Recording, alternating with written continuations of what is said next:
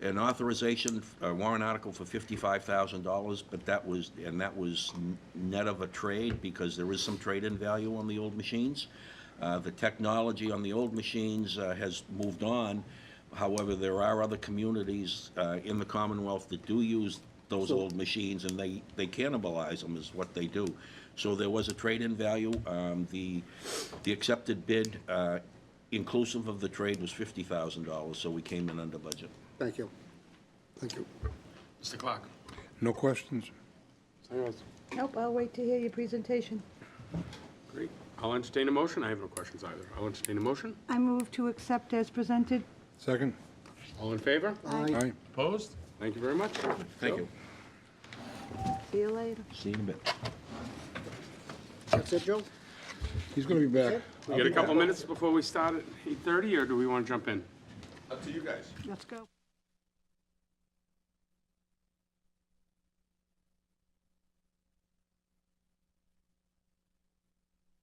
Everybody. Bill, Matt, good morning. Thank you for being here. This is our 5th budget workshop, which is sort of hard to believe. I want to introduce or reintroduce a few of the folks here today. We have Rodney Conley to my left, the new Director of Administration and Finance. Jen Breaker to my right, Assistant Town Manager and Interim HR Director. Behind me is Ann Freitas. She didn't run out of the room before I could introduce her. She's instrumental in setting up the day today and making sure that everything goes smoothly. And I hope I don't jinx this, having said that before we actually started, but it's going to be a good day. And Steve Poulos Was here. swiftly jumped out of the room before I had the chance to introduce him. He's our Chief Assessor and our Chief Procurement Officer, and was more involved in the budget this year than in years past, because he's wanting to learn more about the broader field of municipal finance. So he's been a good part of the team this year as well. We have a full day ahead of us. We'll have department heads coming and going throughout the day. We've asked them all to be here 20 to 30 minutes prior to their scheduled start time in case we're making good progress today, so that we can keep things moving along. I won't really read this slide, but what you see up here is that the budget process is really almost half the year.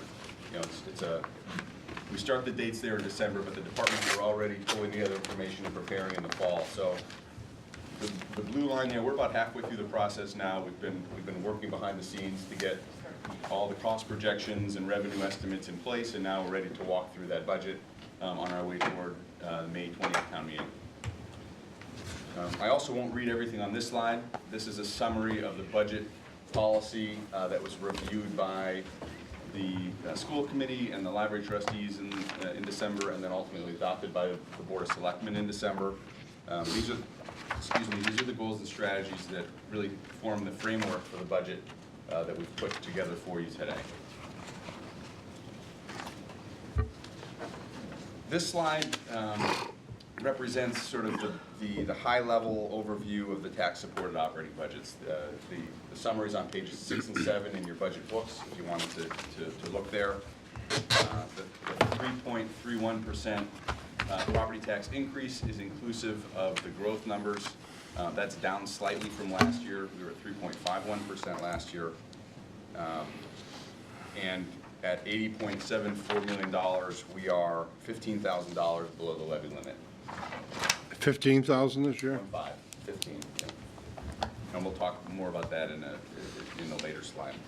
The areas that I've broken out on the screen represent the big pieces in the town's budget. And these will be covered in detail throughout the day, except for Essex Tech, which we'll cover in April, once their budget is finalized and their staff is available to come in and present. I've highlighted the general government budget for a reason. You'll see that we're presenting a gross and a net number. The reason for that is that roughly $285,000 of that increase, about a third of the increase, is related to budget neutral increases. And I'm going to walk you through those. One of those, we entered an agreement last year with Essex Tech. They wanted a school resource officer. We wanted that officer to be a uniformed Danvers police officer, and they are covering 100% of the cost of that officer, but we wanted to reflect it in our budget because it's a town employee. So that's about $95,000 that is fully offset by revenue, which we'll talk about in a minute, from Essex Tech. There's also 40% of our Assistant Senior and Social Services Director is funded by the Danvers Community Council. So that is reflected in that increase, but that also is offset by non-tax revenue. We also have in the general government number this year a $45,000 increase, which is related to a project the assessing department is going to take on. Mr. Poulos will explain that in a few minutes during his budget presentation, but the funding for that project is coming out of the overlay. So that also is a non-tax increase.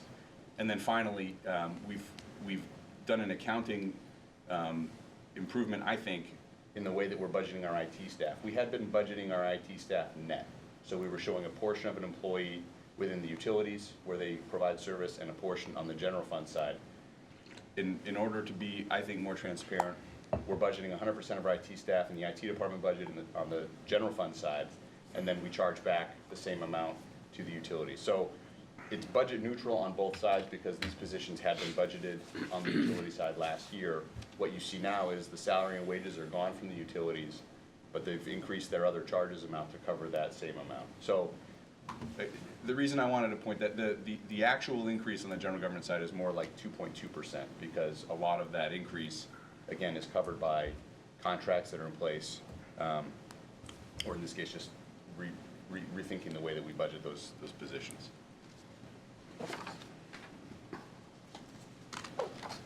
So the revenue highlights, as I mentioned, the levy plus growth is down slightly this year at 3.31%. The use of school stabilization fund, as planned, is up significantly this year. That's to fund the Smith School project, which was accelerated by a year. In our initial planning, we thought fiscal year 21 is when we would see that project hit.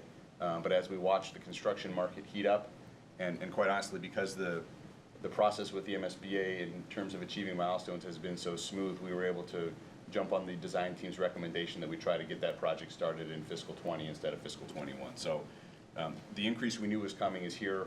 It came a year early, and that's why the use of that fund went up almost 100% this year. We've increased several local receipt accounts, and I'll walk quickly through those. Motor vehicle excise, we're recommending a $50,000 increase this year. We try to be conservative here due to the volatility in this line, but we think this is a safe increase. Other charges, this is where the $120,000 in IT that had been budgeted in the utilities is now being budgeted on the town side. So 120 of the $170,000 in that new revenue line is related to those positions, which again are existing positions, and we're just moving the funding source from the utility side to the tax side. That's listed here as miscellaneous recurring then? We'll get to that one in a second. Okay. So the IT positions are in the other charges, which are from our utilities. The pilot increase of 100, we have been in a 3-year dispute with the Beverly-Salem Water Board over how they're valuing the Putnamville Reservoir. By statute, that's supposed to be based on a fair market analysis, and we've been going back and forth for quite some time. Unfortunately, unlike any other taxpayer, there is no leverage in statute. There's no interest paid when they dispute the valuation. So we're essentially right now out of 3 years of pilot. We will eventually receive all of those years, but there will be no interest. We have gotten to a point, and Mr. Poulos and I can both speak to this if necessary at some point this morning. We've set a date at the ATB, and we've essentially said we're very comfortable and confident in what we're asking for. So we've put that back in the budget this year under the assumption that between now and a year and a half from now, we will have resolved that issue. So we're putting that back in. It's not an increase, it's a restoration of a line that we had to take out last year because we knew we weren't going to resolve that. And how much is that value? It's about 100. The old pavement was somewhere between 100 and 110. I want to say about 105,000. Okay. Ultimately, that number we think goes up once the settlement is reached, but we're not there yet. And then miscellaneous reoccurring, those are the positions Selectman Clark just referenced. That would be the SRO at Tech and 40%, 37.5% of the Assistant Senior Services Director. So that's where we show the increase in the spending side. There's a correlating increase on the revenue side, which is non-levy. Can I ask on, I've never asked this, so on excise, when we do projections on excise, is it based on trend like we do snow budget 5 years? Is it based on some report we get on car sales or values, or how do we do that? How do we come up with an excise projection? I can answer that question 2 different ways. It's certainly based on trend. I mean, it's awfully hard, and Joe's not in the room right now, but trying to predict out car sales is Right. tricky. I mean, it's pretty closely tied to the economy. But this is a revenue line where we know we've been conservative by design. This is one of the areas where we do generate a modest surplus, which is then used for, and we'll talk about that on the, Yep. on the kind of the looking ahead slides. We're beating our projection by enough that we felt comfortable increasing that this year. But that's by increasing the revenue line $50,000, that's essentially writing a check for $50,000 out of next year's free cash number. So it's still like trend, like we do the snow budget? Exactly, yep. Rodney? And I would just add the 50,000, that should more than be covered by the fact that in commitment one this year, we're seeing about an $80,000 increase in the amount billed just in the first commitment. So Okay. even though we're going up 50,000, in reality will probably go up larger than that. So it So still shouldn't do eat car- into that surplus we've built into the system. Car sales, car values, do they factor in at all? Is there some report that we get on that that tells us? And the biggest driver there is leases, Yeah, interestingly, yeah. So, they rip us off with the, well, I wouldn't, I'm not, no, actually. those are the highest and I excise think taxes you'll ever pay. We probably shouldn't talk too much about this on camera, but now we are.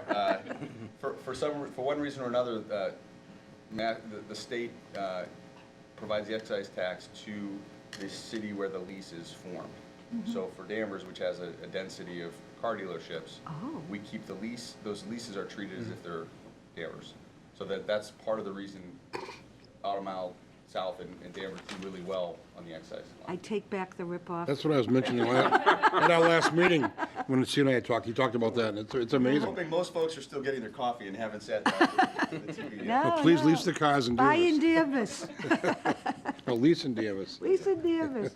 And then the last one I would touch on, state aid this year, the net increase is only 1%, but the governor's budget actually increased Chapter 70 aid by more than 3% and unassigned general government aid by 2.7%, which is consistent with, so there was he made an attempt to redo the formula for Chapter 70 in his budget, and the legislature is going to be looking at it as well this year.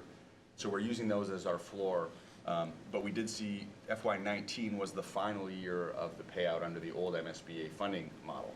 So we knew that $213,000 was going away. Thankfully, the increase this year in state aid was more than that, so we're showing a positive change on the line item. But, and again, we can talk more about that, but, so that's kind of the highlight of the revenue picture. I'll walk through. Before we go Sure. off that, a couple of things. Today, just jump in whenever you have questions, there's no rotation or anything. I do have a question about the investment income. Last year was 160, this year, the upcoming 2020 is gonna be targeted at 160, but we were fortunate enough at the last meeting to realize, halfway through the year, we're already at, 154% of our investment income. Is it prudent to bump that up a little bit?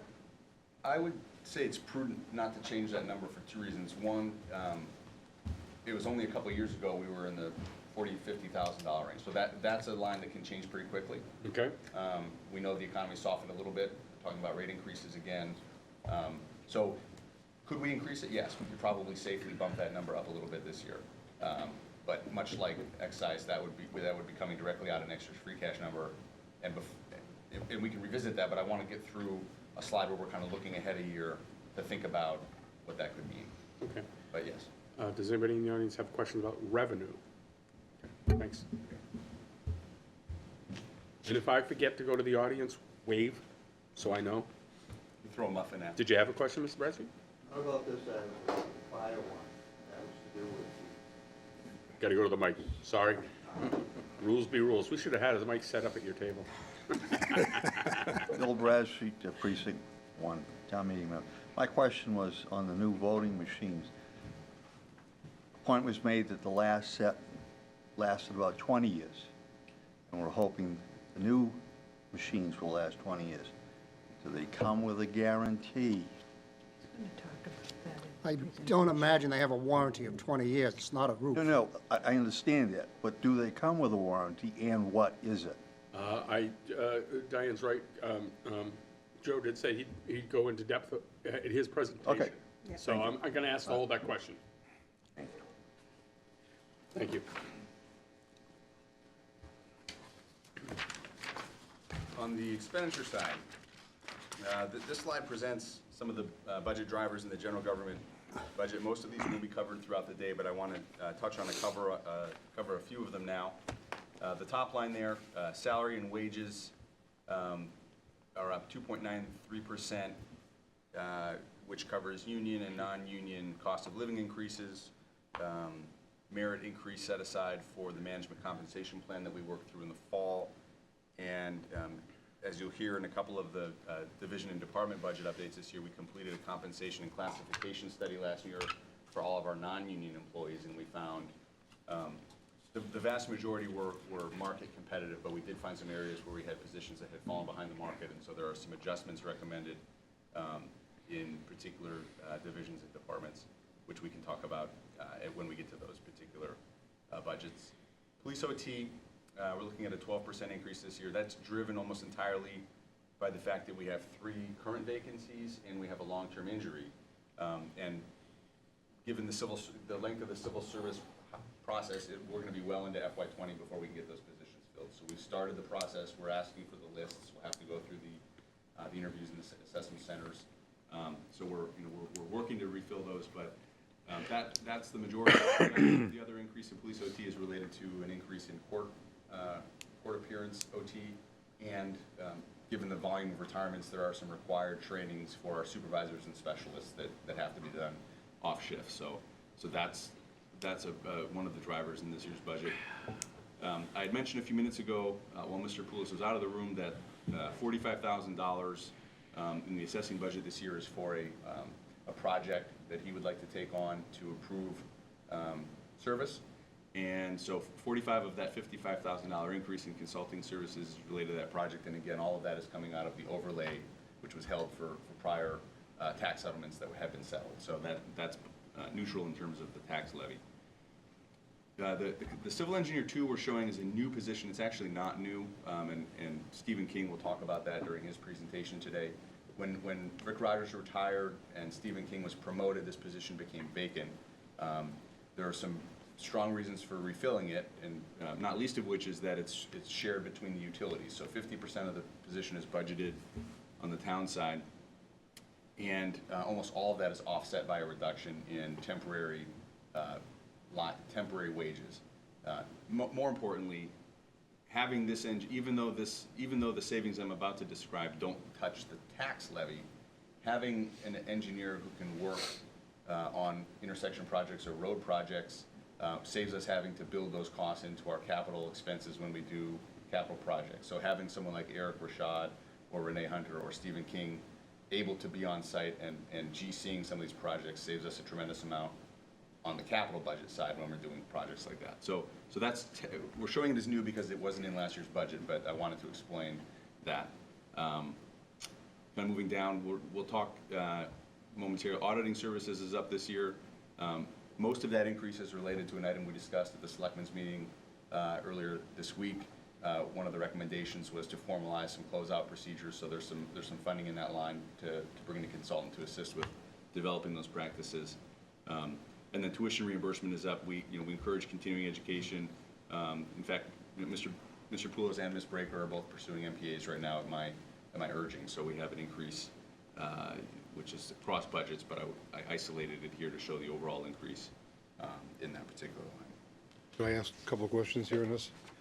I'm glad you're encouraging your middle management to go after the master's degree. Is there anything tied into those allotments that would require the people to stay with us for a period of time after they acquire their degree? I'm using the example of our former police chief, who we sent away at big money for 3 months to Virginia, and 2 weeks after he came back to this town, he was a finalist in Burlington, and I think it's a slap in our face. I know when I was teaching, if we got a master's degree, we had to commit to the town for 1 year after we got the degree. I'm just wondering if there's such a thing with your management people. You raised that last year, and I think we don't require that of the unions. And I mean, philosophically, I wouldn't try to tie somebody. I think if somebody were to receive a master's degree elsewhere and want to come to work for the town, I think it's important we have employees who have expressed that desire to grow, and so. That's called sheep stealing, that's okay. But I mean, we don't want to lose But, I our mean, the people. short answer is no, we don't Okay. require anybody The to. other question is, on the auditing services, I was a part of an organization that, we had a lawyer on our board for a number of years, and one of his big pitches, which I think was really good, was that he emphasized the fact that it's important to change auditors on a regular basis, and we've had the same auditor for a long time, and it's like getting a new set of eyes onto our budget. And I'm wondering if there's any consideration to changing the auditing firm that we have. I know there's a number of companies that do this for municipalities. Yeah, we've been with Melanson and Heath for a long time, and I think probably 8 or 9 years ago, we switched. What will happen if you don't switch the firm is you switch the principal. So Scott McIntyre came to us, and and someone else went back. But I mean, I think it's a fair point. We've been with Melanson for a long time, and I think that's something. Sorry, Ronnie. Ronnie and I will certainly be discussing, and we may decide this would be the year to take a look. You know, I'd defer to my colleague down at the table, because she knows more about this, but it's something that made sense to me, and we did find out I could something. argue that both ways. What's this? I could argue that both Yeah. ways. I did talk to Corey, and that is true. The principal changes, that's a good thing. Auditors aren't always to come in, and I was going to wait till we got to this, but I love seeing that $12,000 figure. Danvers is the way it is because we do not fight our auditors, we react to it, and the reason we're in such good shape is because we take their recommendations and we implement. And so we don't take it as, we did something wrong.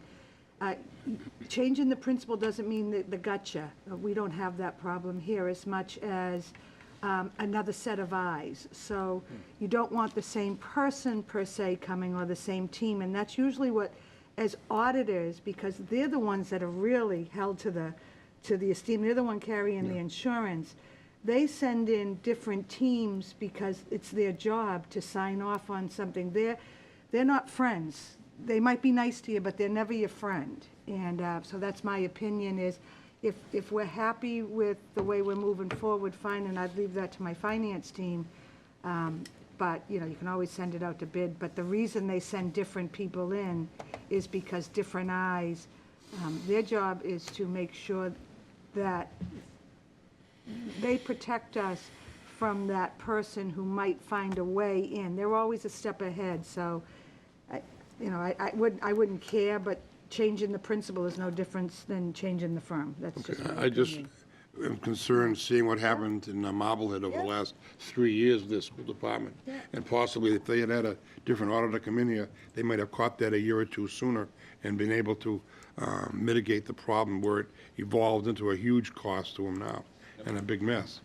No, and I think, Look, if I could just add, I belong to a few organizations, and the board of directors on a yearly or 3-year basis review the auditors, take a vote to continue or change. So at least there's eyes on the auditor, there's a discussion, and there's a decision that's in writing on to continue or not to continue, or to put it out for bid. and we appreciate having this conversation, because I think it is something we're ready to take a look at. And as Diane mentioned, Scott McIntyre's been the principal for a while. We've had a different team every year on the ground. So Zach Fentros was our lead auditor in Danvers this year. He's the third new team member in the past 3 years. So there's been a different person in the accounting department each of the last 3 years, working with Corey and her team. So they do that as well. But you can only rotate, because the point is you can only rotate the principal so many times, and then it is not a bad practice to test the market and see what's out there. So certainly points well made, and I think well received. Thank you, Steve.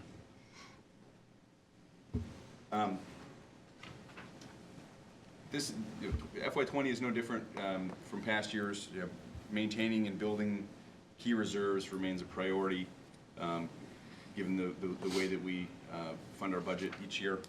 A couple of highlights on this slide. So the free cash certification this year at 5.2 million. That's a strong number, but it is down 2 million from last year.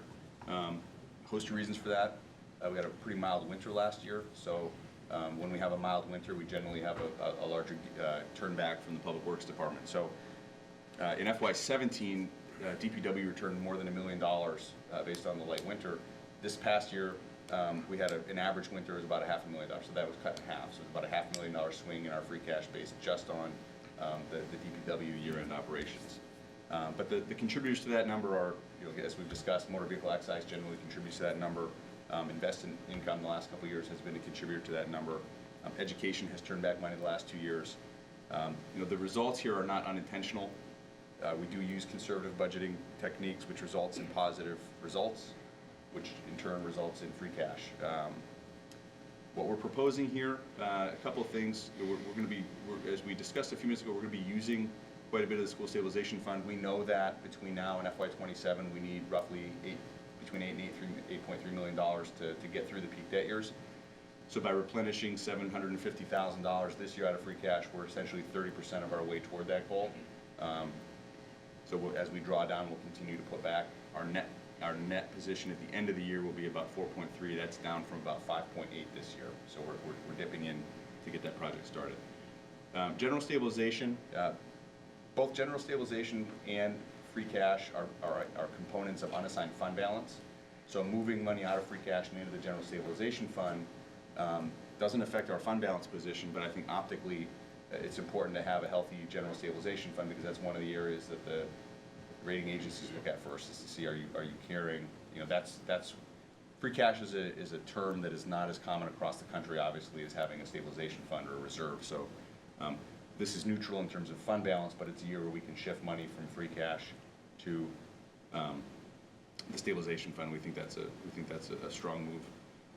The OPEB trust fund, Rodney will get into some of the detail on where we've been and where we're going, but this would be a $50,000 increase from last year's appropriation of about $780,000.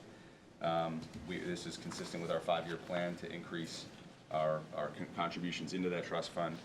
And then workers' comp, we're proposing to increase the annual appropriation into that non-lapsing account by $50,000. The injuries we get sometimes tend to be high cost and long lasting, and we work pretty closely with our third parties and Maya to keep people trained and keep people safe, but a lot of the work our people do is dangerous, and unfortunately we end up with claims, and we do self-fund our workers' comp, so that it's important that we have a balance for that. I've really never paid as much attention, so in workers' comp, if they are reimbursed, so when it's insurance-based, when reimbursed, it comes back, that has to be paid back first? We go Does there that work first. with the town too, if they are reimbursed in any way, that the town is reimbursed? They get a settlement or whatever, I don't know, I'm not an expert on it, but do we also? We would, the general answer to that is that with Maya, who provides our property casualty insurance, we're always looking to the insurance first. Yeah. The workers' comp is when we have a claim, it's an on-job duty, and insurance doesn't pick it up, and then we have to have a place to go to fund that. But yes, I think workers' comp settlements and payments would go back into that account. Okay, thanks.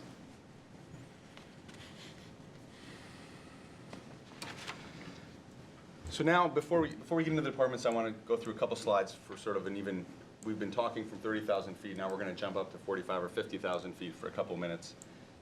This slide offers a high-level view of our financial position going into the year.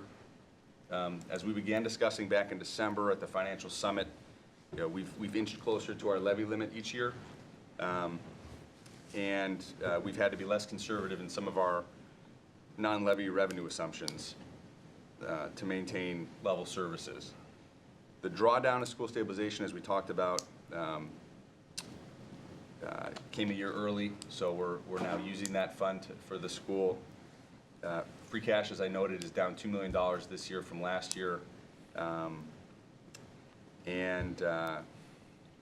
Although the dip you see at the bottom there, as we talked about with the auditors, that the dip in fund balance, although that was planned, it makes it more challenging next year to meet our fund balance target if we don't have strong operating results again. So this is the system here in Danvers is that you need those strong operating results to fund the next year's capital and so on. So what I wanted to talk just for a second, some of the things, at the bottom of the slide here, we're looking at areas, a lot of the cost drivers, which we'll talk about in our budget, are outside of our control. We don't have control over the regional school. Things like healthcare and retirement are dictated by the state. We don't control utility costs, but the things we can control, we're trying to we're trying to work at, and we discussed this again in December. We've been meeting with employees over the past few months to look at potential further design changes to our health plan. We made some modifications to the plan 2 years ago when Tufts was presenting us with a 17% renewal, and we were able to get that renewal down to about 6 by making some plan design changes. But we're still hovering, the trend is still between 5 and 8% per year on our current plan. So we're going to be meeting in March to look at different options with the current, or different options in terms of a similarly structured plan. We have the GIC as an option. We could do an RFP again, which we've done in the past. We could go to a different model. There are other models out there. But that's something we're looking at, and if we're able to come to an agreement, then we'll be able to, that would have a positive impact on FY21. Another area we're looking at, Danvers is one of the only, we're open to the public 40 hours. We're open 44 hours a week, and we're open to the public 40 hours a week. The vast majority of municipalities are open about 35 hours a week. I don't particularly like the idea of reducing town hall hours or public business hours, but if we were to work with the employee groups to look at something like that, I think it could potentially offer budget savings. I think as a secondary idea, it would not that we have any trouble recruiting people to come to Danvers, but if you have 2 job offers on the table and one is 40 hours and one is 35, I think that there's something to be said for that. But that's something that we need to take a look at. We've not proposed many fee-for-service options, but again, as we hit our levy limit, we need to start having conversations about where we want to go moving forward. And then I think something that I know that the community services team and really all the departments, we would like to engage more with stakeholders and groups from the community to figure out how they prioritize the programs and services they receive, because the trend is clear. And I wanted to talk on this next slide just for a minute. We had six positions that were requested by departments in the budget this year. We talked about the civil engineer 2 position. 50% of that cost is covered by water and sewer, and almost all of the $35,000 cost on the tax side is offset by reductions elsewhere in the engineering budget to make that work within our constraints. But a case really could have been made for any of these other 5 positions based on workload. We know in our buildings division, work orders are up 400% from where they were a decade ago, and they have 1 fewer employee managing that. You look at the use of Endicott Park, headcount has been flat. The 2 positions, actually the 4 positions at the bottom are not even put in as requests at this point, but the police and fire both lost 2 positions a decade ago in the recession. And I think, as we talked about during the audit review, the total headcount on the town side is actually down from where it was a decade ago, even though the population is increased by almost 10%. And we have 300 employees who are dedicated to their work, love their jobs, enjoy providing service, and they're not complaining. But the point I want to make is that I think we could have sat here and very easily made the case for any number of these positions. There aren't resources to do it, and we know that. So the departments understand that. But we're, as we've been discussing since December, I think we're approaching some tough decisions. On the slide here, I'll kind of work from left to right, but this essentially shows the targets we've set for free cash supported warrant articles moving forward, given the available resources that we have to work with based on the free cash certification that we got. And as has been mentioned in Danvers, our long-standing policy has been to use the prior year's free cash to pay for the following year's capital needs. And the key to that is maintaining reserves and, again, continuing to generate free cash. As we've noted a couple times, free cash is down this year. Unfortunately, capital needs don't pay any attention to certified free cash. So this slide kind of depicts the impact of that. We're projecting that we'll have about $1 million less to spend on town buildings projects, grounds projects, road projects, vehicle replacement, things like that. And, you know, we know that the farther behind we fall on these things, that starts to manifest itself in terms of maintenance costs, repair costs, overtime costs, things like that. And that in turn leads to greater demands for capital in future years. And then finally, this is a slide that was, it's the same slide we talked about back in December at the Financial Summit. And I guess it's, you know, it's a reminder that the capital needs never end. So Smith School is a milestone project for the town, that's to be sure. It's the last of the Smith School, it's the last of the school renovation projects in the 25-year cycle that we're completing. But we also know there are going to be other demands on the horizon coming our way. You know, the projects that are kind of depicted on the screen range from critical to core service provision.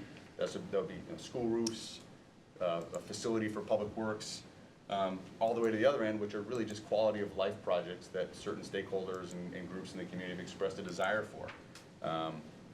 Like the rail trail expansion or sort of developing the passive recreation opportunities at Bells Grove.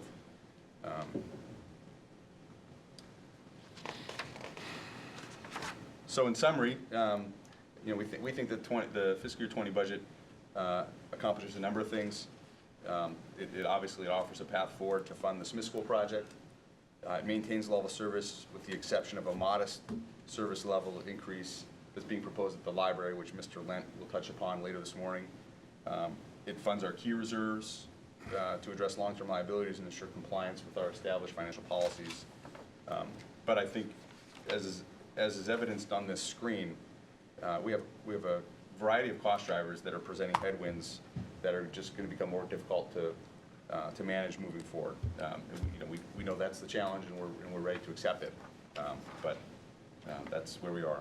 And having wrapped that up on such a depressing note, I'm happy to take any questions before we get down from 30,000 feet back into the ground level look at the budget. High-level questions, anyone? All set. Probably going to get in mind more the line detail. Yep.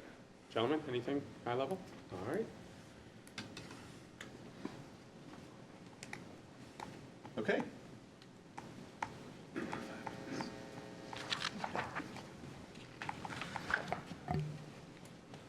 Thank you. We'll be starting off with Administration and Finance, which is made up of several departments. Some will come later this afternoon, such as Accounting and Retirement. We'll also be talking with Assessing, who's up next. The Clerk's Office. We'll be covering Debt Service, as well as OPEB and the Treasurer Collector. Can we do one page good- numbers as we go, please? Yep. Thanks. Sure. So this is on, well, he's not, Assessing is the first one we're going to look at is 13. There's no budget page for what Rodney's talking about right now. Okay. And by the way, don't know if it was just an omission on the agenda. You didn't have moderators or selectmen in there. We're going to do those as under the management and legislative updates. Thank you. Yep. Okay. So one key operating result to point out for Administration and Finance, as mentioned previously, we closed FY18 with $5.2 million in certified free cash. Thank you. Sure. Looking at goals for the new fiscal year, there are several for the overall Finance Department. The first is to address management comments from the FY18 audit. Pleased to say that while that audit was still a draft, we'd already begun working on the comments, and that's a credit to Joe Collins' team and Corey Grace's team, that they worked very well together and hit the ground running with addressing any concerns that the auditors had. The next one is to take steps towards a GFOA award-winning budget. Here in the Commonwealth, several communities have an award-winning CAFR. Several communities have an award-winning budget. Very few, if any, have both. It's my opinion when I started here, and I mentioned to Steve that I think Danvers is a community that is worthy of having both. And there's some overlap with a lot of the information that we collect, and I think moving forward, inching towards a GFOA award-winning budget would be a good thing for the town. Another is to continue to develop and document sound fiscal policies and practices. Back in 2016, the board adopted several policies.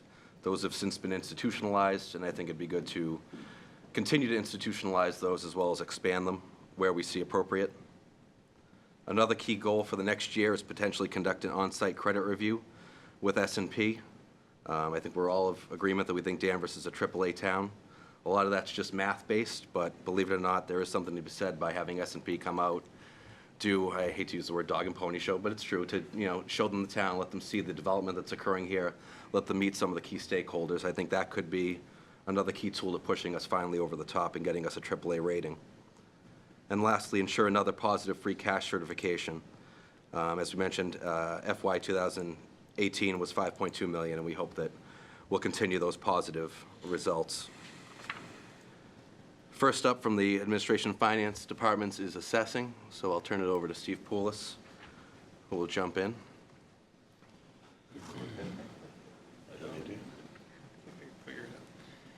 So this is on page 13 of the budget.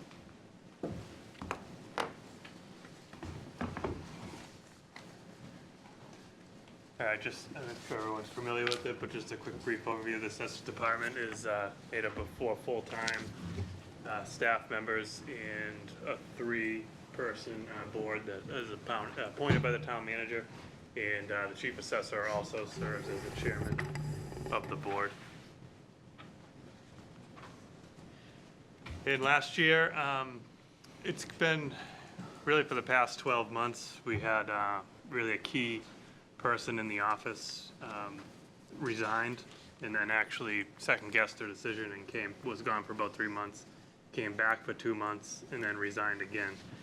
So we've effectively been, probably out of the past 12 months, we've been down a person, which in a small office is about 25% of our staff for, probably 9 or 10 months out of the last 12 months. So we did find a new individual, seems to be a great fit, and it's been a great transition bringing her up to speed. Last year, I'm not sure if you're aware, you probably are, but it was FY19 was a triennial revaluation year, which we completed successfully with no issues. And like every revaluation, there's a number of directives issued by the Department of Revenue. So we quickly have started to incorporate those into our valuation models and providing them with more reporting to standardize things like growth and LA 13 changes, which are changes in parcels amongst classes. And hopefully, with if we get the funding, we're hoping in FY20 to implement for lack of a technical term, a data review, which I can go into a little bit more detail in that in a minute. So here's our budget and our request for the change. Really, the 4.1% in salaries and wages is driven pretty much entirely by the cost of living increase, and then the small adjustment that was highlighted in the comp and class study. And then when you move down to the operating expenses, the large 55% increase is driven by about 3%, 3.5% of that is contractually obligated increases on software maintenance. So they basically go up about 3% every year. It's just what we're tied to. That includes training in our software, any issues we have in the SQL database, they connect in, and then also licensing for using the software. And another portion of that is, as Steve mentioned earlier, I am pursuing my MPA. I'm about halfway through, so I'm hoping to wrap that up next year. And what I mentioned before was the data review. It is tax neutral, so it'll be funded out of the overlay, which there's already a balance in there that would just transfer into free cash that can be appropriated to cover this. But really the need is, so we converted to Patriot software back in 1996. The state requires what they have to every community to run what they call a cyclical inspection program, and what that is they want you to go out and attempt to gain entry to every property in town once every 9 years. And the result of that, its design was to maintain consistency across the town, but what ends up happening is we've had 29 different individuals since 1996 looking at homes in the town of Danvers. And although we have a comprehensive data collection manual that is issued to every vendor and every staff person that goes out to maintain consistency throughout the town, some of the grading and condition factors are subjective and requires a judgment call. So as consistent as you try to be, when you have 29 different sets of eyes looking at it, people are gonna make a different determination based on the condition or the grade of the property. So what we're proposing here to do is bring in, what's called a data review. And what that is, it brings in a vendor who specializes in this, and they will see every property in town, one set of eyes over a period. They won't try to go in, they're not gonna knock on any doors, but they start at the top of each street and work their way systematically through the town.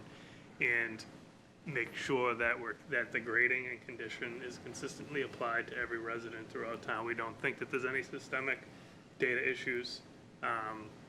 Likely just by the nature of the process, there'll be some condition changes up and down.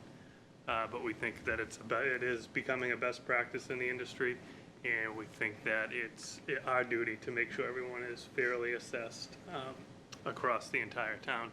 So that's really the request. It'd be a one-time expenditure. Probably you wouldn't see this again for another 5 or 10 years. But I do think that, it's been 25 years since we went to Patriot, and this is the first time anything like this has been done.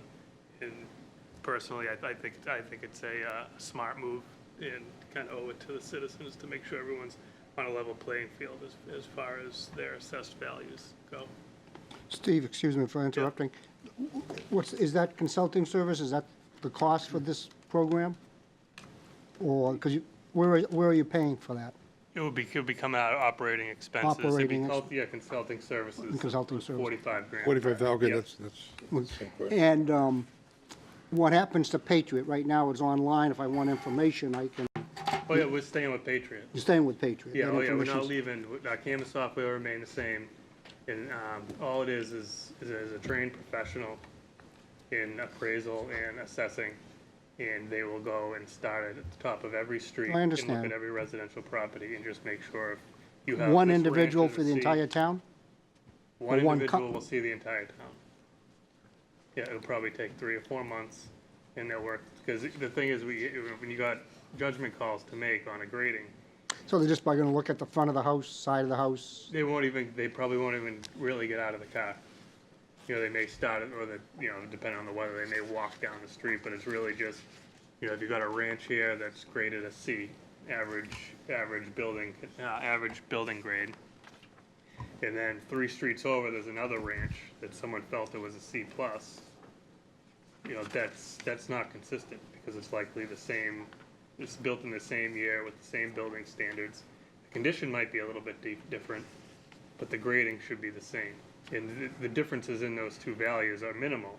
Does But it's deferred still someone's maintenance, paying- yeah, does some- the deferred maintenance will come be to it? conditioned. No, That's and conditioned. that's another thing that'll be picked up, but as far as grading goes, it's for the person with the C plus and the person with the C, the valuation is relatively minimal, but it's still not fair because one person's paying a little bit more than the other. And that's what we're looking to prevent, to bring that person down to the C and just be consistent across the town. And I think if I understand your point, Dan, there's more to it than just driving up and down the streets Right. and looking. There's office work, there's confirming that, but the idea is that it's gonna be, we wanna offer more consistency across the town, up, down, left, and right, so that, but there are many factors beyond just the deferred maintenance, obviously, that would go into something like that. Interesting. So it sounds like basically we're hiring an auditor to check on Patriot's rankings. Why would we want Patriot to have an independent auditor or independent check? I mean, I guess. I mean, if it's Patriots given ranch, a down in Woodvale, ranch X, a rating of C, and on Amherst, and down on Boyden, it's a C plus. If we're looking for consistency in our provider, Correct. Patriot. Yeah. Correct me if I'm wrong, the 29 people are not just Patriot employees. No, it's That's not town just Patriot staff, that's- employees, it's town staff. We have a We've had Oh, several okay, yeah. vendors. It's just the fact, even if you had 2 Patriot employees or 2 town employees, I could go out and look at one and say, looking at the rating manual. Okay, And say, yeah, that's a You C answered my plus. question, it's not Yeah. Patriot employees, it's a mix. Oh, no, it's 29 individuals, a mix. There's been Okay. 29 sets of eyes that Okay. have graded and gave a condition rating. And I properties are the think it's best great one to because get. you're responding to the complaint the townspeople have is they don't feel like they're equally assessed and they come in and value. So I think this is a great thing for you to go through and to help people to not feel like they're cheated to a Right. degree. So, and I know that you, tax time, get quite a few visitors. Why is my neighbor paying differently? And then you have to go through. So I think that's going to be a big help. I think, I mean, I don't, not to belabor the point, but I think of this also in terms of the way we just completed our compensation and classification study. We found overwhelmingly that we were competitive and we were where we should be. And I think what we're gonna get from this is not sweeping changes to our valuation database. What we're gonna get are some minor corrections and sort of reaffirming that we're where we Right. should be. But I'm sure there will be some changes that come in this, and that's a good thing. Yeah, And it's there's- also a confirmation process that what you've done is correct, so. Yeah, I don't see any big data. I'm not anticipating any, as Steve said, any sweeping changes. The state comes out, does a data quality study with every revaluation, and we go through, like 2 or 3% of the properties. The rep will take me out, we'll drive the town, and they'll at random select 2 or So, 3% of it. When we're 200 or done, 300, yep. will we be notifying residents of their change? I work in the healthcare industry, and we have a concept of tiering for doctors. And if we tier your doctor as a tier 2, and then later we tier him as a tier 3, we have to tell you, the consumer, that that doctor's changed. I can hear the people every year when the tax classification, when the tax evaluation budgets come out, how come my house is so high? How come it's so low? Would it be preemptive to let them know, we've reevaluated your house, and it was formerly a C+, now it's a C, and if you'd like to discuss it, let us know, or whatever it is.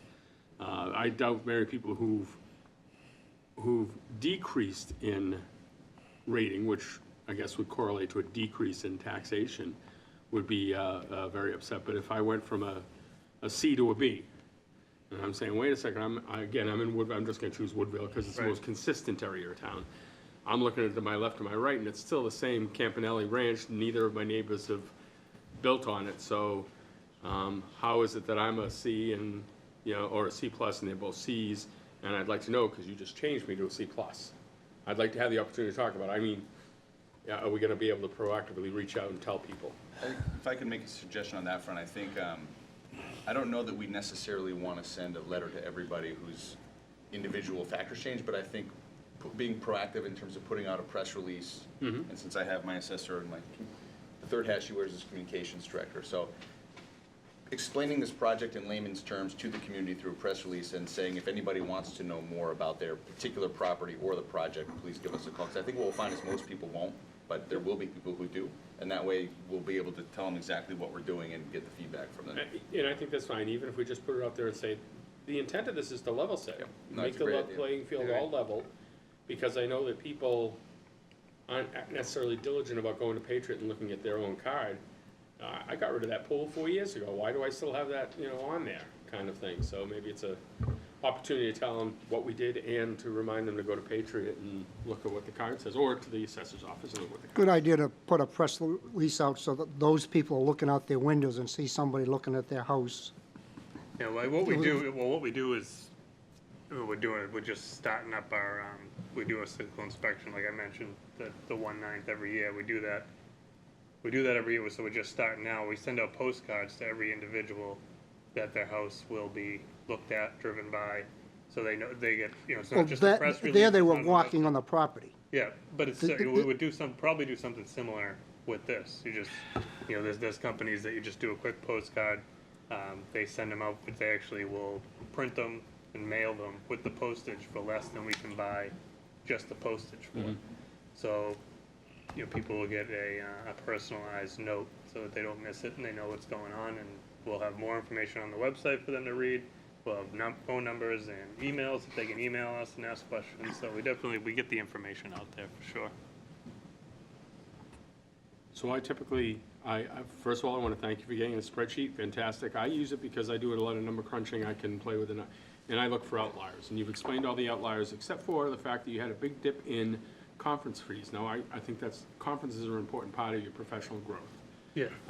I want to make sure you're not doing it to level the budget a little bit, but more because you don't anticipate a conference. No, well, I made a couple of things there. The reason why we were a little under, we didn't spend the money last year, if you noticed. So we were, with being one staff person down, I didn't do any conferences last year just because the sheer fact we were too busy for me to leave the office.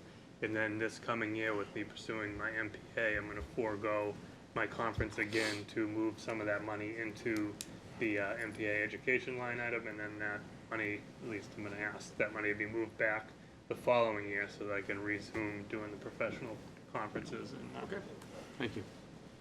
If I may, Sure. thank you. So, Steve, I appreciate what you're doing. It sounds good, but you've got the biggest increase percentage-wise in the budget this year as a department, and you're 42% up over 2 years ago.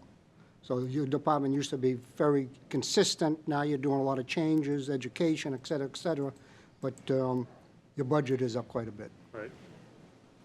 So if I could explain, the increase last year, the assessing, the chief assessor had been budgeted in the department head's budget 2 years ago, and that was moved out of department heads into assessing. So that was, Changes have been Yep. made, and we appreciate it. We've heard all that before. I just point out that the budget is, and it's a small department, so that throws the percentages off a little bit. And but- that 45,000, which is by and large the largest piece of that Yep. increase, will only be this year, and it'll be funded So next year, out of I'll the overlay congratulate you on bringing your budget down. Thank you. fund.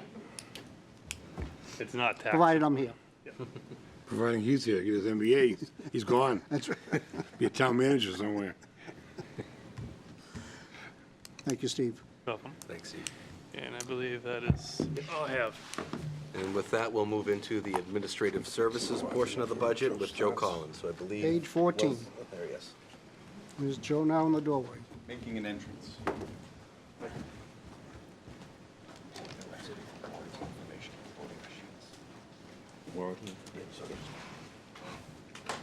Good morning. And Joe brings his staff. Team is here. Yeah. Good morning, ladies. Good morning. Joe, when you stepped out, there was a question regarding the previous selectmen's meeting agenda. Mr. Bradstreet was interested in knowing what the planned life of the new voting machine. No, the guarantee. Oh, right, but okay, the guarantee, if there's a guarantee, or how long we anticipate them lasting? Given that the other ones were 20 years and we did well with them. We fully expect 20 years, and the bid comes with 2 years maintenance-free parts and service, so we've got 2-year free replacement, but we would normally expect that those voting machines to serve a useful life of 20 years. Please, Mr. Bradstreet, go ahead. Raz, precinct 1, Tommy. My point is, if I buy a product, it says it's guaranteed, not all products, it's guaranteed for 5 years. I understand what you're saying about it can be replaced or repaired for the first couple of years, whatever the thing is. My question was, 20 years, we were lucky. We expect 20 years. I understand what you're saying about if something goes wrong, they'll replace, maintain, whatever. But does it come with a guarantee of at least lasting 15 years without having to, with the maintenance? Do they come with some kind of a guarantee? We budget for yearly maintenance of these machines, so every year routinely in the spring before our election season starts, they come in and maintain all of the 10 pieces of equipment. As far as the useful life of the machines, I'm saying we can reasonably expect 18 to 20 years, like we have with the ones that we're replacing.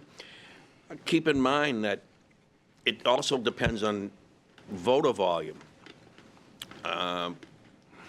We could have elections that would turn out 75% voting every time we have an election, and that would cut down on the useful life of the machines. But as currently constructed, we would expect 18 to 20 years out of those machines.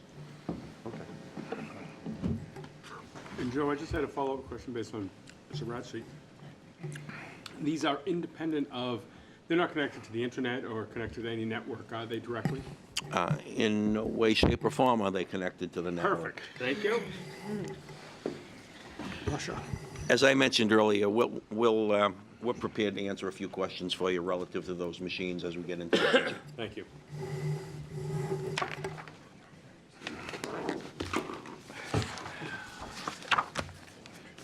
I'm going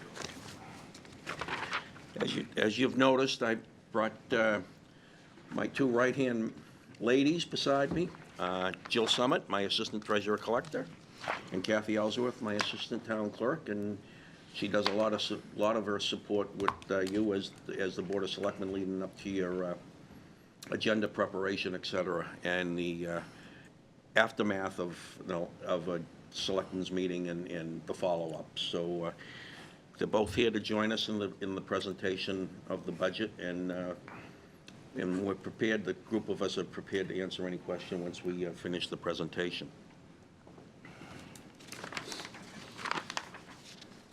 Okay, administrative services. There's the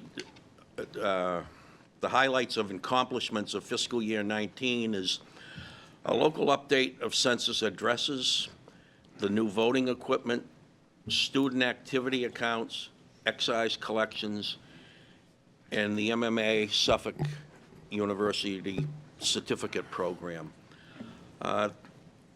On the first item, the local update of census addresses, and this is referring to the 2020 federal census. It's called the LUCA address update, and everybody asks what LUCA means. It's a term that we didn't coin. It's the federal government coined it, and we believe it's local update census activity. And what that means is we interact with the federal census people and supply new streets, new addresses, and we try to get them updated and what's happened in Danvers geographically and physically over the last 10 years. So when they do their mailing, which will be coming out in January or February of next year, they want to hit every household.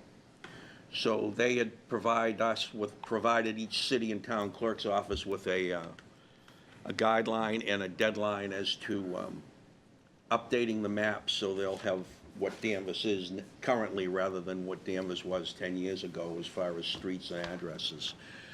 They gave us a deadline, we met that deadline, and so we're right now we're as prepared as we can be as a local office relative to the 2020 federal census. Joe, can I ask a question about that? Certainly. I'm concerned that we're not getting a full count of residents in town. Now, I understand there are certain people who, by profession, for example, police officers, aren't listed in the public census or aren't in the poll book. Are you concerned about the percentage of people that we're not getting? I'll use an example. I was looking for someone, I use it as a resource book, went to use it for a person who I knew but didn't know something about it, the person. Looked up, not in the poll book. I contacted the person personally and said, you're not in the poll book. And she said, yeah, I know. I'm not a citizen of the country, and I'm afraid I'm going to get deported if I list myself as a member of the census. That's one example. Several years ago, we had some people who were employees of the town, electric light people and other departments who weren't listed in the census, and their answer was they didn't want to serve in a jury. Could you comment about those kind of categories, and what do you think we're losing in a census count? I can tell you that our local census that we take annually is not a complete count. And I'll go back a number of years, and this was a conversation that I had with Wayne Markey when he decided that we used to take a census door to door. Yep. We employed census takers. Yep. We had 8 census takers, and they went door to door, worked the phone, et cetera, et cetera. That's when we got the complete census. Once we went to the mail-in census, I indicated back then to Wayne, I said, you're going to start losing numbers because people are just not going to respond to them. And that's exactly what has happened. The only thing that helps us now is every 4 years, people come out and vote for a president. And every time a presidential election surfaces, you get a turnout of 80 or 90% or better. And that pulls our census count up again because these people have fallen through the cracks, and fallen through the cracks mean that they become inactive, or they don't respond, and they're not on the active voter list. But once we get that, we get an accurate count, and you'll see our census numbers go up. But once we start moving away from a presidential election year, you'll start seeing those numbers drop.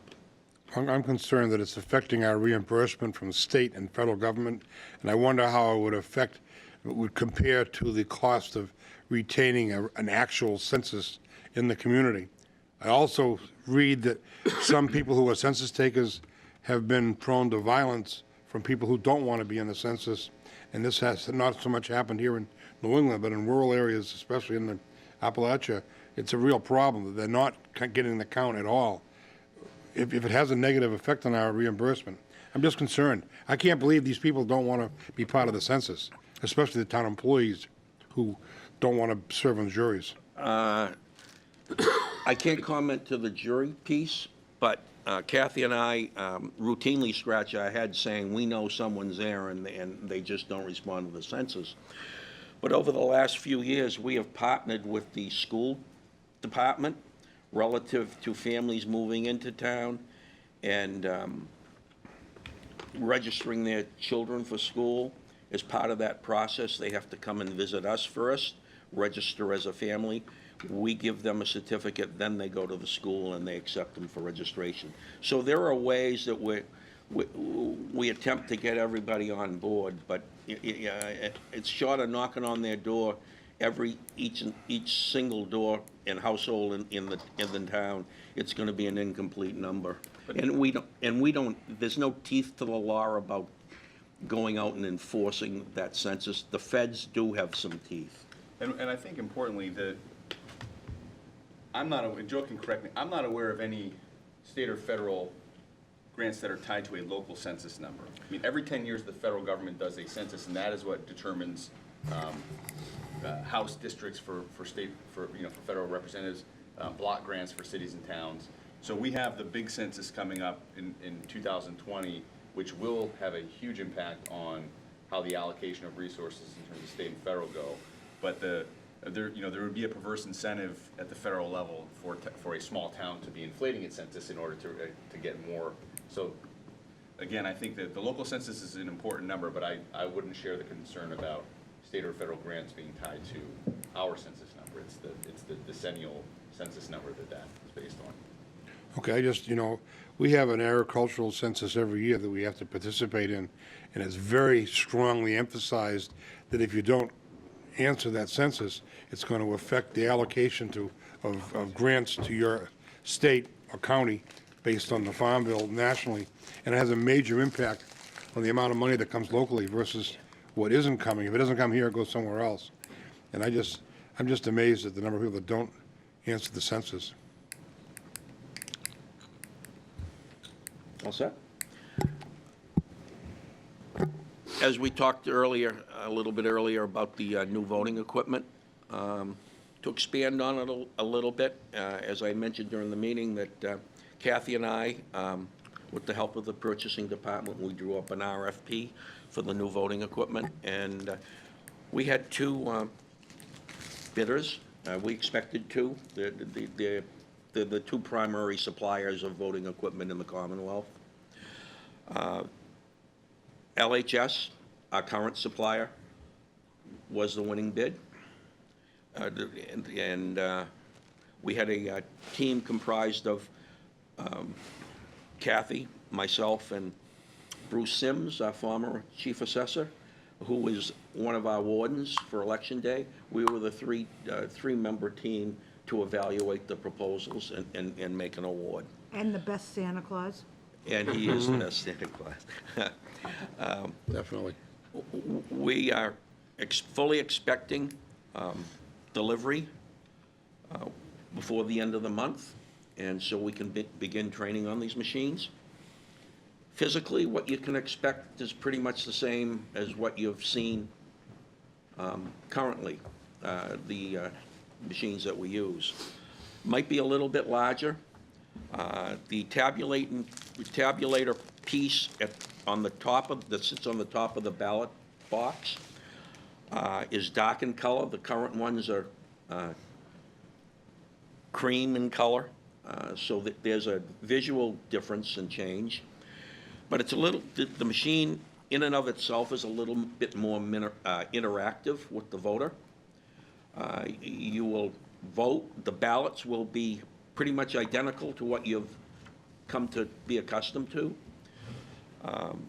The ballot, as you put it into, slide it into the machine, you'll see a screen, there'll be an LED screen on the top of the tabulator will say ballot cast, and you'll see it go through.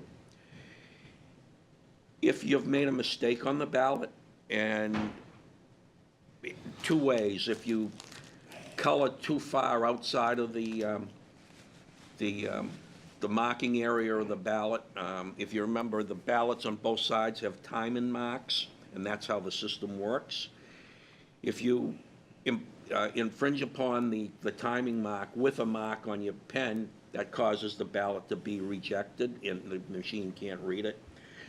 But simply stated, if it says vote for 1 and you vote for 2, or it says vote for 3 and you vote for 4, you've got a ballot that's not properly filled out. The screen will tell you that and tell you where the problem is, and then you have a button, a red button and a green button, and you hit the green button, the ballot goes through without anything further. It counts what it can count, but it gives you a chance to get that ballot back, make your corrections, and have it properly cast. So that's something a little bit more interactive. Will definitely help the voting process. Currently, if a ballot came back to the voter under the current system, you got to get the warden. The warden's got to open up the front of the machine, let the little front panel drop down, and it'll tell the warden what's going on. And if the voter chose to just cast it the way it is, the warden had to press a button to get it. Now it'll be strictly up to the voter to either get that ballot back or just cast it as is. So that in and of itself will be the most significant change of this new system. The results will be printed on NCR paper now, so they'll be a little bit more legible when we put them up on the bulletin board after the election. But other than that, it's an exciting change, a change that needed to be made, and we're happy to be in a position to get these machines running before we have our next presidential election, which is... Will it have the rolling counter on it? Because it's important, A, that I'm number 1, and B, that I can go around and look. Excuse me? You know how it has a rolling counter of how many have been cast? Yes, it still has that. Great. Yep, it will. So I think the biggest concern is the fact that a ballot's going to come back out. Who touches that ballot? So if somebody did vote for 2 when they were supposed to vote for 1, how is that corrected? Is there another ballot? Do they make out a completely new one? How is that voided? Who voids it? That would be considered a spoiled ballot, as it currently is now. And that spoiled ballot will be given to the warden. The warden will give them a brand-new ballot, and they'll go back into the booth and correct it. And then where does that, I've never asked this, so where does that spoiled ballot go? The spoiled ballot envelope. Does it go to, because you and Kathy are always at a desk, do they get brought immediately to you? Well, or- it's part of the election packet and the process. You've got to account for all your ballots. Okay. And we send them out with, on election day, 2,000 ballots or 3,000 ballots.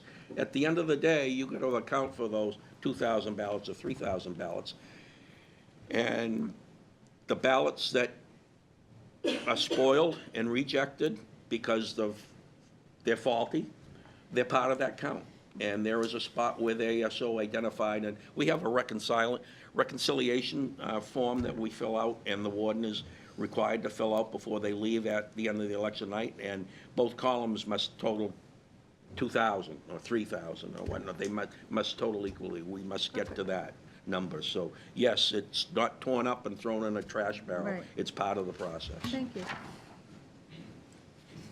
Any other questions on the, we Reconciliation. have is student activity. Can I make a suggestion that perhaps we do an overview of the new machines at a selectmen's meeting, because we're about a half an hour behind. Okay, yep. Not that we have to stick strictly to our schedule, but we should be through debt and HR by now, and we're not there. I don't want to be the, as they say, throw the turd in the punch bowl is one of my favorite expressions. Let's not use that expression. All right, okay. Student activities accounts, a new system that Jill, working with the school department, the business manager at the school department, it's a process that allowed them to get a formal process adopted by the school committee and the administration on the school end, and working in conjunction with our office. It's working well, and it accomplishes what the school department needed to do.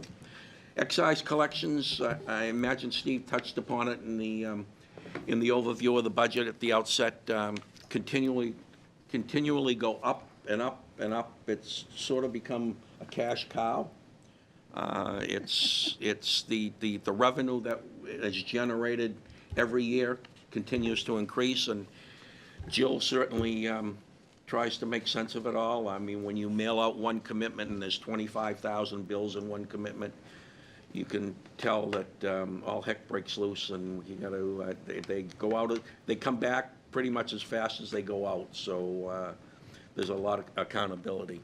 And then I just wanted to give a little tap on the back to Kathy and Jill. They were part of the first group of town employees that successfully completed the MMA Suffolk University program. And I just thought it was an appropriate time to give them a pat on the shoulder and say, for a job well done. Well done. But Thank you for staying in Danvers after you got your program finished. administrative services for 2020, what we're looking for in this coming fiscal year is obviously the 2020 census.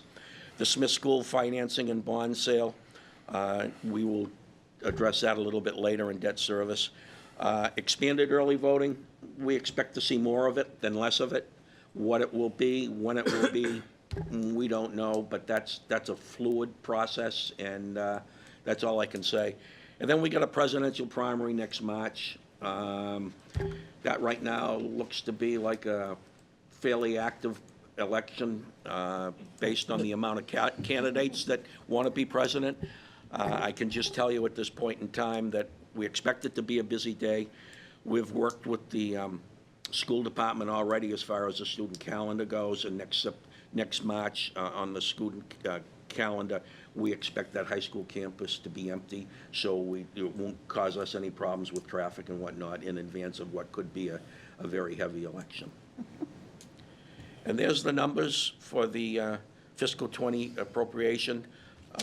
As you can see, salaries and wages are up due to contractual increases. Operating expenses are up $500. And our total appropriation is up $16,000. And that's where we're at as far as what we need for 20 to operate the department efficiently and effectively. And the three of us sit here ready to answer any other question that you might have, but we thank you for your support and continuing support. Any questions? All set? Great department. Thank you. Why is bookbinding doubling, and why in this age of internet or electronic documentation do we have bookbinding?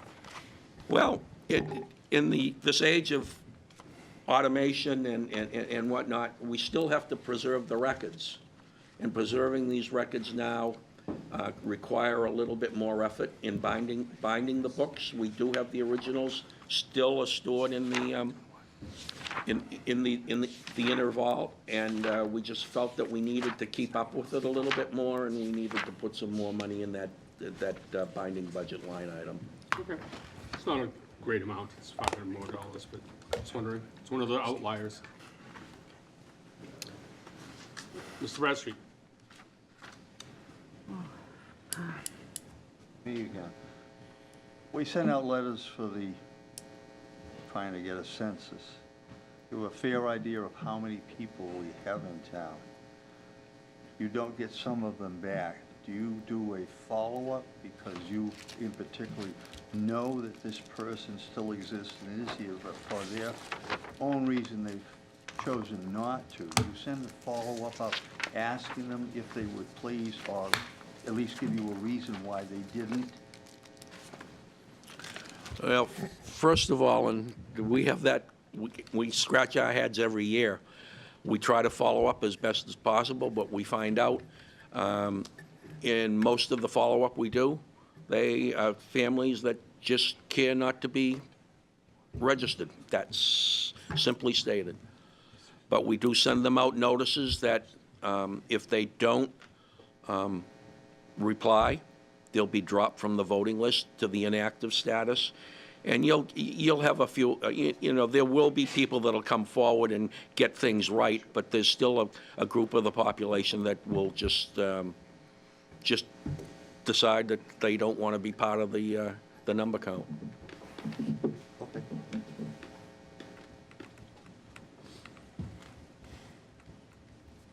Please go ahead. All right. All right, thank you. So next will be, don't go anywhere. Next we'll be going into the debt service budget. Not much happening here this year on debt, but Page, page 29. thank you. Yep. So first, we have the debt budget year-over-year comparison.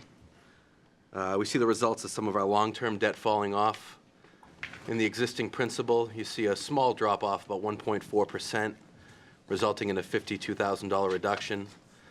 And some of those being final principal payments, as expected, you'll see a larger decrease in the interest budget, which is dropping 11%, or $287,000. Year over year, the Smith School construction obviously is coming online in FY 2020. So we see a $1.155 million increase based on that, and that's based on 30 years level debt. Overall, the gross debt service, therefore, is going up $817,000, or 13.44%. When we get to the net debt service, we account for slip fees, which we keep at a level of $35,000, and then the big one, the school stabilization fund.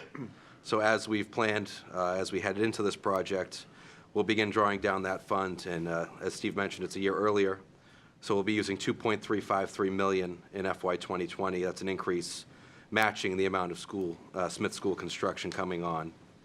The remaining 1.198 will be similar to last year in accounting for some of the other school-related debt we have on the books.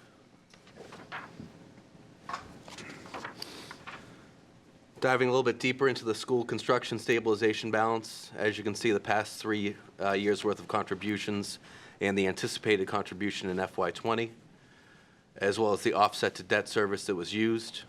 So as discussed, we've ramped up savings in the fund in order to use them for our proposed efforts to reduce the debt peak over the next few years. That results in the first overall decrease in the fund in FY 20 to the tune of $1.6 million, which still leaves an end-of-year balance of $4.2 million.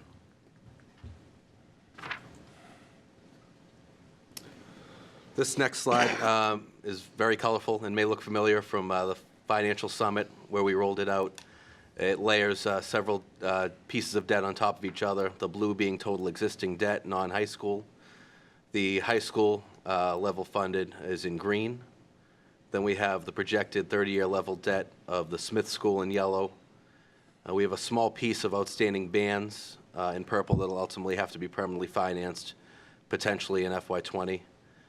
And then we have the projected additional debt of $1 million a year to cover any other major projects that may come up that maybe need to be bonded. For example, the Highland School roof would be an example of a type of project where you want to make sure that we're projecting that those are going to come up over the next several years.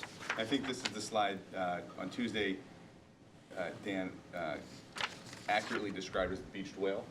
But I think this is a helpful slide because the yellow and the green show the impact of level funding a project like the high school or the Smith School. So what you see on the top is what you like to see in your debt curve, which is declining debt service, because that gives you capacity to fill in for all those projects that we know are coming. We have the green here is the high school, and that's level funded right out until it's fully paid off. The yellow band goes out farther over here, but we're only showing out 20 years. So that yellow will continue out to roughly 2050. So I thought it was reminded of the comment Dan made the other night, but that's why I think it's helpful. I think that what's in the book is helpful because you can see all the projects we have, but I think visually it's good to see the impact. You go next slide. Well, it's helpful to see which ones, the bulk of it is the school projects. And then the next couple slides talk a little bit about the planned use of the School Construction Stabilization Fund. As we mentioned earlier, we're projecting that the town will need a little over $8 million to help shave the peak, as well as wind down the use of the fund for other school-related projects. And what you see is the next 7 years' worth of use of the fund, as well as our projected net operating revenue, with 2020 being our proposed budget, and then a conservative 3% increase year over year moving forward. As you can see, the net debt service as a percentage of revenue stays below that 6% throughout the next 7 years based on the usage of the fund. The revenue is based on full use of the levy capacity. It uses conservative projected increase, and it includes no one-time revenue sources when we project what revenue we'll have available.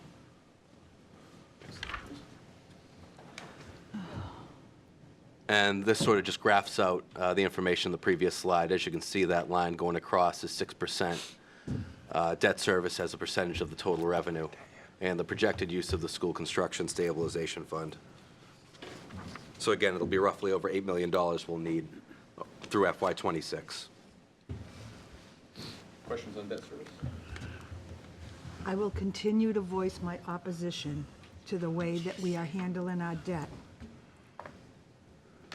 I don't know how many reports I have to look at, and this is a new one for me, and this is sickening also. I just don't know why we're doing such an old-time handling of our debt. We are more educated than this. This level funding is absolutely the worst thing that we can do for the residents of our town, in my opinion. Thank you. I agree.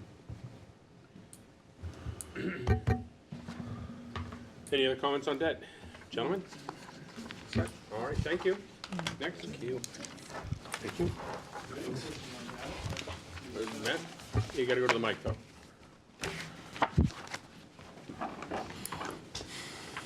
I had a question about assessing. Can we go back to that for a minute or two, or did we pass that? That team's left, though. Oh, no, okay, sure. Yep, so my name is Matthew Duggan. I'm a town meeting member of Precinct 1. I had a question. I saw an article about 2 months ago in the New York Times. It had to do with assessing for big box stores, Walmart, Home Depot, Lowe's. There's a nationwide effort by those companies to contest their assessed values of their properties based on their argument that those properties or the structures are only valuable to them themselves, and the properties are assessed at a value that could be for any company.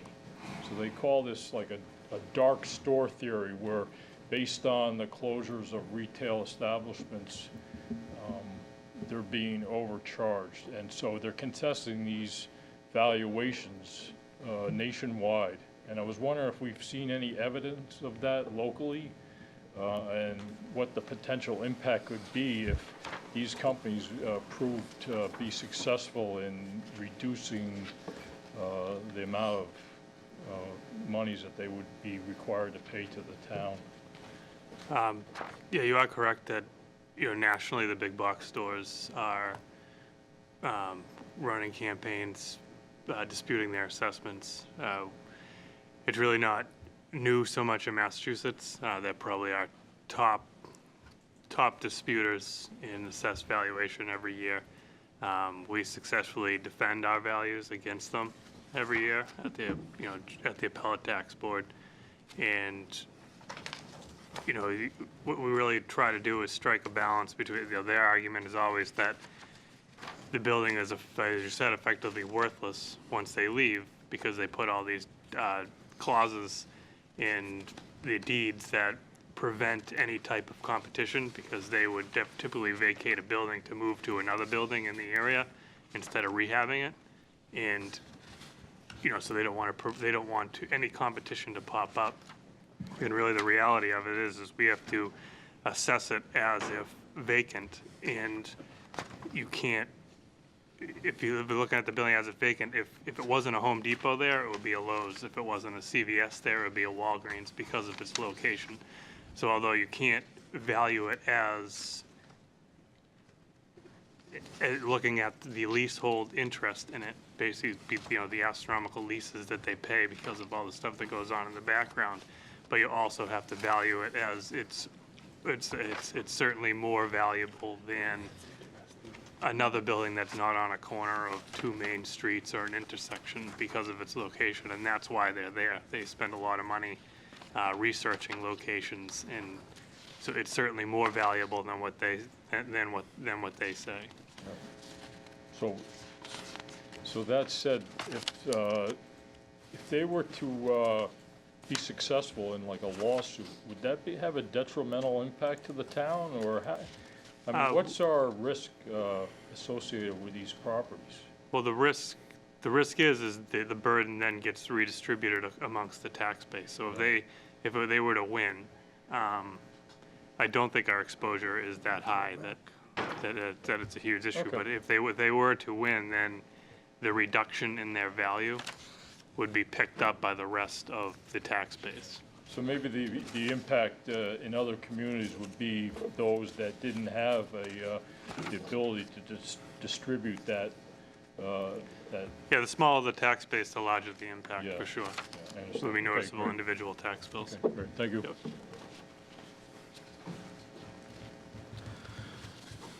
Moving on now, we'll just talk a little bit about the Danvers retirement system.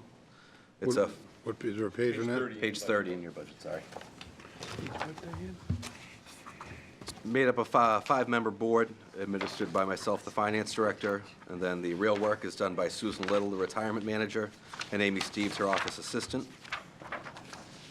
Some highlights from 2019, the Danvers retirement system actual valuation, was done on January 1st, 2018. That's based on the financial condition of the system. Sure. What page did you say? 30. 30? Yes. Thank you. It's based on the financial condition of the system as of December 31st, 2017. Right now, the DRB is expected to be fully funded in 2035. That's 5 full years ahead of Mass General Law deadline.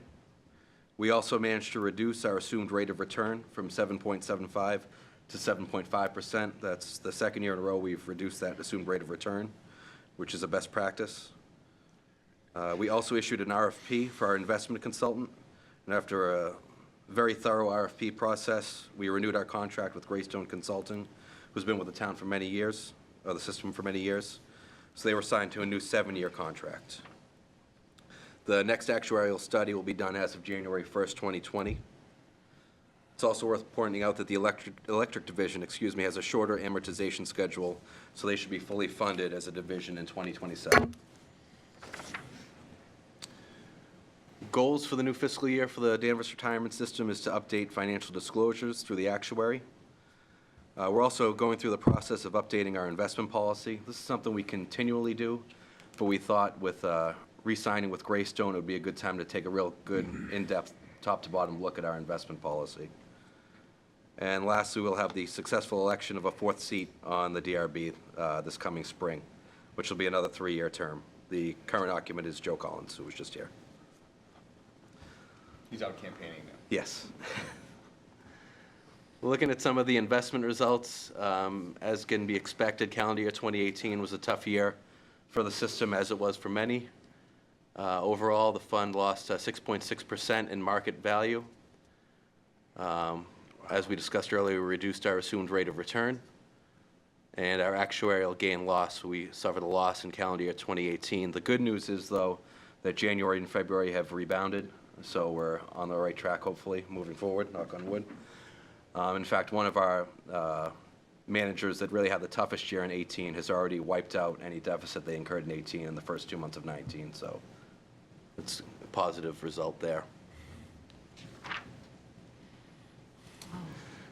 Next, we'll look at the overall budget. As you can see, predominantly it's that contribution schedule set by the actuary. That's going up 7.6% on the tax-supported side for an increase of $450,000. Salary and wages is going up 6.6%. That's mostly related to the comp and class study, as we've discussed this morning.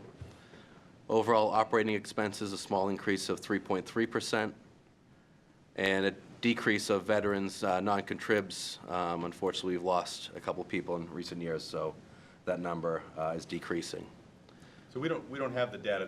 That number used to be much, much higher. So we have veterans who are accounted for in our retirement system, and as their spouses pass, those numbers come out. So the 15,000 represents, we still have one active member in the retirement system under that category.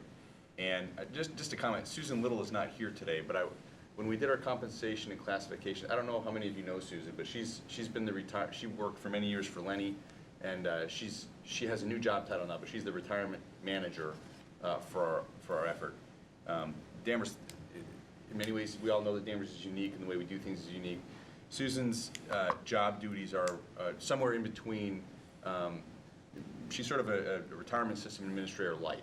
So the way that Wayne and Lenny had structured that, and which we've continued, is that the finance director functions through the eyes of the state as our retirement system administrator, but Susan does a tremendous amount of work supporting our retirees and handling a lot of the disclosures and actuarial work. So the adjustment that was made in the salary and wages, and it was unanimously supported by the retirement board, was for her position. She's been a town employee for 30 years, and really we'd be lost without her. So I wanted to add that sidebar, and that's the budget in a nutshell. Questions on this? I'm all set. Couple of things. One is, this budget wasn't in the spreadsheet I think that I got. should be page 30. No, But it that wasn't in the wasn't on this spreadsheet I you can sent send us. I can send the board an Excel spreadsheet. I apologize for that. And then the numbers on page 30, there must be some sort of interpretation difference because they're different than the numbers in this slide. So if I look at the salaries and wages, you say it's, and it might be the fact that you're saying tax supported and cutting out the sewer and electric division, and maybe the water and housing. I'm not sure. Maybe that's just general government. But I can't find a number that's 6387. Oh, okay, I get it. It's under general government. Yeah, the Okay. left-hand side of that sheet is the gross, and then on the right it shows the breakout between each of the, because the revenue in and funds out of the system are segregated by funding source. So electric dollars are kept segregated from tax and so forth. Yeah, so I'm looking, but even at that department total, even under general government, isn't, the numbers aren't jiving, and maybe just, I don't need it today, I don't need it right now, but help us reconcile those numbers against these numbers. Because I'm looking, even if I look at just general government column, it's saying the FY is 6.207, and that's saying 6.208. So that's my error. When I established this chart showing the FY19 numbers, I carried out an extra decimal, so you'll see that they're all off. But it's like about $1,000 difference between Okay, general all right. government, water, sewer. But I can provide an updated spreadsheet and make it a little bit clearer moving forward. Thanks. Any other questions on retirement? Great, let's head on. From one liability to another, we have our OPEB, other post-employment benefits. This chart shows the funding of the trust in the most recent years. It's worth pointing out that in May 2016, town meeting voted to establish an OPEB trust fund. And clearly, based on the interest earned, you can see the positive results of taking that action. That $250,000 represents more than any interest earned in the previous multiple years. See, more than the sum of the previous decade by converting it from a money account into a trust fund. It was a smart move. For FY18, we ended with a balance of $5.5 million. FY19 is still underway. It also shows our contribution, which we go into a little more detail on the next slide. I could, just to pause for a second. Yeah.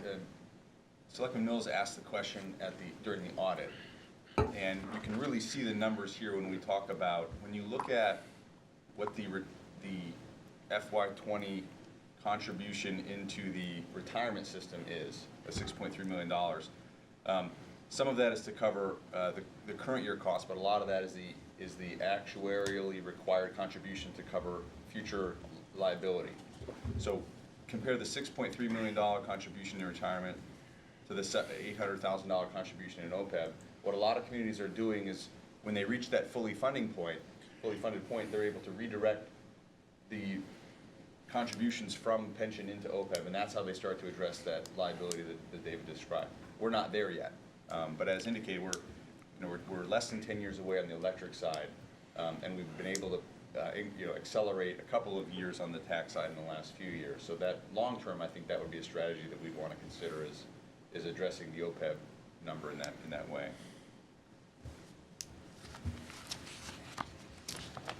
And the next slide details our scheduled contributions. As the board has supported previously, we expect to continue to increase by $50,000 each fiscal year our contribution into the fund. And then the next column is our projected interest earnings. After a tough start to fiscal year 2019 in the investment market, we do, as expected, expect a rebound that we are already seeing. That said, I think for projected interest, it's safer to assume no projected interest increase. That would leave a projected balance with returns of $6.3 million to end FY19. And then moving forward, we show the scheduled contribution increasing by the described $50,000 each year. And projected interest, which we hope to far exceed, is at the 4.1% discounted rate used by our actuary. And the goal would be by FY 2023 to have $11.2 million in the trust fund. Questions on OPEB? I mean, this is a simple, can we count on 4.1% return? In other words, all I do is look in the papers, what money markets are paying 2.1, or my checking account pays me 11 cents a year for the money that's on. So projected interest earnings, 4.1%. Where do we get that, and is that reliable, and do you trust that? Yeah. So that 4.1% is made up of a combination of our recent returns as well as an indexed fund, so sort of the 30-year, I can find out the fund I can provide to the board, but it's based on years of actual results. So the actuary wouldn't let us assume that we're going to make 7%. They give us a more conservative number to hit. And again, are we going to hit 4.1% every year? Probably not, but the goal is that over 30 years that we'd exceed the 4.1%.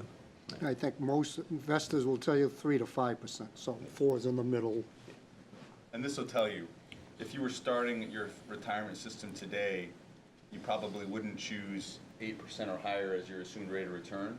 The problem is once you build that assumption in, it takes gains like these to start to become more accurate. So what you can see is when we established a OPEB trust fund in 2017 without a funding mandate assigned to it, it's a much more realistic assumption that's built into it. But if, every year that we exceed this is going to help bring down that liability even faster. Move on to HR? Sure. This is on page 20, no, just kidding. It's on page 15 in your budget books. I can do it. Good morning. Good morning. Good morning, John. So here we have the org chart for the HR office. There's the director, the benefits coordinator, and an HR generalist.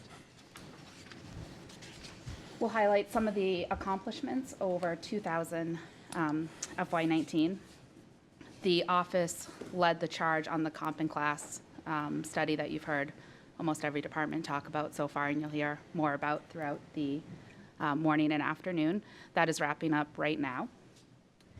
We implemented a training program for all employees, so we hold monthly trainings on various topics from legally required topics like sexual harassment, and this week we had a state ethics training, to relaxation and customer service. So various topics. They're held all around town. We utilize all our different buildings, and it's been pretty well received by the employees.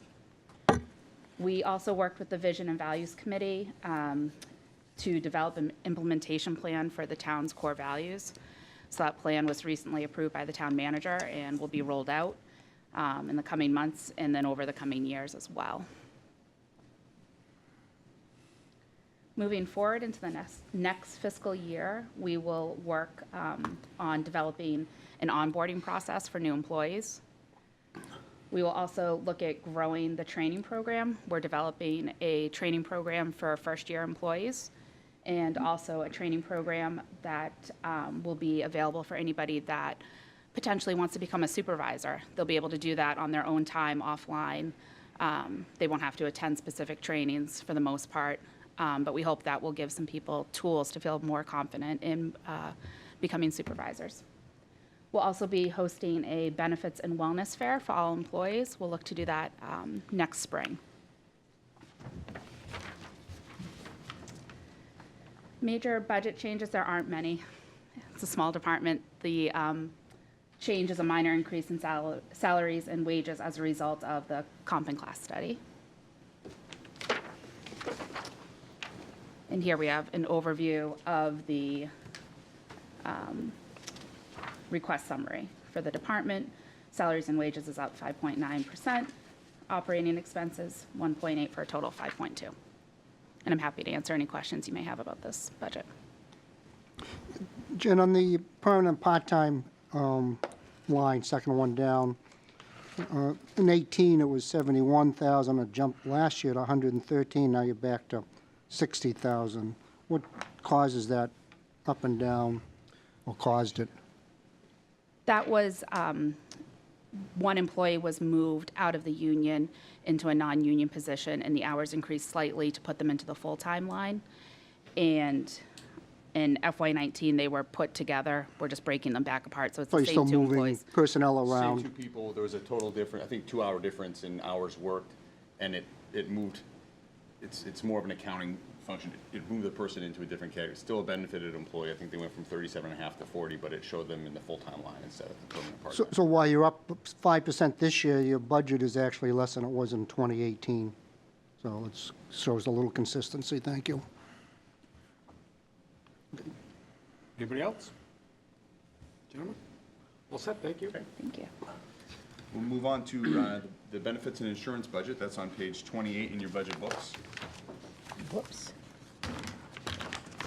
Start with the major changes. As we discussed at the beginning, this is one of the big drivers in the budget. The health insurance line item represents 86% of the benefits and insurance budget. It's increasing this year by 7.3%. 5% of that increase is related to a negotiated rate increase with Tufts. The board is very familiar with the trend and the recent history here. We were facing a 17% increase based on our copay plan 3 years ago, and we increased copays and out-of-pocket expenses across the board, and we were able to buy that increase down to less than 6%. The following fall, we were again facing a large increase, and we did a soft RFP, and Tufts sharpened their pencil to keep us and came in at 5%. But here we are again, a 5% increase, and we're based on the market. We're pleased with that, but we're still twice Prop 2.5. So we understand this is not a sustainable trend, and to their credit, the employees understand that as well.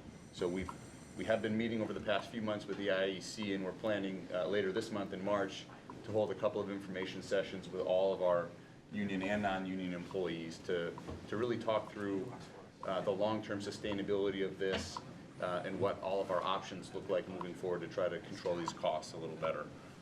So again, the majority of that increase is related to our renewal with Tufts based on experience and the market. And then a portion of that, as I had mentioned in the meeting the other night, the year that we made our plan more expensive, we did expect to see attrition, and we actually saw a slight increase in population on that plan. So that was a budget calculation that we made and missed 2 years ago, and we're still correcting that. So we're increasing the line by more than the negotiated rate increase because we're anticipating another shortfall at this year's town meeting that we'll have to correct. So we're hoping that we've fully fixed that. And as I mentioned, we're looking ahead to July 1st of next year with the unions and non-union employees to try to figure out what direction we may want to go. One small decrease in the benefits and insurance budget is in the veterans aid, and I want to talk about that. There are really 4 reasons for that. You'll recall that we moved this category out of the Planning and Human Services budget a few years ago because we were seeing significant year-over-year increase in benefits being paid, and that was really in a small budget that was cannibalizing a lot of the other line items. These are benefits that we pay out no matter what. So this isn't one of those budget line items where you, at close to year end, you can pull back the spending. If the benefits are required, they're paid. But the trend slowed down. In fact, we're on track, I think, to spend under $160,000 this year after we were close to $200,000 a few years ago. And in talking with Peter Morandi, and he'll be here later today and can get into this as well, we've really seen a number of things happening. Unfortunately, we've seen some attrition. So as people pass, they stop receiving the benefits. So we had a couple of clients pass this year. Number two, Peter and his team have formed a pretty close working relationship with the Mass Hire Career Center. So in an economy like this, Peter's done a very good job. When we have able-bodied veterans come in looking for 115 benefits, he's able to work with a job placement group that targets veterans and gets them the training they need and helps them find jobs. We have back and forth communication. So we have potential clients who walk in the door and Peter's able to help them find work, which is frankly, I think, their preference anyway. So that's been effective in terms of limiting the number of benefits paid. We've also established a strong working relationship with primary, the name is Behavioral Health Primary Care. It's based out of the VA in Bedford, and it's an entity that helps veterans who may have some mental health issues and could otherwise be working, if not for that, seek the help they treat. And as Peter would say, if he were sitting here, and what he would say later is that, investing in mental health and healthcare is far more important than paying someone's oil bill if what they really need is treatment. So he's been very good at that. And then lastly, he works very closely with the Veterans Association, or the VA as well, to make sure that if our veterans qualify for federal benefits as well, that may either supplement or be duplicative of 115, he's able to work with his VA counterparts. So the bottom line is that the veterans are getting what they need.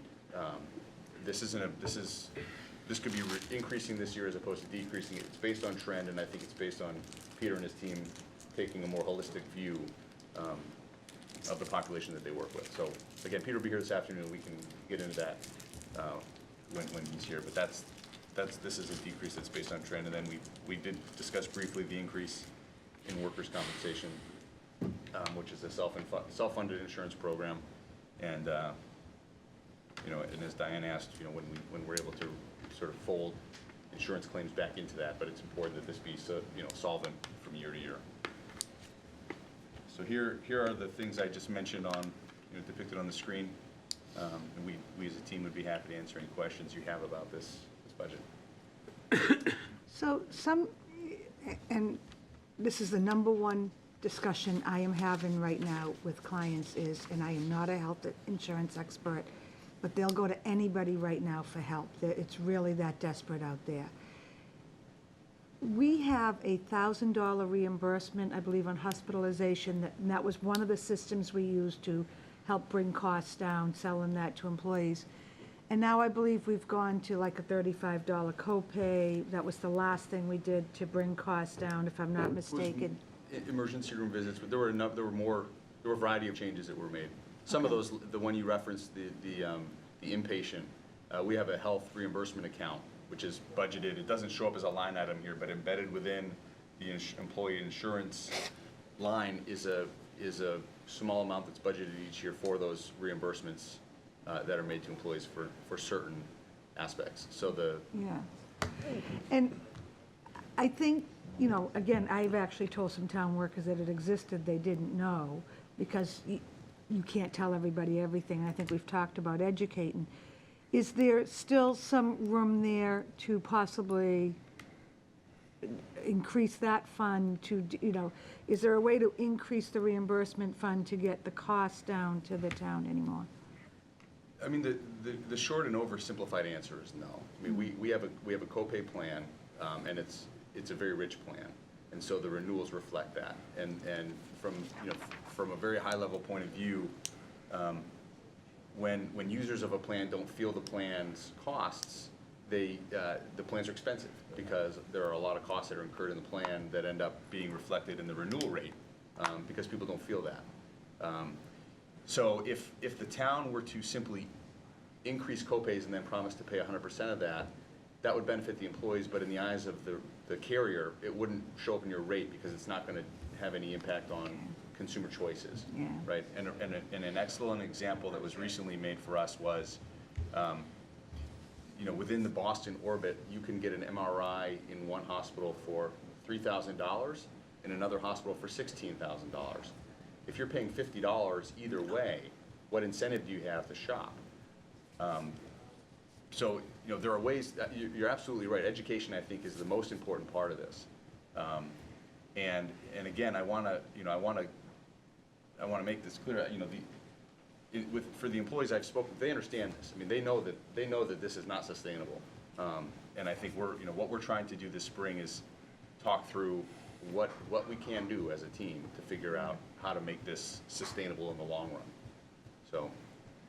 Do you feel we need a consultant? We have a consultant, yeah. Okay. We work with Ken Lombardi from NFP, has been the town's consultant for a long time.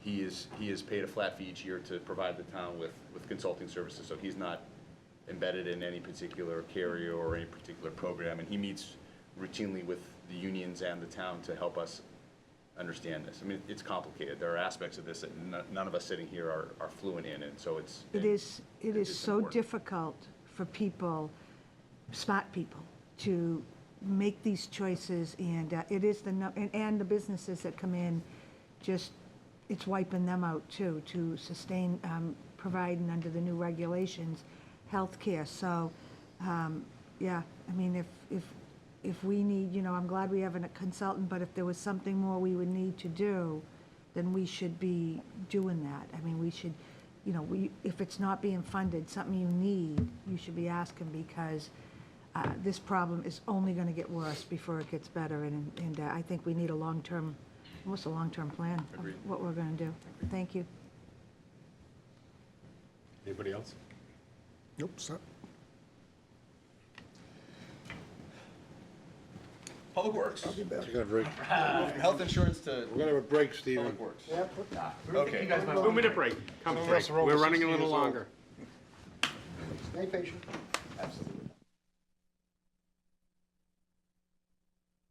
The Public Works budgets. Just start with some introductions first. This is the organizational chart for DPW. And the staff we have today, the team, is Peter Kapusek, who is our longtime business manager.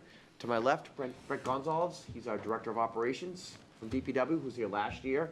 And then our Stephen King, town engineer, who was here last year and who the board's seen through the year. So that represents, as you follow the organizational chart, civil engineering on the left with the Stephen staff, the DPW divisions with Brett that follows down, and everyone remembers buildings, equipment, street, grounds and forestry, water and sewer. And then the business division, which Peter manages down on Borough Street. To the far right, we have the Danvers Electric Division. Exciting change in Danvers Electric Division that we've been able to recently appoint our new Assistant Utility Director. Mr. Clint Allen, who's been on the staff both on the business power supply side, and then he did a few years on the engineering side, has stepped up as to be our Assistant Utility Director. So he'll be part of the town leadership team and assist us in managing that division. He actually replaces a position that we used to have that was the Director of Rates and Power Supply, or it was actually called the Integrated Resources Director position that handled mostly the power supply side. So we've increased the responsibilities of that job to add more overseeing employees, benefits, budget, and the financial aspects of electric division as it relates to engineering and the work we do. That position will work very closely with Peter, and it's something that both the town manager, Stephen, and I, Peter and I have identified as a need in that division. And we're excited to be able to move up someone from our staff.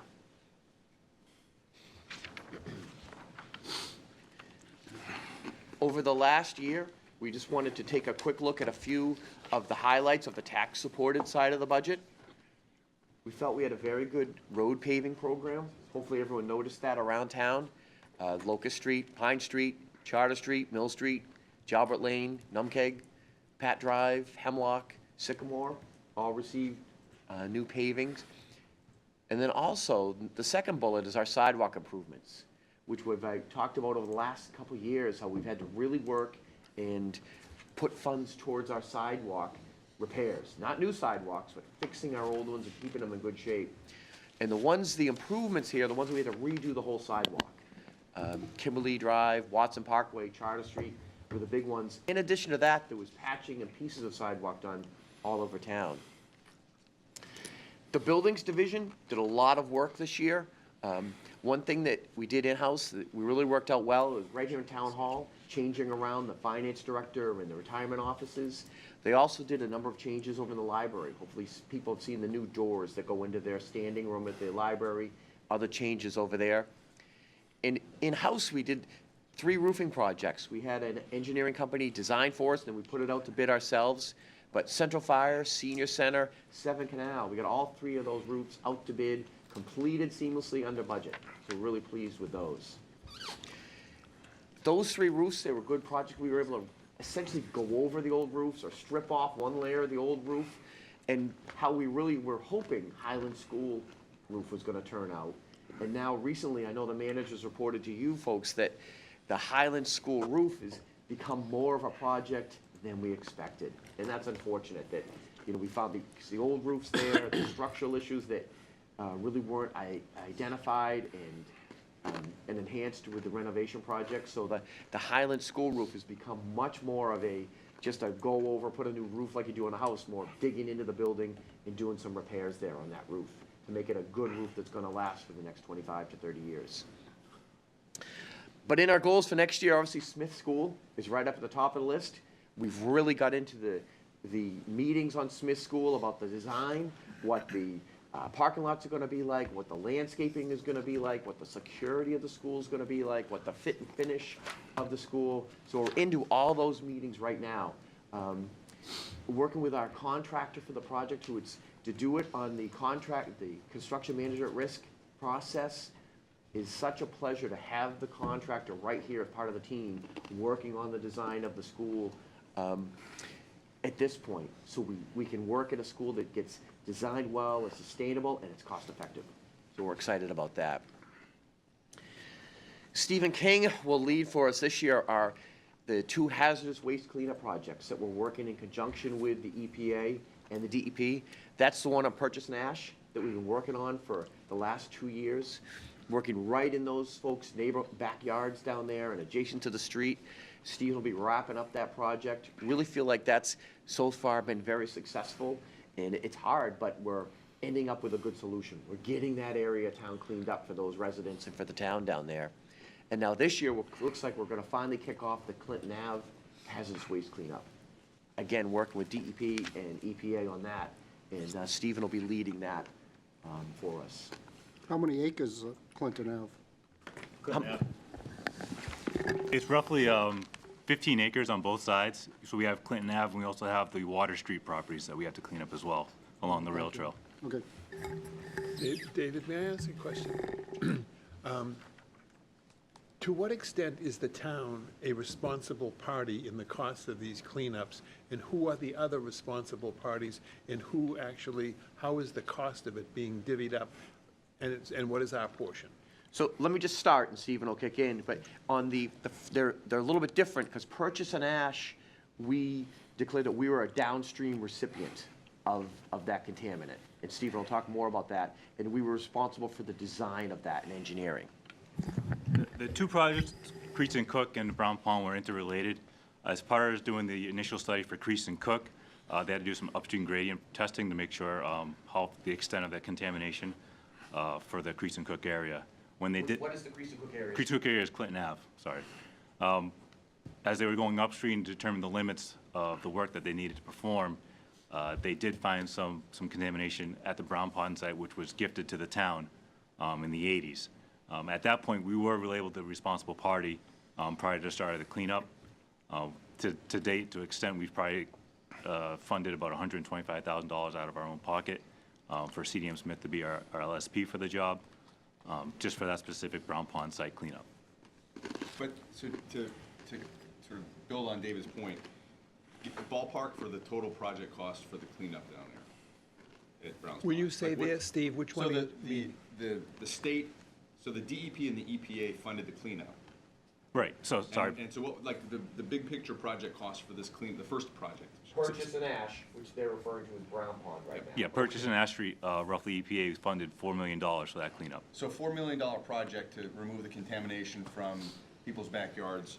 The town appropriated through town meeting and paid roughly $125,000. A portion of that was to go through the process to prove, to your point, which is that we were not the polluter in that Good regard. negotiation, good work, And a- whoever did that. And then a part of it also is that, you know, we make Stephen and his staff available to residents.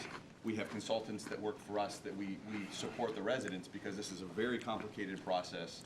And one of the things, and this is not required, but something we do, we did this on the Liberty Bridge project, we would do it on a project like this, is make sure that when there's a state project or a federal project happening in the town of Danvers, that we have our staff available as resources. And there are places that would simply say, when a person calls town hall, that's a DEP project, call Boston. We'd rather have Stephen King and his staff available to walk residents through that process. So we do incur some costs that we wouldn't necessarily have to, but we think that's an important thing to do. And on the bigger project as well, we will have some. When you say bigger, you mean the Clinton Avenue? Clinton Avenue is the larger of the two projects. Yeah. In Clinton Ave, we are not the responsible party for that We are project. not a responsible party. But we'll be providing oversight and contact liaison for the residents that are along Clinton Ave and the Water Street Well, it's a condominiums. sneaky business, so you've done a great job, because it's, you know, people bob and weave, of course, when there's so much money involved and no return, no return on the investment, so to speak, so. The Purchase and Ash Street was a unique project because it involved a lot of residential homes and single-family dwellings, which is not typically what they go in for cleanups. So there's a lot of entities that are involved in that project versus the Crease and Cook, where it's minimal residential impact, but a large area of one real property owner. Thank you. You've got a question over here, apparently. Mr. Bradstreet? Me again, I think you just explained it. The Brown Pond property, I think, was given to the town some time ago. The Clinton Ave property was purchased by someone who thought it would work out well. for them. Privately owned, correct. It's privately owned. Are they under some obligation for The owners of the monetary? property are involved in the cleanup process, and that will be their dealings with the EPA, DEP. We won't be getting involved between the owners and the DEP and EPA. That'll be, It's not like we're gonna have to front some money and then try to get some of it back? right, so we're fronting small amount of money just to have our consultants act, you know, to oversee things and create, that we want to be that link with the residents in that area. Just monitoring, make sure everything's going smoothly, the residents are taken care of, and that everything's being followed along properly. I think not just me, but others in town would like to think that they're not paying for something that they were unaware of or had nothing to do with it being contaminated, just like the Brown. Correct, it's a, you know, a substantial area of towns on both sides of the river that has contaminants. We feel as a town, we just want to make sure it gets cleaned up well. The reality is, the town will get asked the questions independently, and no matter who's paying for it, so we might as well be on top of, keeping an eye out on top of it. I just don't want us ending up holding the bag, so to speak. No, neither do we, and obviously the consultants that Stephen uses to assist him make sure to protect the liabilities of the town at all times. Right. And also, we should be spending money to help our own residents. That's what we feel, I agree. Right. Yep. So I definitely support you going in, because otherwise they have no voice if we're not there. So I do agree with that. David, is that contaminated area in Clinton Avenue all under one ownership? One private Well, ownership? Stephen mentioned, we're, one side of the river is one owner. On 55 Clinton Ave. Yes. Other side of the river is a different owner. It is. Yeah, because Condominium association? Because they own that right away. That's on the north side of the river. I'm sorry, who is it? The MBTA along yeah, there okay, right yeah, away yeah, is yeah. partly the owner as well. Okay, yeah, I stand corrected, so that's on that side of the river. And on the south side of the river, or the other side of the river, Steve, the owner? I don't know the exact owner's name. I know the address is 55 Clinton Ave. No, but then across the street, On across the Water river. Street. on Water Street side. On Water Street, part of the property condos at 35 and 45 Water Street. That's what I thought, okay, that's what I thought, okay, thank you. Sorry. I'm gonna suggest too, there will be a series of public hearings related to this, but I'm thinking, on one of our future agendas, we'll put an item on and do a standalone update on this project, because this is likely to be a 6 or 7 year project by the time it's done. There's already been outreach to all of the affected properties, but I think having a board update makes a lot of sense, so that we can put maps on the wall and really talk about what's entailed. Excellent. So obviously, with getting into fiscal year '20, we're putting together a robust road program, sidewalk program. We did want to put on the list, we actually have some field improvements that we want to be working on. And also in our fleet division, it's one of the goals that Brett's implementing this spring, and we really want to roll out next year, is finally upgrading the fleet maintenance software. We've just never been happy with the products that we have and how that software takes care of our fleet, manages our fleet. And that's a goal that we want to focus on this year. We've done so well with the facility maintenance software, and that's such that we really want to make sure our fleet maintenance software is up to speed and we're properly taking care of our fleet, and that we can all watch it and see the results of that. Before, if we could, you don't have to go 2 slides back, but talked about road improvements. And I'm not, asking for Lawrence Street, but as an example, I drive Lawrence Street a lot, and I just wondered, when are we gonna get to that? In other words, who makes the decisions every year as to what streets get improved? So it's actually a team, we do have a pavement management software system that evaluates all of our roads and ranks it based on criteria that we've established. So we get a report printed out by the program that many communities use, the same program that we have. Then we meet as a team, and all the team members have input in that. It could be the water department talking about the condition of the pipes underneath and when we're gonna do that. I'm convinced that, it's doing enough. Including planning, and we bring the planners in, and what's happening on the street, so. David will take one step back from the computer system, because it takes people and observation and analysis to populate the system. So you Yeah. could do it could be people driving the street, looking at the street. You could be doing flyovers with drones to assess the condition of the road, looking for all sorts of things that end up in a system, so that we know which roads are ranked. And I don't remember if it's grade or number, but like 1 through 10 or A through F. And you're trying Sounds to very work your way competent. through the list. And we try to put some common sense to it also. If we can, we'd like to do road improvements in various areas of town, so that it's not just in one area of town one year. We have to balance it between primary roads and secondary roads. If we did all primaries, we'd never get to our secondary roads. So we have some common sense balancing in those respects that add to the program. Anybody else on the selectmen board? Yeah, I want to make a comment about this, because that was a bug I've had for a few years. And last year, I think, was a prime example of a lot of tertiary roads having all kinds of attention, and I still don't see much progress on some of our main secondary or main roads. And I know you're in a process with Mass Avenue of replacing the water line, but I cannot believe that isn't the #1 priority in this town. It's a horrendous road. It's been patched over all over the places. It's a very heavily used road with the buses to the school and the trucks to go to the school. And that and Cabot Road, which is, water break heaven, if you will. There's been more water breaks on that street than I think any other place in town per linear yardage. And it's all because of the lousy installation that was done, 60 years ago now, with Campanelli. Those roads were not done properly to begin with.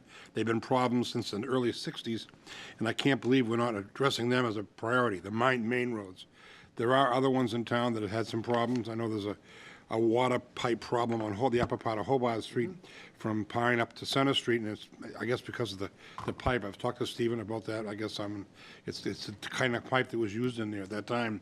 But I just hope that we put more emphasis in some of the main roads. What you're talking about, the analytics and stuff, it reminds me of how baseball is being run today. It can't all be by the numbers and by the computer. Common sense is a big factor, and we've got to step back and look at some of the things and what is being used or misused or potentially damaged in the future. Because certainly our roads are going downhill. They're not as good as they were. And I know it's a difficult environment we live in with the frost heaving and stuff like that we do have. But I just can't believe that Mass Avenue isn't up there as a huge priority because of the condition of it. So it's, and I think Mr. Clark's right that we talked about Mass Ave last year. Yeah. And that the problem is we needed to do the water main first. So we did put money into patching Mass Ave before we did the water main. And we went up, it's more money than we normally spend on patching. I think it was like $20,000 on patching, just to make the road so that it was, you could pass on it before we got to the water main. The water main's in. Now this year, now we can pave Mass Ave. It didn't make any sense to pave Mass Ave. Cabot Road, we actually paved Cabot Road 6 years ago. We knew we needed to do the water main, but we knew we weren't gonna be able to get to it until, it's probably still 2 years from now. I'm looking at my crystal ball, but that's why we paved it back then, thinking that the pavement would be just about worn out when we come to do the water main. When we get to the water budget, we've just finished our water capital plan, which has rated all the water mains, and we have the same list of priorities for water main replacements now that we have for roads previously. So on water mains, Mr. Clark's right. Well, we got the Mass Ave done. The upper part of Hobart Street is right there at the top. We have a water main on Route 1. Keeps getting breaks right there on the top of the list. We also have Cornell Road. So we have Cornell Road up off of Burley Street that it needs a water main and it also needs to be paved. And so when we looked at so this is how we're putting the two programs together, because the water main on Cornell Road came up 3 years into the water capital plan, but we knew the road wouldn't last that long. So we moved that up, and you're gonna see Cornell Road, the water main, you're gonna see us, once again, patch it right now, get a water main in either this year or next year, hopefully, and then pave it after that. So we're balancing that, and then Cabot Road's gonna have to come after those, it looks like. David, that's a classic example of what I was referring to. Cornell Road goes nowhere. It goes to the back of the Thorpe School field. That's it. It's residential. 30 houses. Cabot Road, Hobart Street, Mass Avenue, they're all main streets that have a lot of traffic on them that are affected on a regular basis.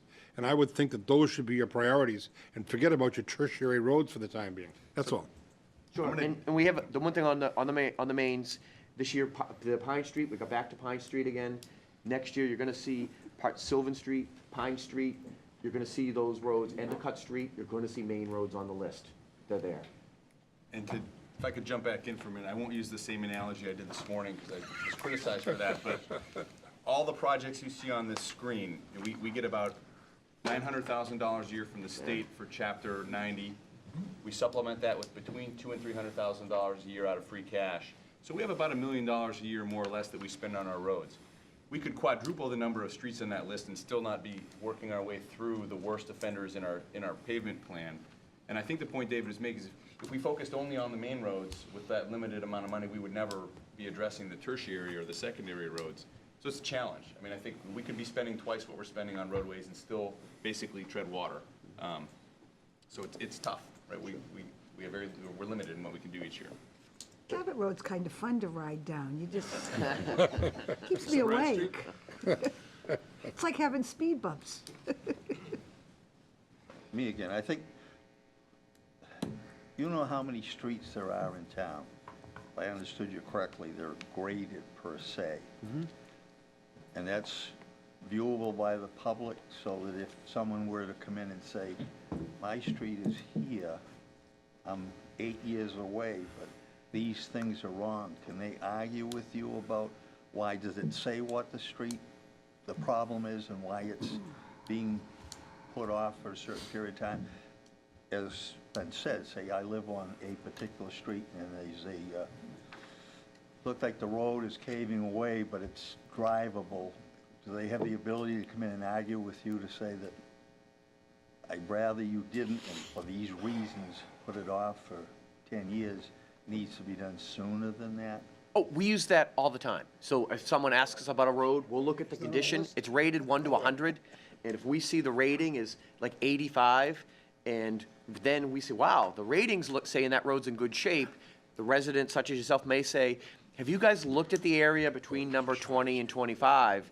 We will have staff look at that area to see, do we have one bad spot on the road, or Was the evaluation wrong? And we reevaluate the roads every other year.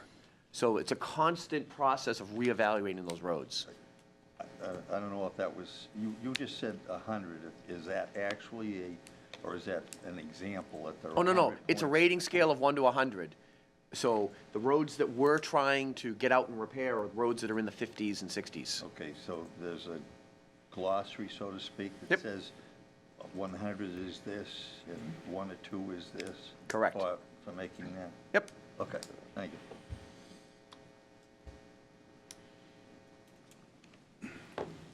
Last thing, just from Mr. Coyce, we've had to change the paving design over the last 2 years because we weren't getting the life out of the paving that we needed to. We need to get 15 or to 20 years out of a road, and the pavement designs changed with recycled product and with the type of oils that they put in it, that we had to change our paving design to get something that would last better. No more popcorn stuff, right? Well, no more of that, but after that was gotten rid of years ago, then it was the recycled content and the type of bitumen that were put in, the type of the bituminous cement that was put in, had to be changed, and we had to add a different mixture of that. So you'll hear the term super pave out there and high performance mixes. We've had to go more to those in order to get something that will last. And that's what you saw that we put down last year. And it's already looking, it's appearing that these new pavements are gonna hold up better. All right. On the budget,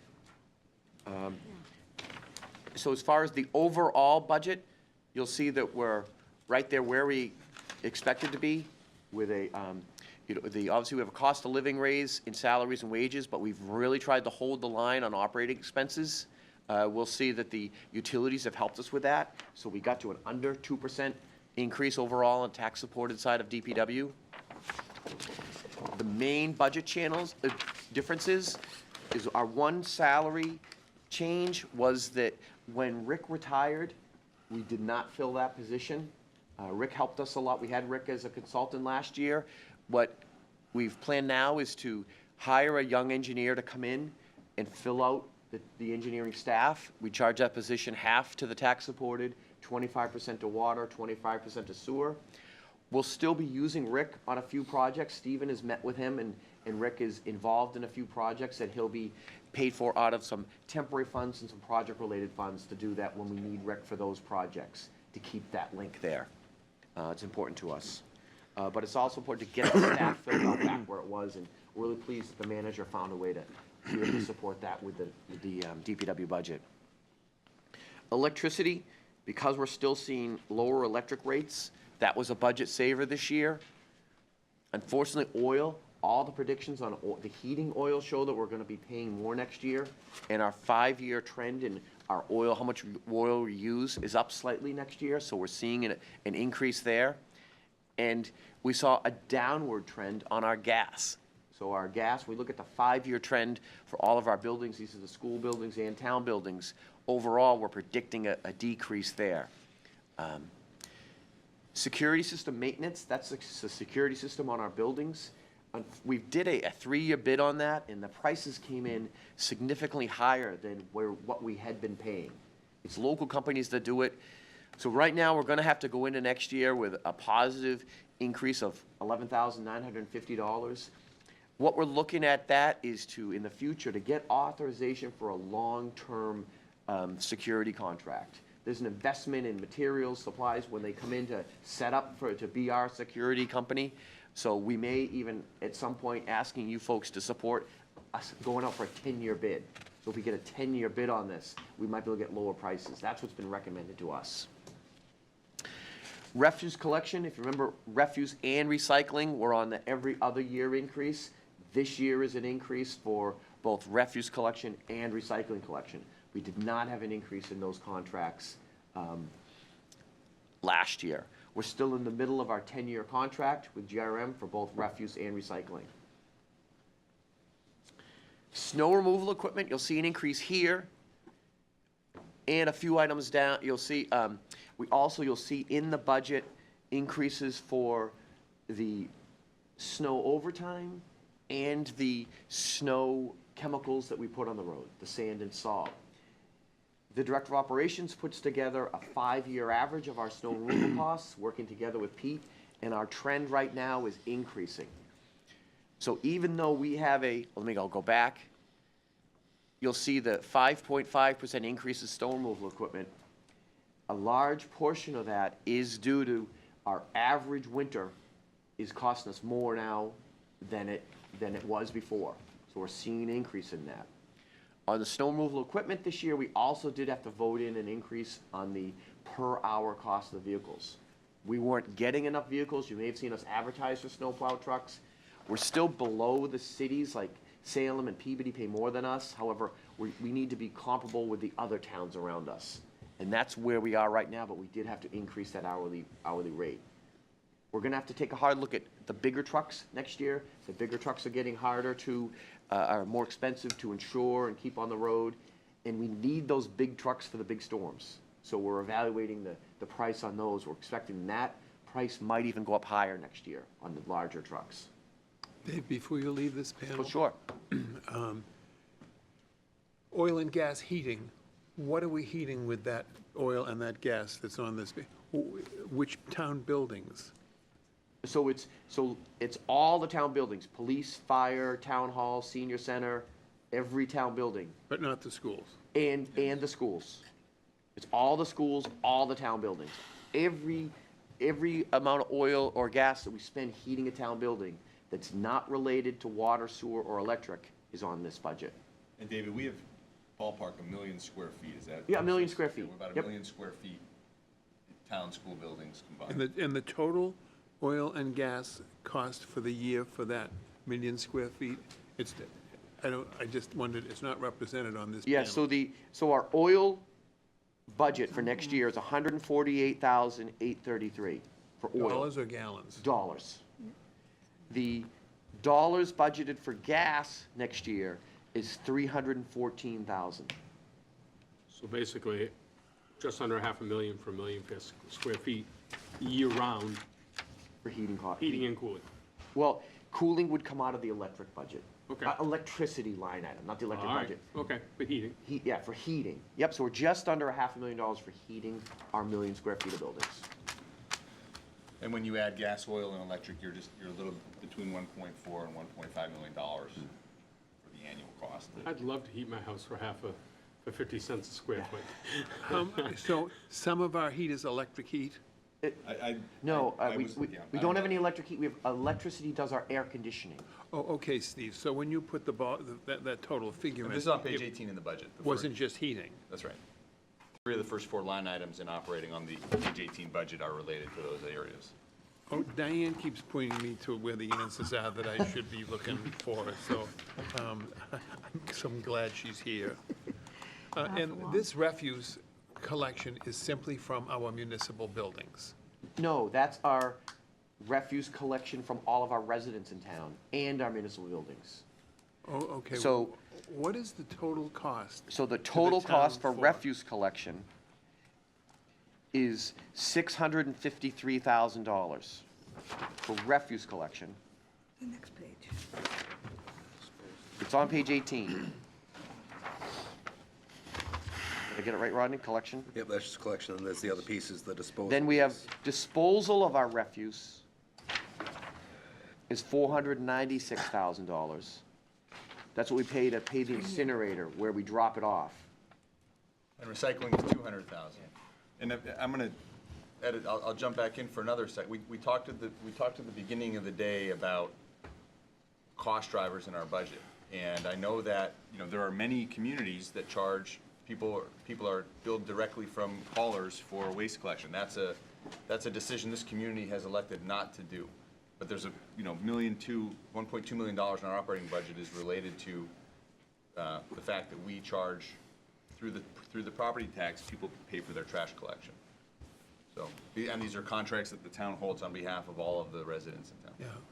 So just a couple of things, David. So being on the school thing, I did the dual heating system, and I'm looking at this and wondering, is it just the few schools that we've renovated that we've put on the dual? Have we not gotten every building on a dual? Because one of the big selling points you always said was that we would be able to switch based on price. Sure, so the Holton Richmond is dual fuel, and a couple of our elementary schools are dual fuel. When we did the high school and this building over, we studied it and made a strategic decision to only go natural gas on this building and the high school. One of those reasons was to do oil, we would have to put underground tanks in for the oil. It was difficult to find a spot for those tanks, and it was costly to put those tanks in. So these two buildings were natural gas only. In the Holton Richmond is dual fuel, and two of our elementary schools are dual fuel. And it's interesting that that's almost offsetting up there, so that's why I was wondering how many, because it seems to be working. Yep. The other thing is on refuse, commercial buildings don't have any recycling. And I know that we used to make a lot of money, now my understanding is we do not make as much. Would it be worth it to collect from the commercial, the recycling only? So it would cost us money to collect recycling for businesses. We would have to charge for that. Okay, So there's no way the revenues would cover the cost. yeah, okay, thank you. But two questions. One is Smith School, is that going to be dual? Right now, we believe Smith School is going to be natural gas. And the natural gas, and the third factor that's now come in with the new boilers, the natural gas boilers are so efficient and so clean, everyone's phasing the fuel oil out. And that's the way the industry's going. So we believe it'll be probably natural gas only. And maybe I'm wrong, and you can certainly correct me if I am. You said it would not be cost effective for commercial pickup of recyclable, but isn't the recycle program for residential self-funded, or basically it pays for itself? So we're, on the residential, when we did the avoided costs for recycling, last year, we just crossed the mark where we were better than break even. Great. This year, when we did the cost, now, as I look at 2020 with the current tonnages, we need to get the tonnage up in 2020 to make it cover the additional cost here. Tonnage of recycling. Recycling, right? Right now, with if you look at where our recycled tonnages are and the new price for recycling, which I think it's 201, Rodney? Yeah, 201. I'm helping It's- David, I'm bringing my recycling Yep, home we from my need- office. We gotta get the tonnages up to make it self-supporting. The tipping fee is, like Mr. Trask, is every ton that we recycle, we avoid paying a tip fee up at Covanta. And the tip fee now is up to $77.25. So that's what we're saving for every 2,000 pounds of recycling, we save $77. We need a PR push Can on I, this. but if It's I coming, yeah. it's coming. Okay, But it's also, recycling isn't a zero-sum gain. It shouldn't be. There's a social benefit to this that has value too. You just can't put it in the terms of the numbers of how much it well, costs we're doing a us. budget. And there's a so state legal requirement that we do it. Yeah. So With that also. And if I could offer, again, I won't use the analogy, but maybe just a cautionary note. You can say fish in the punch bowl. There you How's go. that? What we know through the MMA and speaking with mayors and town managers across the state is, and David's certainly, you know, we're acutely aware of this. The recycling market globally has essentially collapsed. And places like Newburyport, who had a contract come due in the last 2 years, were facing 40 or 50% increases in the cost to take away recycling. If JRM could renegotiate their contract with us tomorrow on recycling, they would do it in a heartbeat. Fortunately, we're in the middle of our contract, so we have a few years to see how this plays out. But there are small towns in the western part of the state that have essentially gone to the DEP and said, we're just gonna stop recycling. We understand the social good, but it costs us more money to recycle.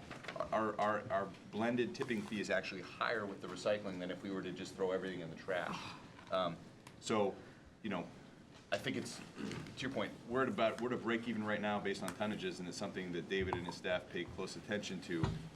But the headwinds aren't particularly attractive right now in terms of what's coming down the road. And mainly China has stopped accepting a lot of the recycled material. They used to be the global buyer of recycled material, and they've basically stopped doing that.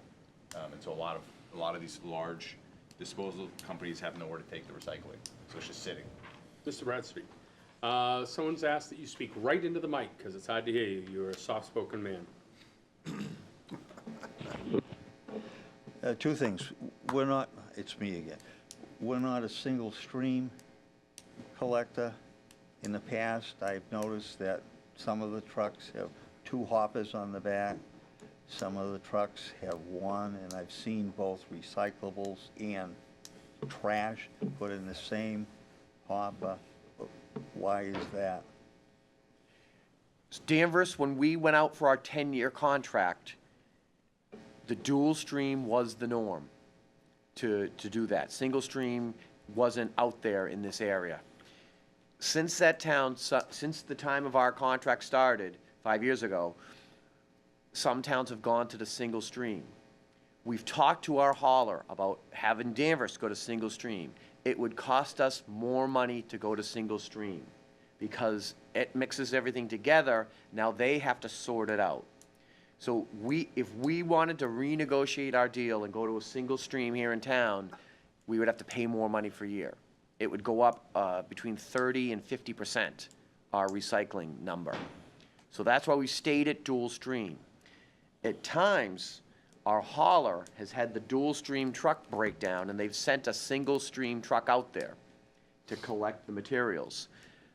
We've sat and had meetings with them, and what we said is, if that happens, you need to notify us that a single stream truck is in town, and they get a notification to the director of operation. He does the social media outreach. We get the notice out there that you may be seeing your recycling mixed together in the truck.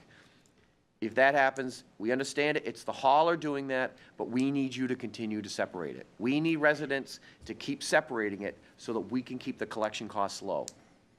We never mix recycling with trash. If we ever see that happening on the street, we need those people to call DPW and let us know that they're mixing trash and recycling. They're not supposed to be doing that, and we'll stop it in a minute. I guess my point is, I've seen it happen. As long as my recyclables, and I do separate them and my trash is picked up, I'm basically happy, and I think most of the people in town are. If there's no cost associated with the single stream, the cost is borne by JRM, is it? Correct. Okay. So if he mixes it together, they're absorbing the cost of that. Thank you. We just need to make sure that recycling doesn't get put in the refuse truck, because then we're paying for that. That's what we don't want to happen. And I don't believe they're doing it, right? Okay. Sometimes, sometimes not. I'm not gonna certainly call you and say, I just saw the truck go by. Everything went into one hop. My point is, I've made the observation. I don't know who checks it. I've yet to see a sticker put on, this is not being collected because it's not proper trash and or recyclables. I mean, you see it, I see, everyday stickers are going out for people that do Okay, something I haven't incorrectly, seen but, it. yeah. I know a lot of people like to use the plastic bags for everything. Right. Not recyclable, at least for us. Right, we can't use the plastic bags for recycling. It just ruins the machinery. Yeah. Okay. Mr. Clark, you had something you wanted. Yeah, thank you. This is a comment that I have with David every year.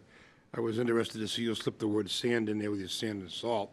I'd like to know where you use sand in town on the streets. I've only seen salt go out of the yard. I do see that you spent $2,000 for sand, so it must be going somewhere, but Yeah, so you definitely, sand is used in Endicott Park, in that area.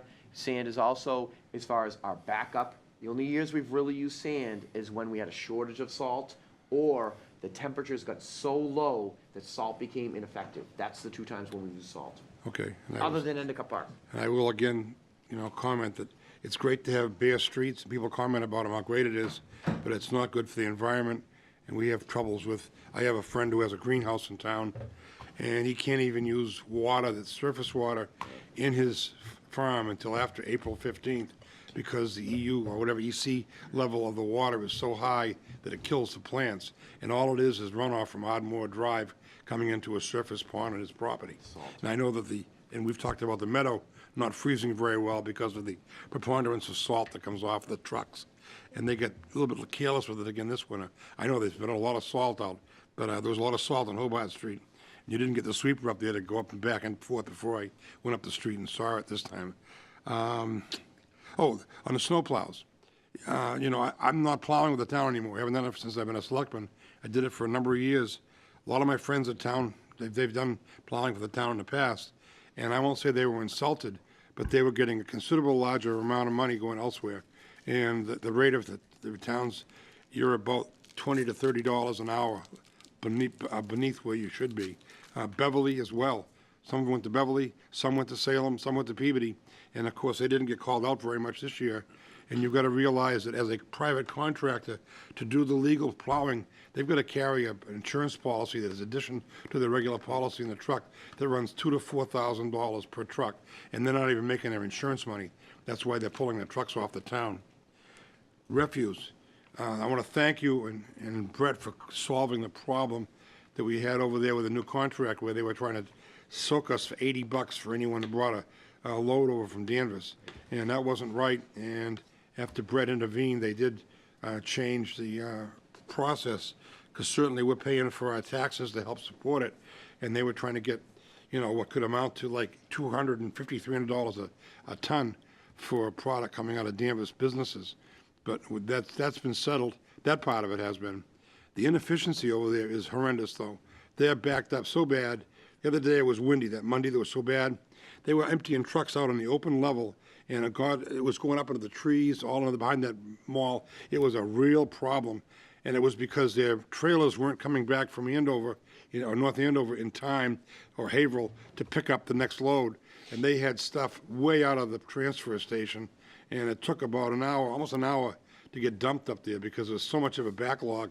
They were trying to get it inside the building, but it was just blowing everywhere. And I do see that they got Melrose in there again, dumping again in Danvers now, which we're making, what, $1 a ton on it?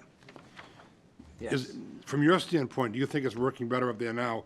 Because Covanta is running the house, the Wade House at least now. It's not the JRM person that I saw before.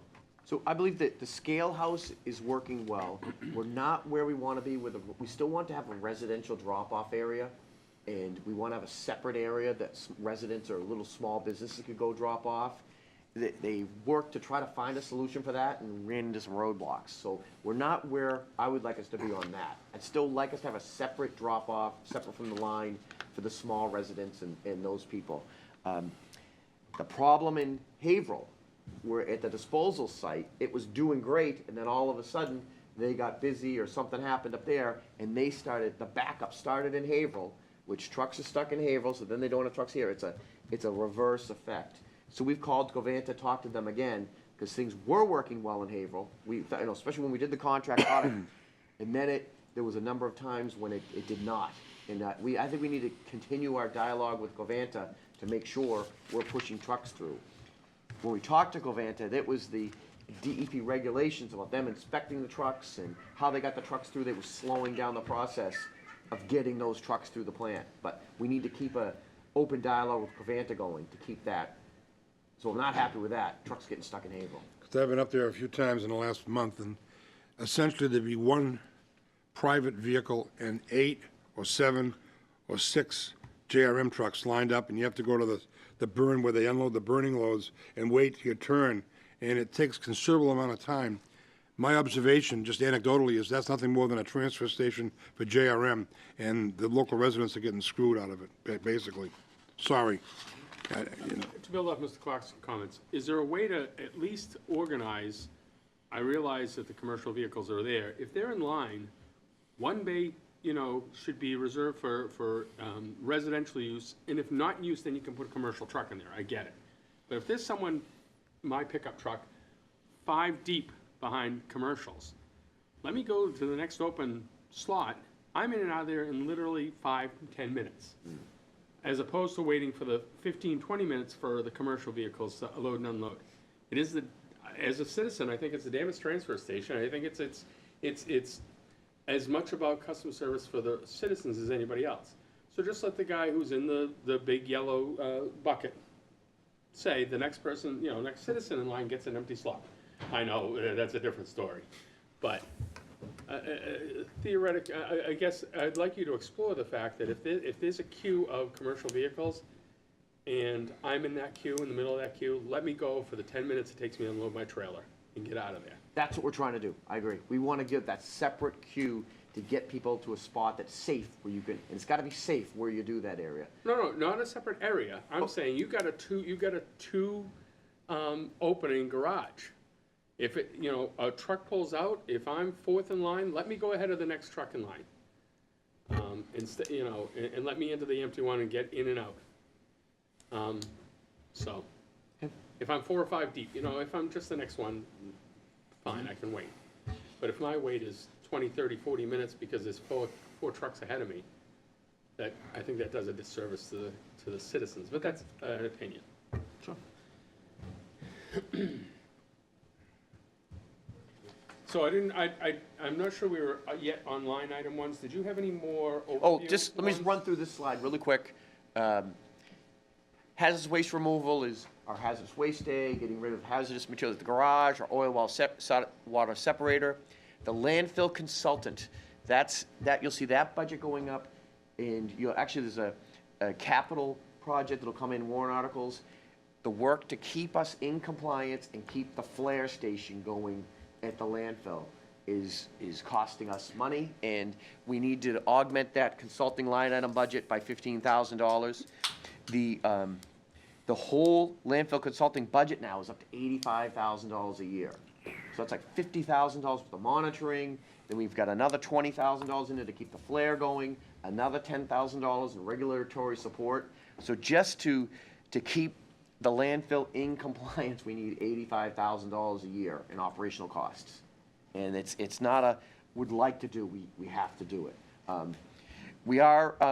We have the solar project at the landfill back up on the table through our electric staff and working with them to see if we can do that, to make some money up there, so hopefully we can augment these costs. But we wish it didn't, but it's operationally, it's $85,000 a year for us to run the compliance portion of the landfill. Can you look at what PB's doing over there in their landfill? They've got a recycling program going over there with a private contractor, and evidently, they're going through the process, what's in the landfill, reclaiming some of the stuff that's not got there, and then they're gonna make something theoretically that can be built on, whether it's a solar array or whatever, much like they did in Reading, where Home Depot and Jordan's Furniture is, which was built in their landfill. So we talked to that, and Mr. Clark's right. They have a recycling company that came in from Europe to do that, and we're giving them some time to see how it works. The tough piece with our landfill is our trash that they would try to mine or recycle is under that thick layer of fly ash. So we have to dig through the fly ash and put that somewhere to get to the trash. So that was a stumbling block when we talked to that consultant the first time. But we need to see how effective. So if they're marginally cost-effective in Peabody, it's not going to be here because we have the fly ash in the way. So we're working through that issue. And by the way, thank you for not trying to propose electric heat for any of our public buildings, as happened in town a few years ago with the high school. As we go through software, we've done some capital costs on software for our work order software fleet, and these are the operational costs that we have each year, the licensing and the annual upgrades on the software. Plow repairs is fixing the plows and the old sanders. You see that we are keeping our sanders. When we trade a truck in, we're getting at least 2 trucks out of a sander now, so we're just putting parts in them to get them replaced.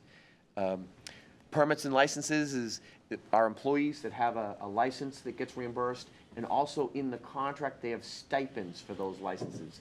We're getting that charged to the right account, and that's where it goes in that line item. Travel allowance, we have a few management staff that we're getting away from having a municipal vehicle, and they get either travel mileage or a small stipend, and that's represented there. Conference fees, that reduced mostly because that money, we were paying for some of the permits and licensings out of conference fees. It was in the wrong place. And then but also the conference fees, it's more dues. We're trying to get that all correct. Dues and memberships are charged there, and conference fees get charged where they go. And that's all I had for the highlights, and we could talk to any questions you had on the line items on the tax-supported budget. The line item discussions, people would like to, Mr. Clark, you're in the middle of yours. Do you have more, sir? I don't think so. I think, I just want to note that on the second page of the line items, and I think I answered myself in my further reading on the budget, was that you've transferred the Endicott Park maintenance and oversight to the Recreation Department. Yep, last year. Okay, and I want to know how you're able to run a whole fleet of vehicles and have no money spent on batteries. It's in other auto supply. Okay, so you In can, other, you just we have a breakdown, we have a line up. eliminating that line then, right? Yep, it got eliminated. Okay, finally, when you do the road repair, do you know what percentage of the costs of patching and road details and electric light go to police details? It frosts me big time, and I understand what the state law is, quotation marks, about coverage of road details, but you get streets, like David has mentioned before, of no traffic, a dead-end street, there's a detail, and there's a cop there making more money than the 3 DPW guys that are doing the job. I noticed you had 2 crews out this last week doing potholes, fantastic, but they all had a cop with them too. And it seems to me that that truck with the light on behind it would be more than sufficient. It also seems to me that there's as many injuries with police officers on details than there is in a regular line of duty, because invariably they're looking at the guys working, or they're looking down the hole, or they're on their phone, and they're not doing what they should be doing, directing traffic. I'm very, very frustrated with this. I see it with your electric light all the time when the pole replacement program you get going. Sometimes they do work well. Other times it's ridiculous the coverage we have to have for that. How much of these services go to road detail? Do you break that out somehow? So if you look at the line item, it's 51930, traffic control. So our proposed budget is $54,000 for tax-supported traffic control. A lot of that is patching and road repair. Okay, but that doesn't include water, sewer, or electric. Correct. Water, sewer, electric would all be different. Is it broken out in those budgets as well? Yes. Okay, thank you.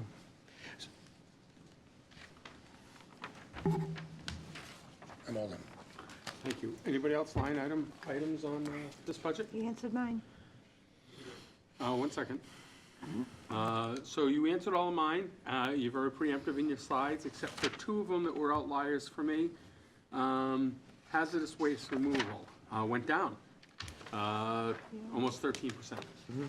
So we touched on that quickly. 2 of those is the household hazardous waste day, how those costs have trended down slightly, and also it's cleaning of the oil water separators at the garage on Hobart Street. We've only had to do that once a year instead of twice. Great. And then the other is software. Software jumped considerably, 52.8%. Is the software you have specific and unique to DPW?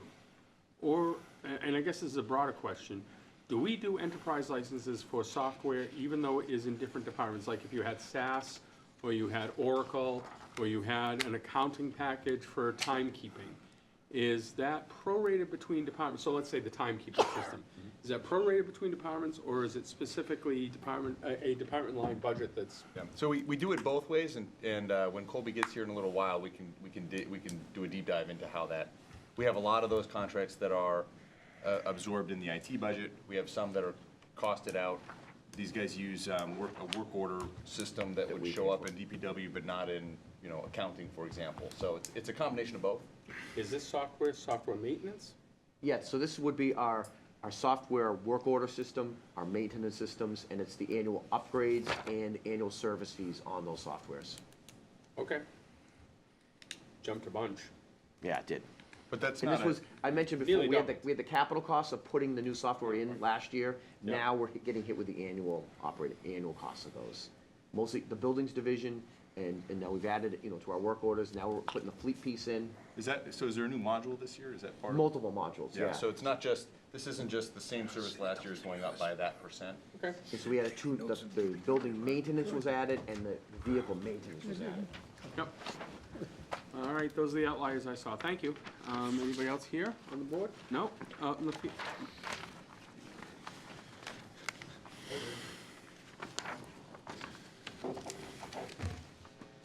Thank you, Mr. Chairman. Matthew Duggan, Town Meeting Member, Precinct 1. Just a question about the vehicles. So the vehicles like pickup trucks and dump trucks, those are not line items per se. There are capital expenditures that are separate warrant articles? Is that how that's? Correct. Vehicles are purchased? Yes, so the board has a list of proposed capital replacements on page 31 that represents the mowers, equipment, dump trucks, all of that stuff is on page 31. All right, so specifically for dump trucks and pickup trucks, those are vehicles that are owned by the town? typically? Uh, the- Or are they leased? So majority of them are owned. There's a couple pieces that we've done a lease to own. School buses are on a 3-year lease to own, and our street sweepers on a 3-year lease to own. Okay, so the reason I ask is just a casual observation on my part, that the trucks seem always to be like new. And for someone that hasn't ever really owned a new vehicle, it seems like a nice thing, but they don't really get a lot of mileage, but I do know they get a lot of use, because you can't do your work without the vehicles. So is there some type of trade-off for a cost point where maintenance would exceed the cost of actually just purchasing a new vehicle? Like, at what point do you get your money's worth out of it and decide to replace it with something new? Do you track that with the software? Yeah, so we have a 5-year vehicle replacement program, and we have an expected lifespan for each of our vehicles. That's plugged into the program. So each year, the program pops up, here's the vehicles that you should replace based on your anticipated life expectancy. That comes out. Then we go to a physical inspection on each one of those that come up in the year it's proposed for replacement, and see, do we need to replace it? What's the condition? What are the maintenance costs going to be? And see if we can get another year or two out of it. We have, for example, and we submit the whole list to the manager, and then we go do the condition report. For instance, there's a whole number of vehicles that we're able to look at, and we're going to get a longer lifespan out of it than what we expected. And we usually do. And so we try to do that. We try to get get it out before the maintenance is going to become too expensive. The biggest and the most successful analysis we've done on that is with our street sweeper. Years ago, we used to try to keep the street sweeper too long. We'd get into maintenance costs, we'd spending the price of a new sweeper trying to fix the old sweeper, and then we'd go to trade it in and get zero. We're on a quicker rotation with that, and we've avoided maintenance costs, and we get a trade-in of approximately, we're getting almost 40% of the value of the sweeper when we're trading it in, and we used to get zero. So we do that analysis on everything. Okay. So just specifically to the vehicle maintenance line item, I think it's 52404. It's at 30,000. So that seems kind of low to me, that you would have a large number of vehicles and you would only be spending that much money. Is it because the vehicles are typically under some type of manufacturer's warranty that covers any type of work that's required, or is it just the durability of the vehicles doesn't require the maintenance? I'm not sure what that line item, it doesn't seem like a lot of money. Is it just like maybe just oil changes, or what's involved with that? So I'd like to say, that the fleet guys, Phil and Danny and those guys do a great job, and they're cost effective. It doesn't include any labor. So that's just I the see. parts, materials, okay. and some contracted stuff. And for vehicle repairs in other divisions, the police department, they carry a line item for their repair parts. Fire department does their own. Electric, light, water, and sewer, they all have line items for vehicle maintenance. So it's not the whole town-wide fleet. It's just the tax-supported fleet. Oh, I see. Okay, so I do know that, like, police and fire, they'll bring their vehicles to the Hobart garage to Correct. have any type of repairs done that are identified, like during, like a tour duty or whatever. Yeah, so we're carrying the labor for that here, but the Yeah. parts and any outside contracted work is carried in their budget. Okay, good. All right, thank you.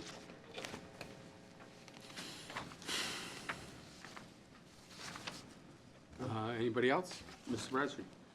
Anybody else? Nobody else here? Could have spurned. We could just put it with they could have said over here, use the mic you usually use. It's me again. As far as recycling, we have a street sweeper, we hire some street sweepers, we sweep the streets annually.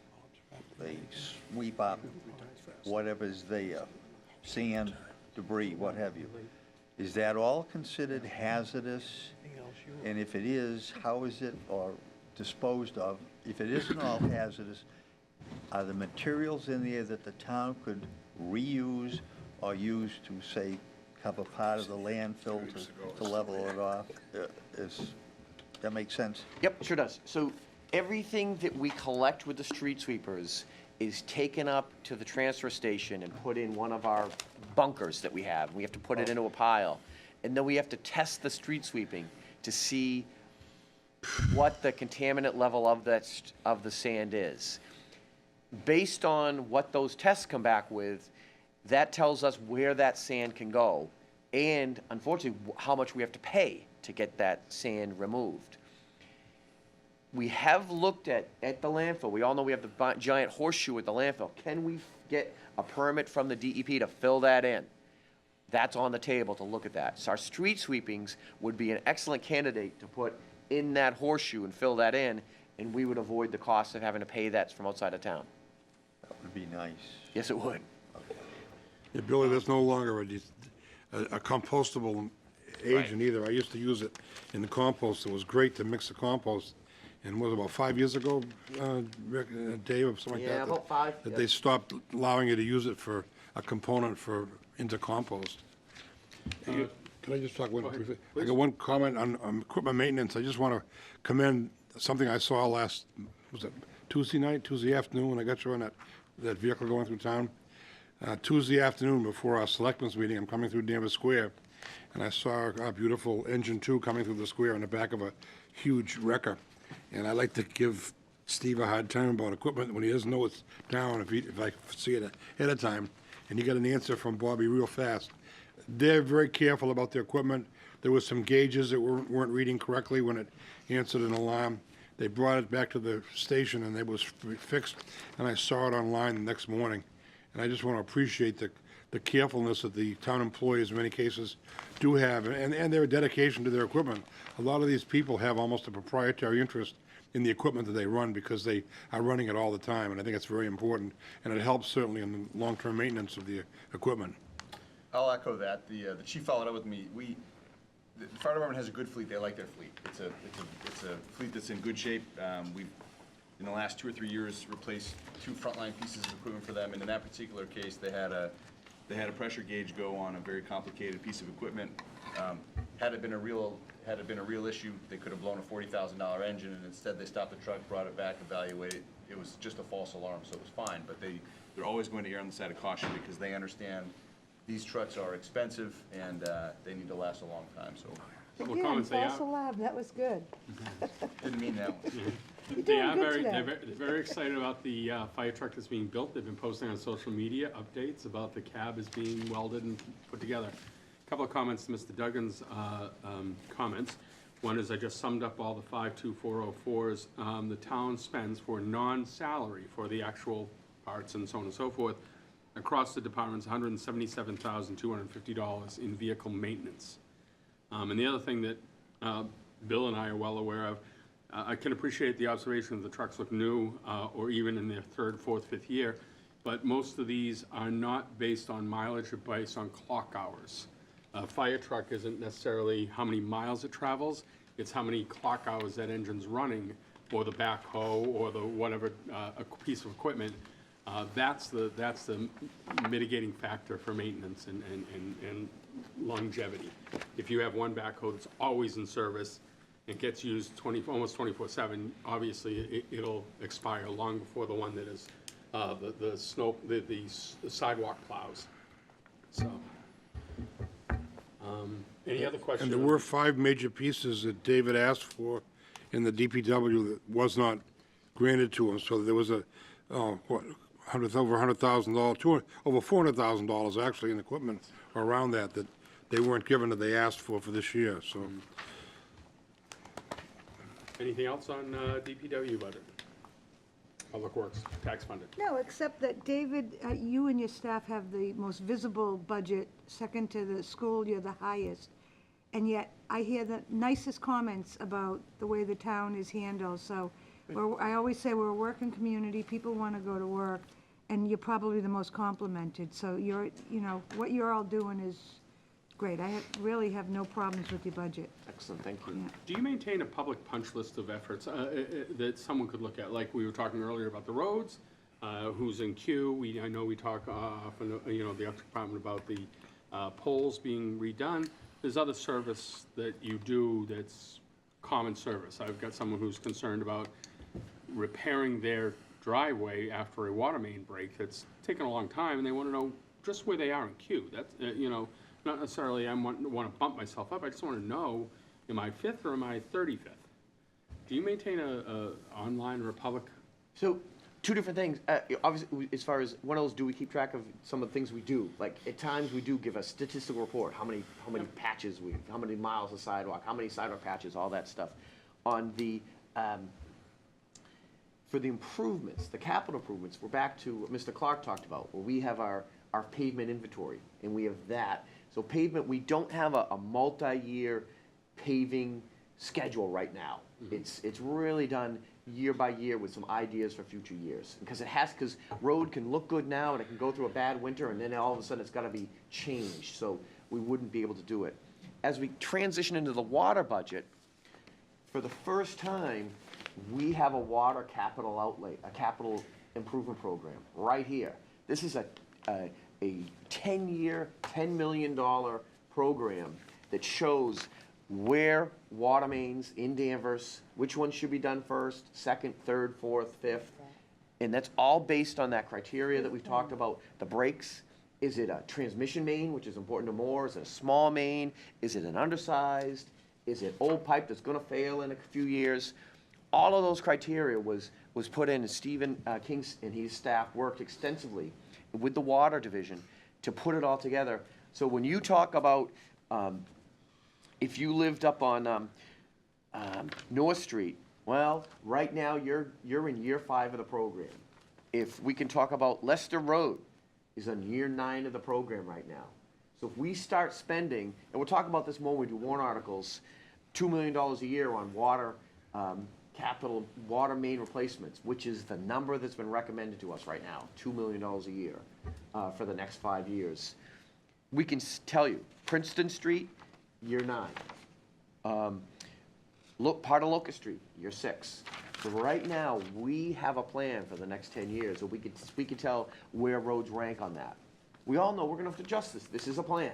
It's gonna have to be adjusted up and down, but we have that tool, I believe, that you talked about now, just this finally. And it was something that the board funded us to do the report last year.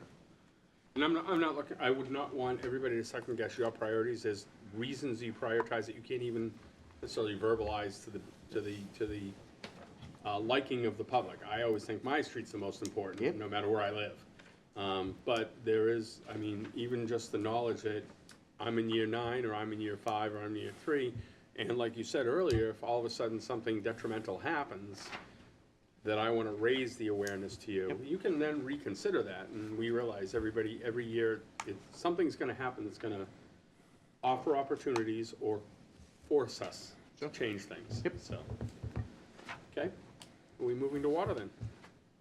So water is in your budget book looks like it starts on page 22. Obviously this year, and staying with the trend, we just want to talk quickly about some highlights of the current fiscal year. We did get the water main replaced on Mass Ave. It was successful, got done on time, under budget, so we're glad to have that done.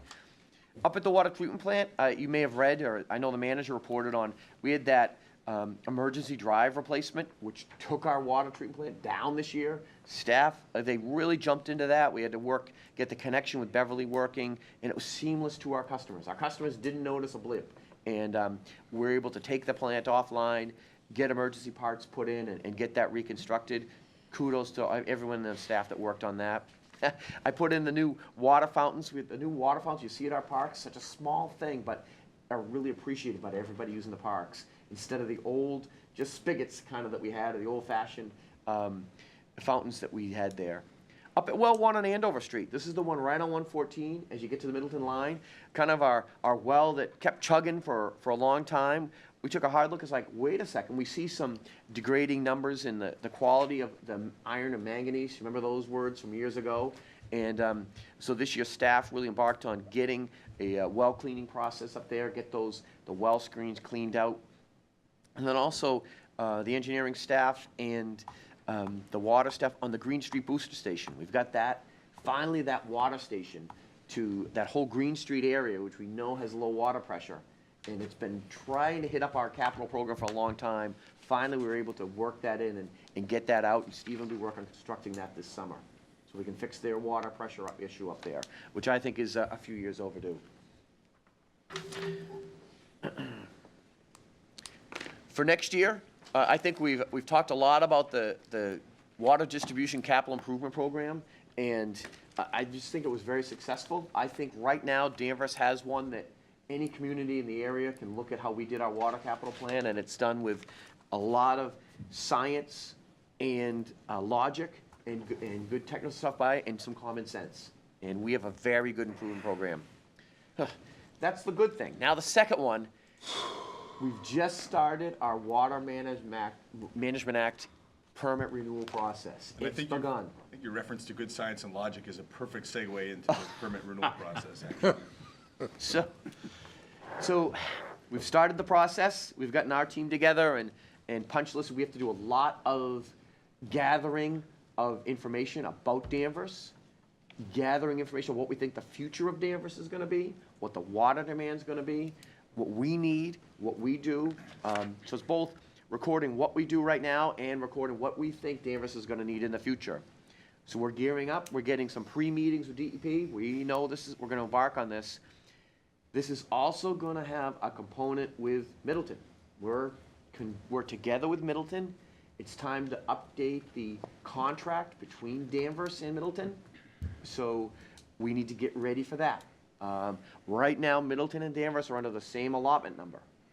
And it's up to us to share that number. So we need to discuss that. How we're going to share water demand between the two towns. Use of water in the summer is going to be a big factor here. They pushed back on us last time with a summer use cap. All of the water use restrictions that whenever we put it up, that we're in this restriction, that is all driven out of this permit by requirements, meaning the river's dropped or we haven't gotten rain. That triggers all of our water conservation items for lawn watering. A lot more on this coming over the next year. We'll be talking about it, and just wanted to put it on the table that it's right up there on the list of what we're going to have to be working on in the water division this year. David, are you aware of the organization, used to be just the Ipswich River Watershed Association, and now I believe it's called PIC. It's Parker River, Ipswich River, Charles River, that's got a consortium, and they've been promoting their legislative breakfast they're going to be having later this month, and they're certainly doing some lobbying to try to fight what we want to use as the water that should be ours.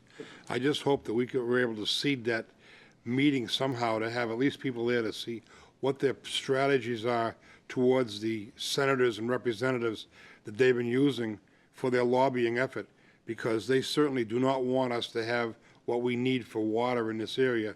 They do not appreciate what we found on the studies that Steve had done with the percentage of water from the Ipswich River that's used for municipal water supply, and I think it's critical that we pursue that. I mean, this is something I've been interested in for many, many years.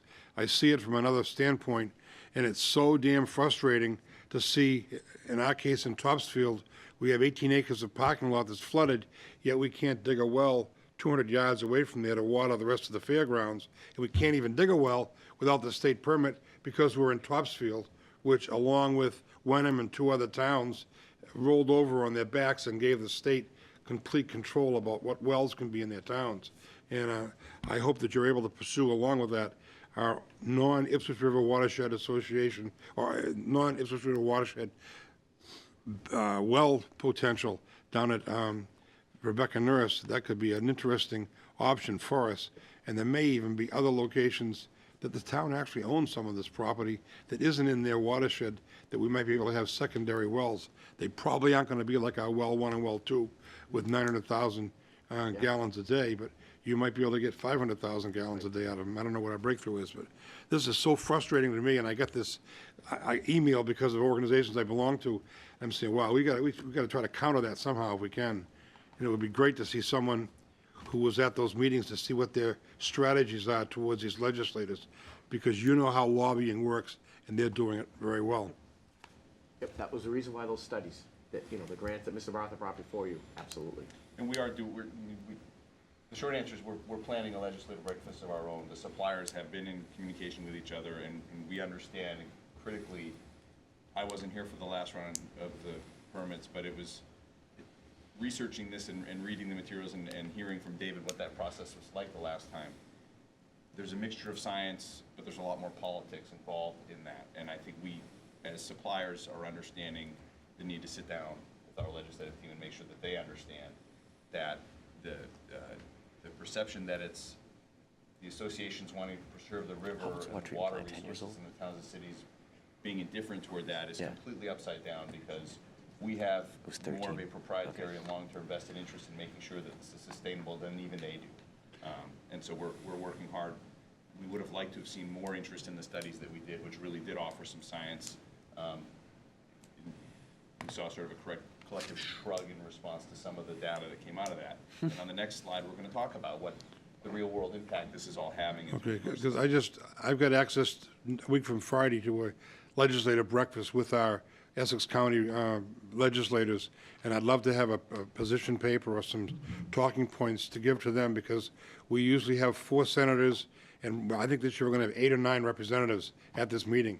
And a lot of them are pretty powerful now with Bruce Tarr and Teddy Spiliotis in their leadership positions that they have. And they have listened in the past, and I've kept talking about water and water, and they all know that I'm a selectman here in Danvers. When I speak, I'm not just speaking as a farmer or a person from agriculture, but we're also, it's a domestic problem that's very important for all of their constituents. Sure. Mr. Bartha has a lot of that information for you already. And if you two touch base, I'm sure we can feed him some of those touching, Okay, thank you. push that over. This, and just, I skipped ahead a slide, but we might as well talk about this first, but we wanted to put in the slide about our water sales trends. We're selling less water. And so all these restrictions that we're putting on the water use, so we're trying to run a water business, and we're selling less water every year. And we see more restrictions being put on us on the future. So our system, the water system, a lot of it is fixed costs. A very small percentage of it goes down when we don't sell as much water.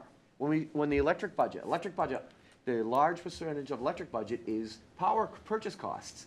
The purchase of the power cost goes down when we use less power. It's different. With water, it's majority of it is fixed costs, that as it goes down, now our water gets more expensive. So we're facing a trend, especially where we want to do our capital improvement program and keep our system modern and how it needs to be, but yet we're going to have less gallons to distribute the rates out to. So yes, you want to add on to that, Steve? Or? I mean, we can't overstate the importance of this slide, because we have a water system that's 100 years old. Stephen and his team worked with the consultants to develop a capital improvement plan so we can correct things like the water main on Cabot, Mass Avenue, and elsewhere. We need money to pay for that, and it comes through the sales of water and through the rate. And with the current permit, we've received our order to complete from the DEP for our next permit, and it's going to be a fight. We have regulations through the SWIMI regulations from a couple of years ago. So we're not explaining why we need our permit to increase. We're fighting to hang on to what we have. And globally, they would look at a number like this and say, well, you need less water. You're obviously using less water. We can't afford to maintain our system at this trajectory, and it's gonna be borne out in the rates, and that's unfortunate, because if we were allowed to use science to determine how the water was allocated within these permits, I think we'd have a more sustainable system. So it's a problem. It's a real problem. So I was going to wait till warrant articles, because when you said $2 million a year, I chuckled over here, because where the hell are you going to get it? I mean, that was my first thought is, that's the biggest problem, is we can't raise the money to fix the pipes, which people are mad at us for not fixing, and why do we have all these water breaks, and we have discolored this, and, you know, it's a round circle. So one of the things I look at here is, this is not a good argument when you go in for the permanent, though, that we can't raise money to fix our pipes. I'm assuming that would not be a good thing to say. No, that wouldn't get a good audience. But there's other... Because it makes sense. Yeah. Yeah. Unfortunately, when we go for the permit and we see the environmental groups, like Mr. Clark mentioned, they're just against outside lawn watering. They don't believe that's a good use of this water that we're pulling out of the Ipswich River Basin. And they would like to see us ban outside watering and charge more for the water that people use. It's like they're just gonna be put there, we're gonna need, as far as our push, to push forward, we can't have double-digit increases in the water rates for people. People can't afford that, and they shouldn't have to afford that. That's gonna be part of our fight. That don't just say, yeah, increase the cost, increase the cost. We're gonna have to fight back on that. Because we're already fighting the cost of sewage, which is the Correct, next budget. right. So how do, outside of a municipal water supply, how are they raising money to fix pipes? I mean, is it just through cost? Because we are cheaper. People still don't realize, we still are cheaper. And so it's because of cost that they're able, is that how they're doing their Well, retained earning? Right now, that, because of the drop in our retained earnings and because of the drop in consumption, we can't rely on retained earnings. In order to do a capital program like we're proposing, we need to look at borrowing and pushing that money out over the long term. But the key is, that's building, so if we borrow, which is, I think, we approved a $4 million bond authorization 2 years ago on the sewer side so that we could do predictable routine upgrades to the system. We'd like to do the same thing on the water side, but that would be an operating cost that gets built into the debt line in the water budget. If that 5% decrease were a 5% increase, as it probably should be, we would have retained earnings sufficient to both pay capital costs in the year we're in and build a sustainable debt number into our operating budget. But when the permits become more and more restrictive and the conservation requirements are raised higher and higher and higher, those have the effect of just starving the system of the revenue it needs to maintain itself before we even start talking about any of the conservation effort costs. And that's the message, I think, to Bill's point. The delegation needs to understand that we are the stewards of these water resources, not the river associations. They recreate on those resources, and we need them to be there more than they do. But the way that this argument has been framed over time is that they're protecting the river and we're hurting the river, or the wells, or whatever the case may be. And it's a losing battle because we have a system to operate on top of finding time to lobby these things. And they have all the time in the world to lobby these things. And so we're going into this permit, we're gathering all the data that we're required to gather. We know what the data says. There's a compelling story there. But we're at the very beginning of what's going to be a long process again to get through this. And part of the reason we did the studies recently is we need to, if there's a more cost-effective long-term solution out there, for example, joining the MWRA, we're not. I don't think as a community close off to that, but we need to see what those numbers look like. Well, bottom line is we have to fix the pipes. We have a system that's old that requires constant maintenance. Right, and there has to be a plan. That's right, And, exactly. right, you have to find the way to fund that. And if, and debt still raises cost. It still raises bills because the money has to come from someplace. So, and I don't think we have a long time to make this decision. I mean, I think this is something that we've pushed off long enough. I mean, all we're doing, we're reacting to these pipes. And, I mean, I'm not complaining about Cabot Road. Really, it isn't that bad, but you're constantly out there. Yep. And I'm really getting sick and tired of watching our workers out there at below freezing weather in the middle of the night. I really want to go out and feed them all the time because it's just ridiculous that it's something that if we had a plan, we could use them for something else other than midnight freezing cold weather, so just, Cool. yeah, I don't know what the fight is you're gonna go in there with. I don't know if it's legislators or what that need to be educated on what we found in that study. But I just can't believe that a group can hold us back when there should be more educated people able to go in and explain that they're not really saving anything. But the people that make decision is the state. Right. State of Massachusetts. So- And we've got to go, we can't let the state of Massachusetts be influenced by just one group. Right. We need to represent the common public. And there. that's what I'm saying, how can we help? How can we help with who we have to meet with, and I think that's something that you're gonna have to let us know as you go through this process, that, you know, I mean, this is crazy, we're not getting pipes fixed when, I don't wanna hurt the water supply either. I love my environment, but if I'm not gonna hurt it, and somebody's holding me back from being able to supply things to the Danvers residents, well, I'm not doing my job either. So, Well, yeah, well, go ahead. Do you have other high-level slides before we get into the line item things? The next one was the line items. Okay.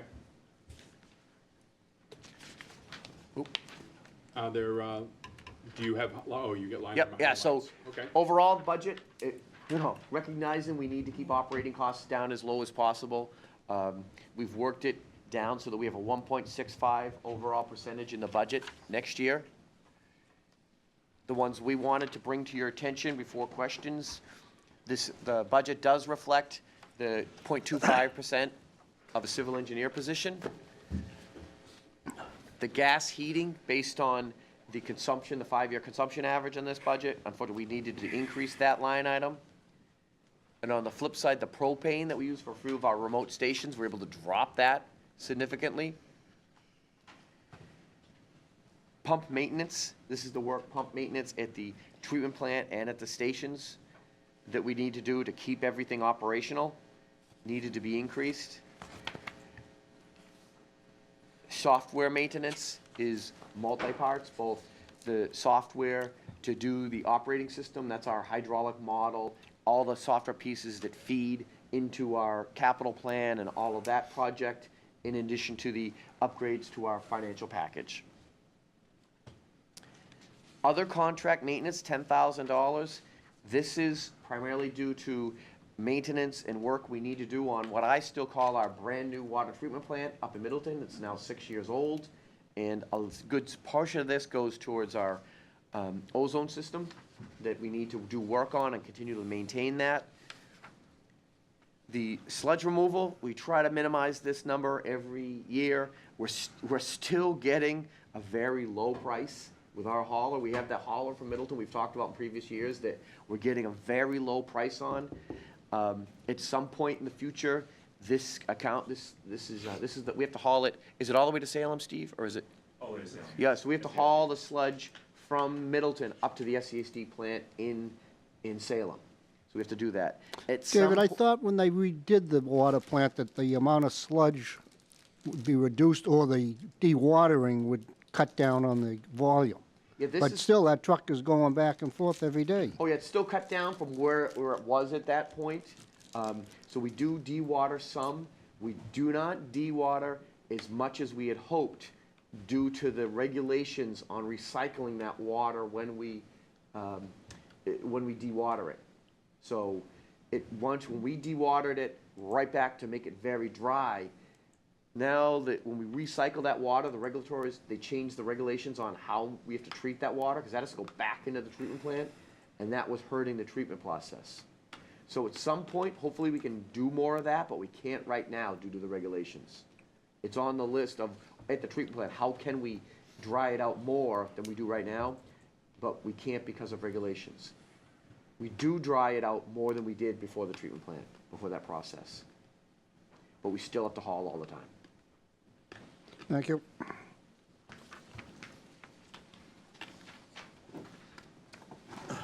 Banking services, we see an increase in that amount. The diesel, based on, we are projecting an increase in the rate on diesel next year, the diesel fuel. The water meters, this is replacement of meters, or we add new meters in, the cost per meter has gone up to buy them. The chemicals that we buy for the water treatment plant, the unit cost of those chemicals has gone up. Permits and licenses, those are the stipends, the contractual stipends, and the cost of licenses that we give to our employees. Health and dental, that's the health care that you've talked about with Rodney and Steve earlier. And then support services is that percentage that we pay towards all the town services that's going up. And then you see our debt numbers, which are going down. And that's good. If our debt numbers go down, that does give us a gap that we can potentially put debt in to do water main replacements. Your out-of-state travel expense went up 35%. What's that, please? Because they were in-state last year, and those same employees one of those employees has to go out of state this year for their, so their conference last year was in-state. Okay. David, can you say again what the permits and license item is? Oh, Describe that. so we have employees whose jobs require them to hold a specific license to operate equipment. We cover the cost through their contract of the cost to get that license, and for certain licenses that are valuable to us, we give them a small stipend for holding that license. And those are benefits that are contained in the collective bargaining agreement. Okay. Thank you.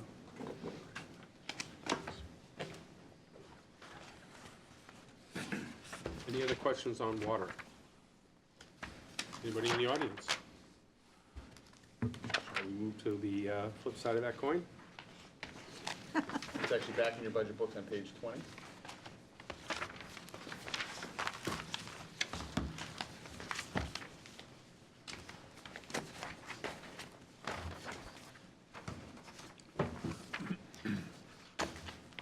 So the highlights in sewer, boy, talk about things that go on that, as long as the system's working perfectly, we don't even know what happened. But down on Endicott Street, the rehabilitation of our old plant down there at 21 Endicott was completed. Tough project on not much room to work with right between Endicott Street and the river right there.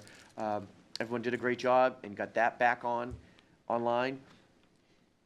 So we just finished the second phase of our sewer rehabilitation program. So that's where we're lining the old transite pipes, and we're doing spot repairs on manholes and other places where the groundwater or other sources of water are leaking into the sewer system. So this is part of our multi-year program, tightening up the sewer system. Crane River Crossing, this is where our sewer goes across the trestle over to Endicott Street. You can look at it out there. There was some damage with the trestles that we found out there. And so that the staff, Stephen, the water staff, and we had to have a consulting engineer help us design some repairs so that our sewer line wouldn't fail. We were worried about it just caving in out there over kind of like the back marsh of not really the river. And they actually came up with a good design and got guys out there to put supports on that old line out there where the old wooden trestles had fallen over. We have good piers down below, and then there was a wooden structure built on top that had failed. So they were able to use the good piers that are there and build on top of that with structure to hold up the pipe. Kind of an unsung hero thing, Crane River Crossing. And obviously we did cleaning inspection, that we've continued that program, and we did the area west of 128 last year. Where is all this? Where's the sewage thing on Endicott Street? The Not crossing, that I care, but- Steve, can you describe that for us? Is that what I always thought was an old train track? Yes. That we want to put the rail trail over? No. It's Oh, all right. wait, come on. For the pump station or Crane River Sewer Crossing? The crossing. The crossing, The crossing, yes, that ties into the old rail bed that runs along MBTA right Really? away. Yes. So where can she see it the best if she's looking? well, I don't really want to get too close. But do we have a sewage pump station or Yeah. something? Is that what you were talking about? We do have a sewer pump station on Endicott Street, right by Water Street, that takes sewage from basically the South Liberty pump station. Like I mean, not behind South that Liberty. plaza? No, it's right in the No, river. no. There is one on the plaza as well. We call that one Endicott Street as well, but that's on our right-of-way called Chalet Court, Okay. which we're replacing this upcoming summer. But the one we just finished doing repairs on is at Endicott Street, closer to the Water Street intersection. Just over the rail trail bridge Okay. if we're heading towards Water Street on the left. Right next to the houses that are there. Yeah, The Patriot, I believe it's But Patriot behind the fence across school. the street. the old school. No, it's right between the river, right next to the river. Okay. Yeah, up near DEFCON, right next to If I ever Across have from DEFCON. I have nothing to do, I'll go look for it. Take But, take a canoe out there. I just never knew we had this. Yeah, so because they're all buried, they're down in the ground, so that was the oldest one, that one's all new. Now, the one that's right in front of McDonald's, back down by the entrance to the Liberty Tree Mall, that's the one that's under design now. And is Oh. gonna be moved up behind Zoots. Okay. So right now, That because parking lot, yeah. and back in the, so to get it, so it's off 114, or get it off Endicott Street. Yeah, So that's a we're good gonna- idea. We're gonna relocate it back there behind Zoots. Never knew we had pumping stations. Oh, yeah, they're all over. Don't tell me where they are by my house. Right. Just don't tell me. Yours flies downhill. So luckily, yours actually goes into a giant interceptor that runs down by Holton Richmond School, which was back when we first worked here, back in the 80s. And we're able to eliminate the old pump station, which used to be at the bottom of the hill at Poplar and Elliott and Kona Street right there. That's where one of the biggest stations used to be. And actually, history, but that was the station we had the most trouble with overflowing into the river, because it would go over capacity, and it was replaced, and it stopped the overflows to the river. Well, let's And so stay now we ahead can of- swim let's and eat stay the ahead of mussels out of this the river. No, I pumped that station out with an inductor truck when I was in high school. And then we stopped the truck real fast in the square, and it went all over the square. And I'm no the longer gonna town go in manager that got on the parking lot phone and with, have my cup I of drive coffee. real I'm fast. just done. We don't let high school students do that kind of work anymore. Great So- education. So for fiscal '20, some of the highlights, that the rehabilitation program, which is that lining of pipe and the spot repairs, the II, we're continuing to that. Stephen's got the next section of that designed and ready to go. The big one for '20 is, and we'll talk about it through the warrant articles, is Frostfish Brook Phases 2 and 3. We did the first phase, starting down at Poplar and Elliott and going up, and which was very successful. The residents loved it. We really have a good brook. However, we have 2 more phases to go. And so we're going to have to look at funding that. Obviously, a borrowing would be associated with that. So the design plans are in place for that, just like using the money from the first appropriation. It's ready to go. Now we need to discuss the funding of that. Next slide. Is that still I got the wrong- Frostbrook oh, on thanks, guys. Pine Street? Is it what? Is that still Frostbrook that comes out? No, that's Beaver Brook. Oh, that's Beaver Brook? Frostfish Brook goes up through Woodvale. Yeah, all right. So we need to Which get is all the looking way up to beautiful. Wellesley Road. Is Yeah. up. But the one that's next to the pizza place there, that needs some work. Yeah. Is it, what, that's Beaver Brook? By Next to on Pizza Pine, Place? crosses Pine Street by Pizza Place. That is Beaver Brook. Yeah, that's Beaver Brook. That needs So some it's- work, too. Yeah. Hopefully that's more maintenance than a regular Yeah. reconstruction Because that could be a project. beautiful spot. Yep. You don't even know it's there. The other thing we're back to, we want to talk about again, everyone remembers we had the bids for the administration building at 7 Canal Street last year, and we had to stop the bids because we needed that area to put the contaminated soil.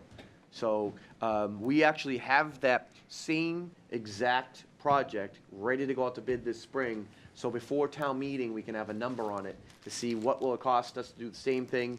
We know we have the $1.1 million there we were under budget last year, see where our bids come in. That's in progress. The last one, this was a new one. I mentioned it at one of our updates quickly, but one of our siphons that goes, or actually multiple of our siphons that go under the river, taking Danvers sewerage from the John George Area Park, that area, across the river to the Doty Ave pumping stations. Those pipes that need to go under the river are older pipes. Stephen working with SESD have done an analysis of the pipes. They're in danger of failing in the near future, so we need to do a lining project of those pipes. So that's in progress. That will be done. SESD will actually manage the project.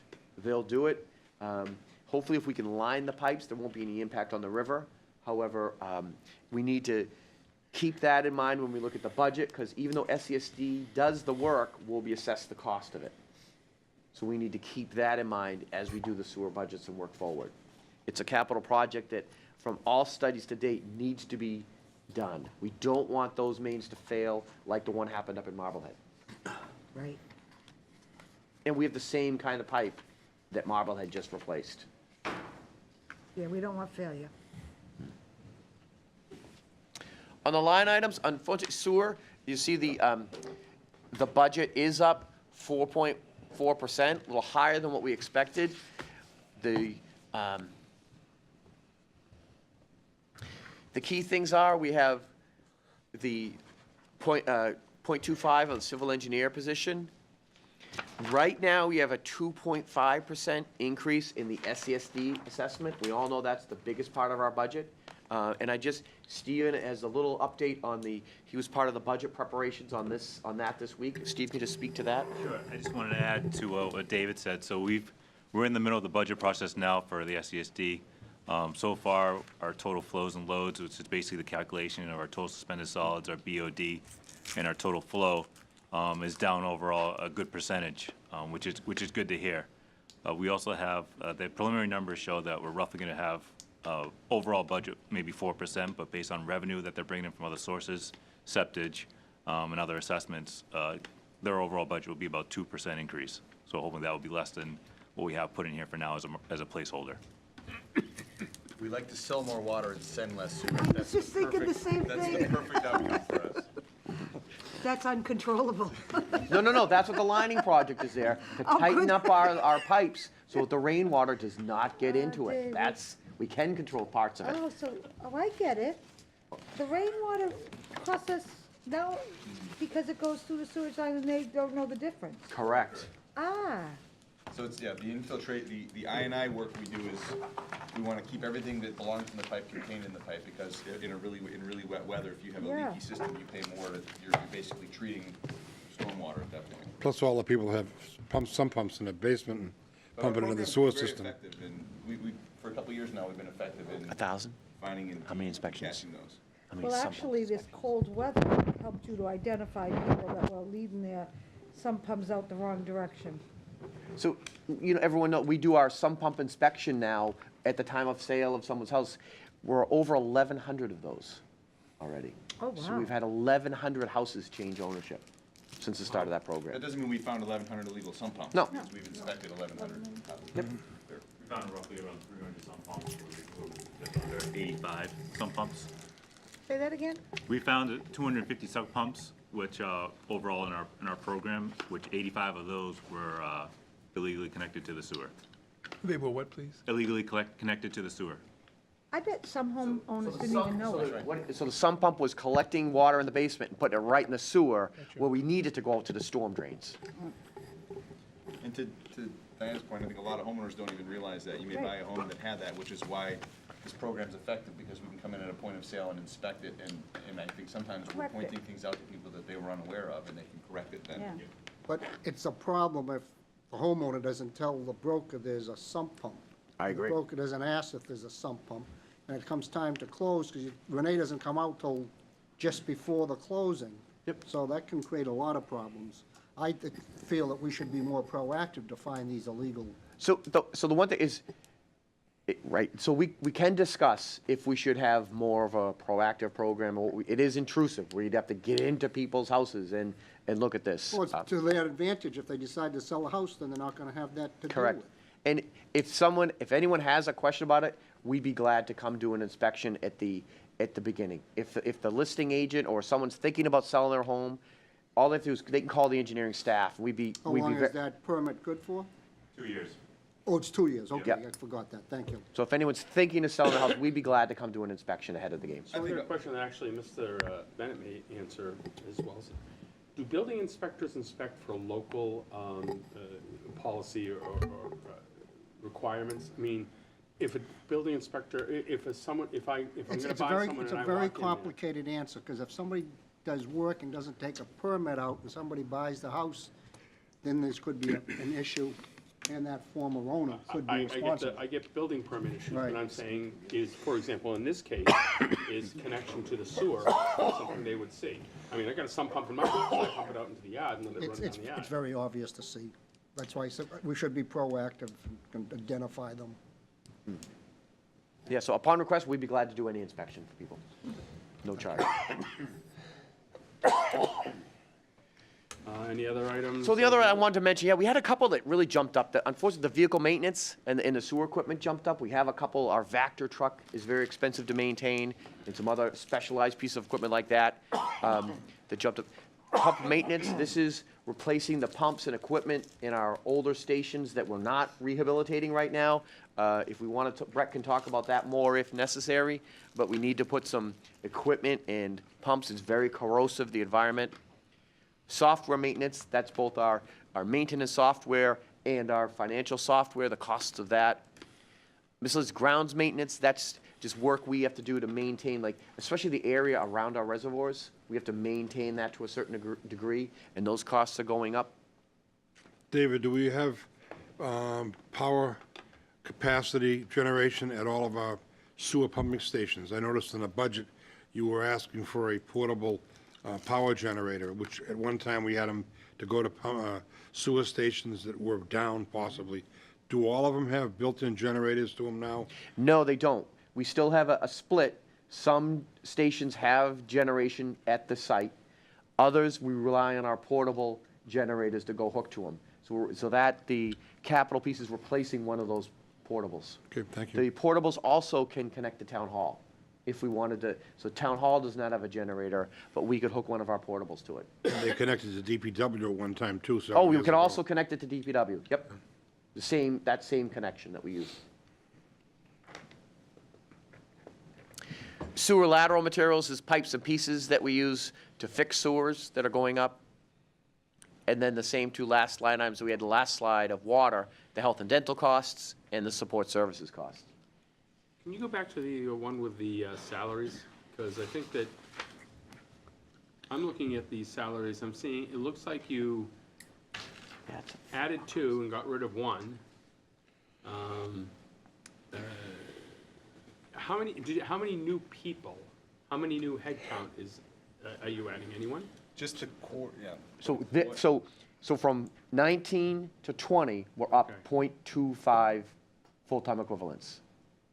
From 18 to 9, so we lost Rick's job last year. Yeah. Now we're just in sewer, we're bringing back 0.25, 19 to 20. Because I'm seeing the part-time position and the temporary position is almost a wash. Add 9,000, get rid of 8,800. But then I'm seeing, okay, then I'm That's seeing the a same- small one. That for is the sick leave same position. incentive. Okay, all right, That was thank you. charged to a different line item last year, and we Okay, changed it thanks to for the this. clarity. Anybody else have line item discussion points on sewer? Anybody in the audience? All right. Hey, if you can knock off electric in 20 minutes, we're back on track. That's on page 32 in your budget book.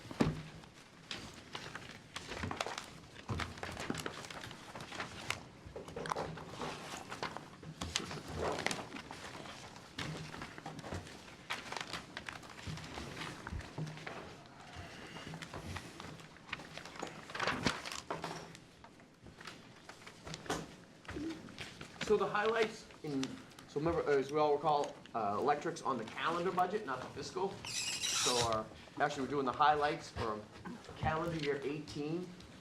One of the things that we just finished was our electric efficiency audit.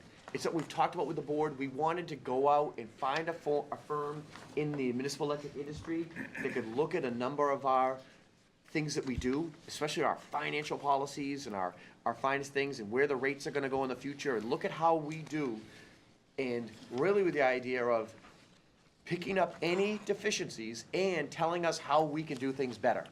And we had a company called Baker Tilly that came in and met with staff, has come and presented their report to the Municipal Light Board, and we've gotten some great information from them that now we're able to chart the next chapter of the course for Danvers Electric. Simple things such as how we invest retained earnings that the electric division has, how we classify or restrict reserves, how much we should have for reserves, how we look at our rates, where we're gonna go with our rates in the future.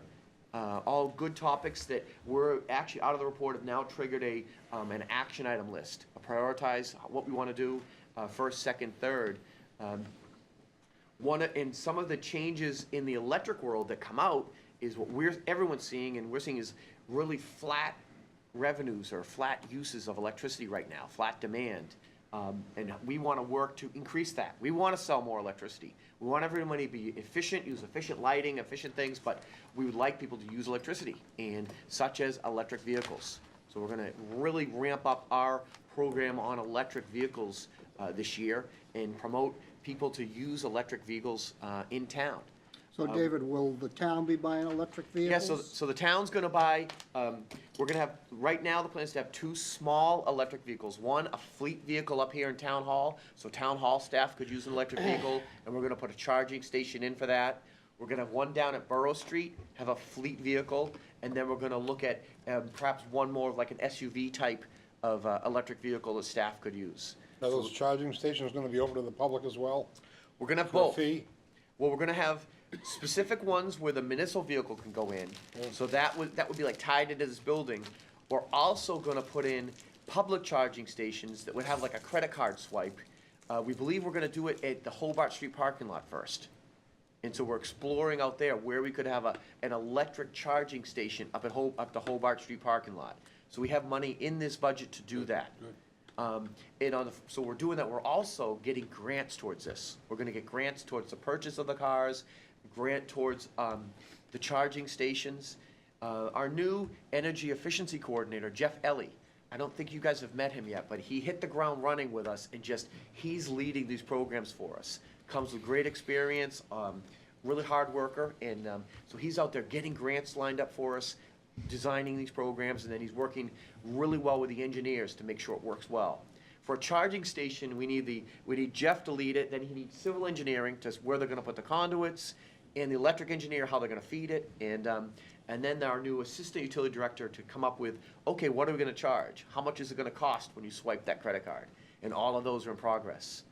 So I'd like, appreciate getting an update sometime at our board meeting so the public can be made aware of all these initiatives. Sure will. That'll be coming out this spring to you folks. And actually, Thank you. so the staff's been you had shared some Yeah. questions with Dan, and we're close to having those wrapped up, and this can certainly be part of that Right. update. I don't think we want to get into depth here today because of Okay. time, but we look forward to hearing that. Sure. So efficiency audit laid out where we're gonna go. The second thing, the 5 Just key David, research. sorry, quick note on that. So I gave the board a couple of highlights from that audit at our last meeting, and we will be getting hard copies for the board, and we'll have that audit on the website once we get it back from Baker Tilly. Yep, that's happening. The 5 kV circuit upgrade, that's what you see on Center Street. You see the new poles and the new hardened wires which are going up Center Street. It has more capacity and is more durable than the old lines, which are well outdated. And we're gonna continue that 5 kV replacement around town. Signalization of Maple and Summer. Right now, so far, everyone seems pleased how the intersection came out. There's been a delay ordering those mast arms that we've talked about. They're still coming in this spring. As soon as those come, the contractor's getting ready. He'll get right out there and put them up. We were pleased at how they cleaned it up for the winter. They got the curb in and got it so it was in good condition for the winter. Disappointed in the pipes. Our electric rebate program was totally revamped on the rebates that you're able to get for energy efficient appliances and even the smart charges for your electric vehicle. So if you have an electric vehicle, and there's a lot of electric vehicles, I don't have the number right in front of me, how many there are in town right now, but they're out there. And if you get the smart charges, we will give you a rebate towards the cost of that. We did a new, Peter, can we hand those out? Sure.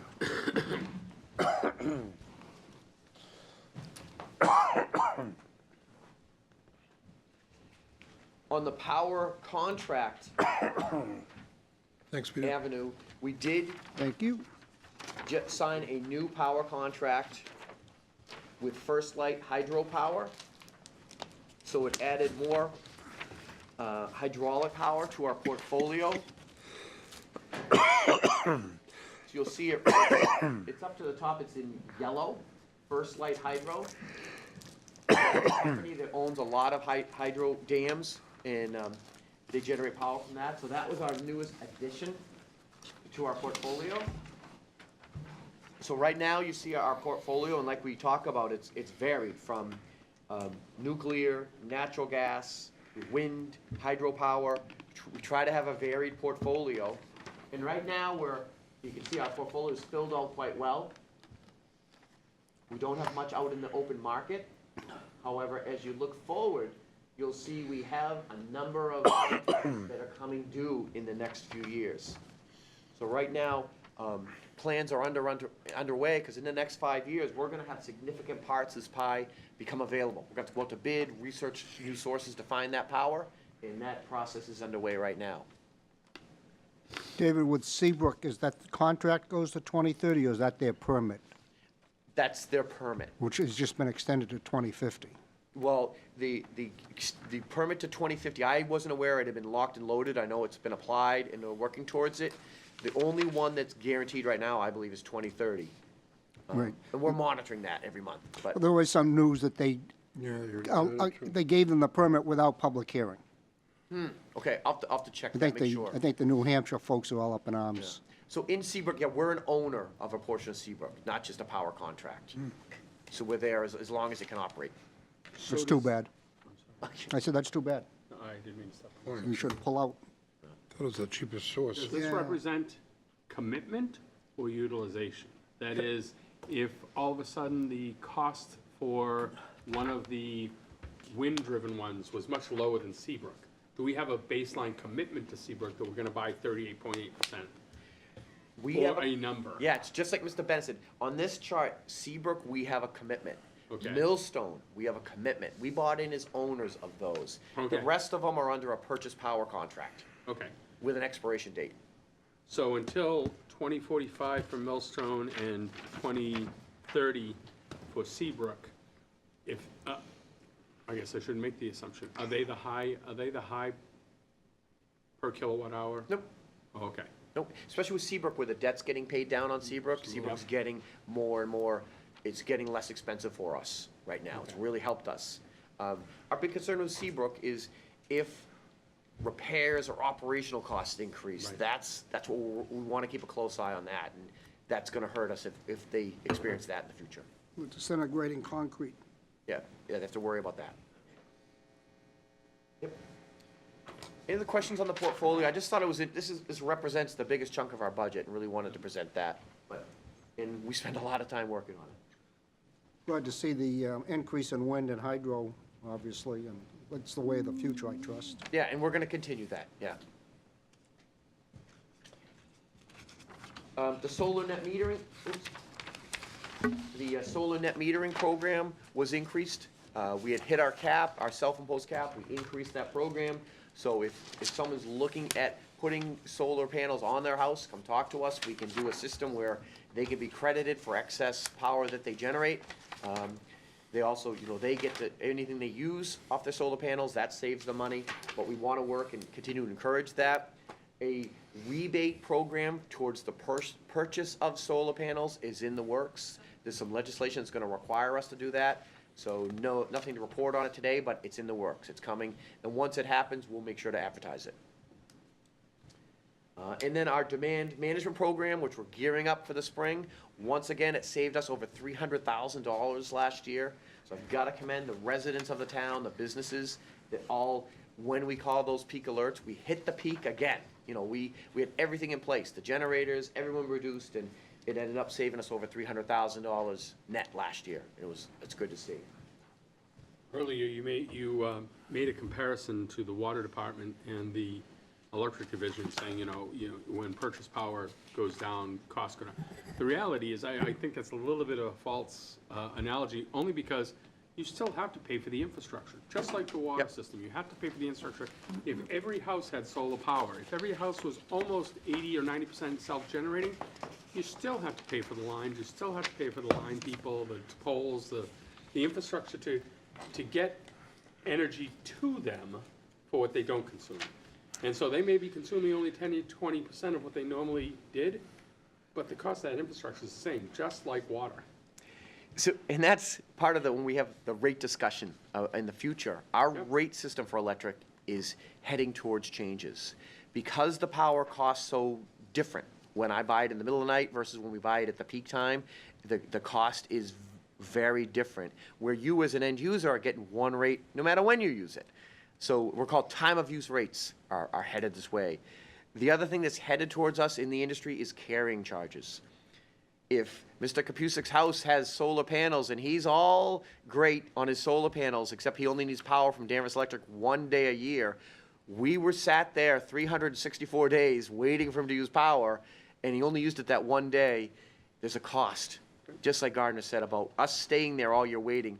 So we're heading towards a rate system with more standby or demand charges for the residences, that we're sitting there waiting for you to use it, and that's going to cost something. And so that's where the industry's heading right now. Is technology developing that would allow you to store energy in batteries when the rates are cheap to use later that day or the next day when the demand is greater? Yeah, yes, batteries are here, and the biggest thing on batteries, the cost to buy batteries is dropping drastically. And so we're looking, and even towns are buying batteries, like 1 or 2 megawatt batteries, so they can have power storage to use when a peak hits. So we're monitoring the costs of the purchase of batteries to see when we want to get into that market. The municipals and some of them that got into it 5 years ago, they paid so much for the batteries that it's a long time payback. So we're monitoring just when it's going to be right. Homeowners at some point are going to be able to buy batteries for your own home. That if we get to rates that peak rates are expensive, you'll be able to put a battery pack in your garage and use that when the peaks are rate. Or you'll use your solar panels to charge your batteries. So batteries, as they become less expensive, they're coming.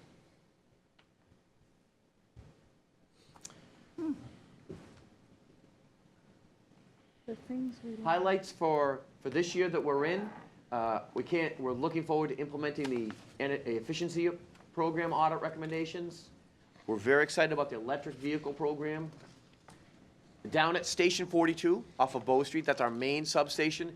The control station of that is an old little sheet metal building that has all the vital aspects to control everything coming into Danvers, and it's located right underneath the whole duct bank and an old metal building. We're finally at the point where we've started the design and we can replace that control station. It'll be modern, updated, and safer for staff. So we've been looking forward to that program for a while. And the second one that our new assistant utility director and Peter and myself have been working on is our work order and financial management system upgrade. We've talked about the audits. We need a program that covers our inventory, covers how much we charge or how much projects cost us. When the engineers design and send crews to a project, we can all be done on a system where they can fill out a form and the crew knows what parts to order, what parts to put on the project, and it all gets tracked, and then the costs get billed out of the program. We need to modernize that package. We don't have one right now, and it's something that we've talked about for a number of years, and finally we're at the point where we can implement it. Very excited about that. And a lot of recommendations for that work order and financial management software system came out of our efficiency audit. They told us what other people are doing, what's working, and gave us a lot of good guidance on how to implement that. Online payment upgrade, our new system, Peter, estimated date? Beginning of May.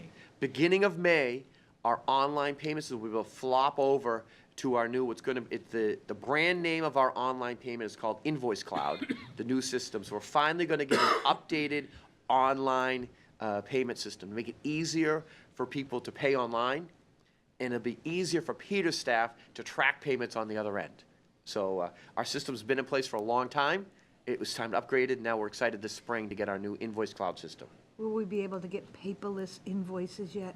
Yes, that is part Oh, of, thank you. part of what we want. That's the most ridiculous cost. And everyone knows we replaced the street lights around town. Right now, we're continuing with the private area lights. That's such as the places that rent lights from us that light up parking lots, and that's such all around town. So we're going around to replace those from the old incandescents and mercury vapor to LED. When did you complete the street light? It was over a year ago. Yeah, and savings? Yeah, so on the, actually, if you look on page 32, I was looking for it.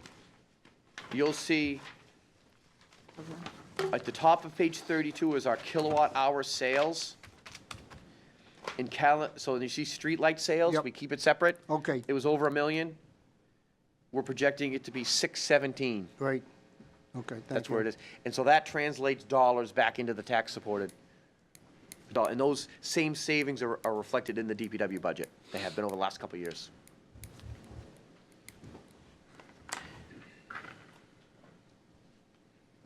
As far as the summary of the budget, we see purchased power costs dropping again through 2019, and that's what we're experiencing right now.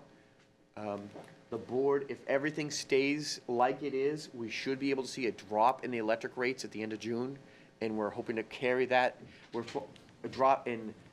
That drop we hopefully can keep through the end of the year. So if things stay on, we have a budget projection for the year on purchase costs and expenses. We think we'll see an increase at the end of, a decrease at the end of June. Other expenses are up slightly, 0.82. Really tried to hold the line on that. So overall, we will see revenues drop by 2.27, and that's because the power costs are gonna drop significantly, so our revenues will drop. However, we are projecting a small increase in sales. Back on page 32, our energy sales, we went into calendar year 18 expecting to sell 302, and we believe that'll go up to just over 307 in 19. That's what we're projecting to sell, 307 in 19. But even with more sales, our overall revenues will drop because the purchase power costs are gonna drop. Well, conversely, with the power purchase dropping, did that reflect in anybody's bills? The Well, residents? so we were able to drop so we're maintaining very low bills right now. You're seeing it right now, and we're gonna see the bills drop again in June. What percentage? We're thinking between 4% and 5%. That's significant, okay. Yep. Thank you. Like, I hate to say it before it happens, but No, I it's- understand, but that's the goal. Let's, Yeah, and we have, some good logic in the whole year projection right now. Not to belabor the point, but electric is an example where, and Gardner's right, that there's volatility in the sales that is similar to the water side, where you have a fixed infrastructure that has to be maintained.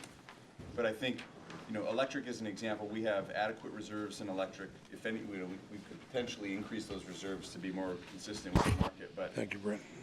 Very competitive rates and solid reserves, and we're able to run it in a way Thank you, that sir. we think makes sense for the system and the users. So. Thank you.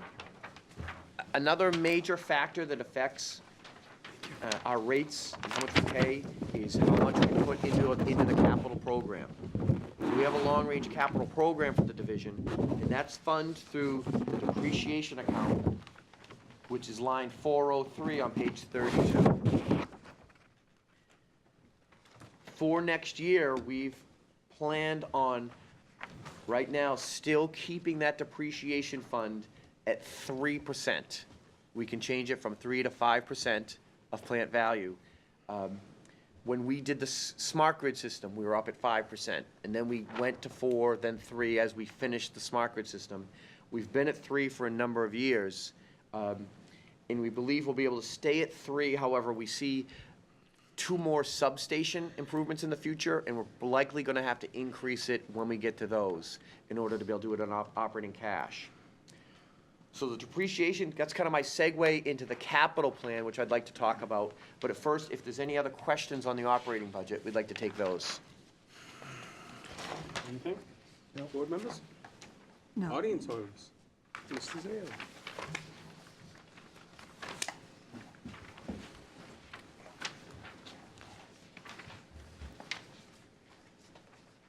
John Zavalia, town meeting member, precinct 4. Only question I have is, the electric vehicles, is it in this budget, or is it that under the electrical vehicles, there's 2 4x4 pickups? So I was just looking for the cost of the electric vehicles. If that's the cost, the electric, under the vehicles, 4x4 pickups. So, yeah, so the electric vehicles aren't there. The electric vehicles are in our energy, they're in our energy efficiency program, which are in this budget, which is line item.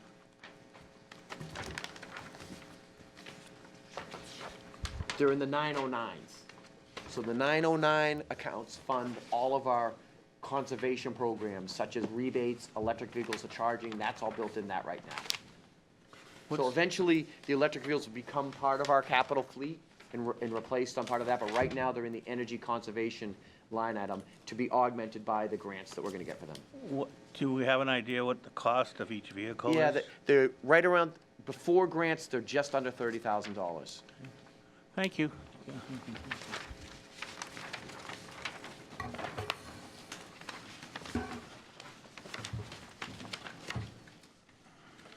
All right, moving on. Sure, so if, I don't know where we are in our 20 minutes, but we quickly go down, quickly go down this. Right, I want to start right away. Line 1, we're very excited. That's the work order and financial management package that finally we see it. We've been waiting for that for a long time. Line item 2 is the control house at Station 42, which we talked about. And we're completing Station 42 upgrades. You'll see that's changes to the electric distribution system, to the switching and the wiring that is there, that's wrapping up in 2019. If we can go down to the one that says Northland Substation, Constitution Lane upgrades. That's the big one. So we did a study of our system to evaluate all the different substations and look at the condition.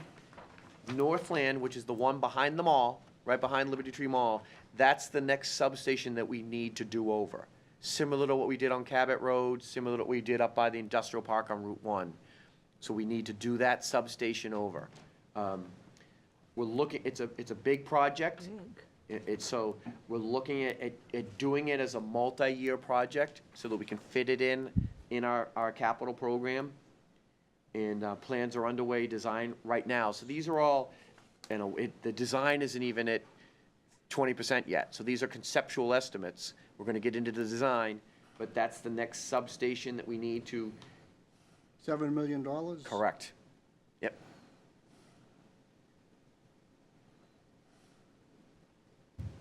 Will that provide increased capacity once it's done? Correct, yep, it will.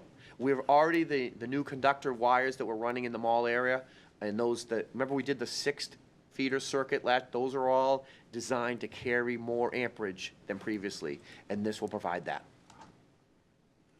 We're gonna end up, after this station, through it, all the underground power that runs under the mall, that's all gonna be upgraded to bigger the wire is nearing capacity, and it's old, and it needs to be replaced. That's part of our package.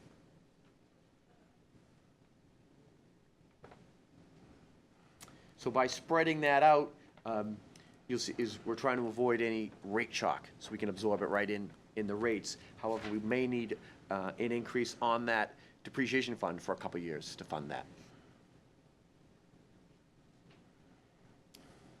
The 5 kV upgrade feeder hardening projects, that's like the system on Center Street. We'll continue to go, that's replacing those old bare wires and such around town with more durable wire. Most of the things under that are operational things that we do on an annual basis. When we get down to traffic signal improvements,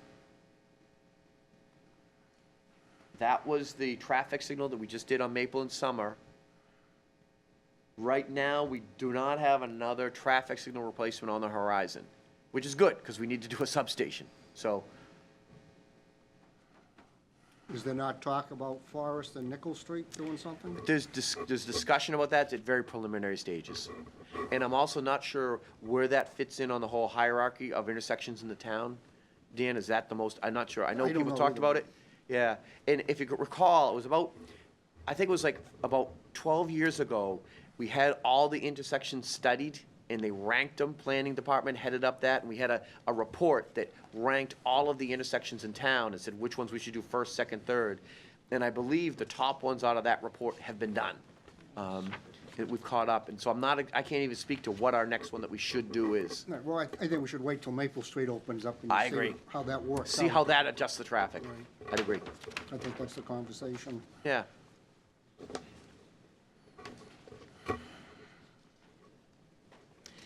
One more thing I want to mention is on the right-of-way revitalization upgrade, we still have 2 bridges that are on it. One of them's on the rail trail, the one up behind, off of Chestnut Street behind Donegal Lane.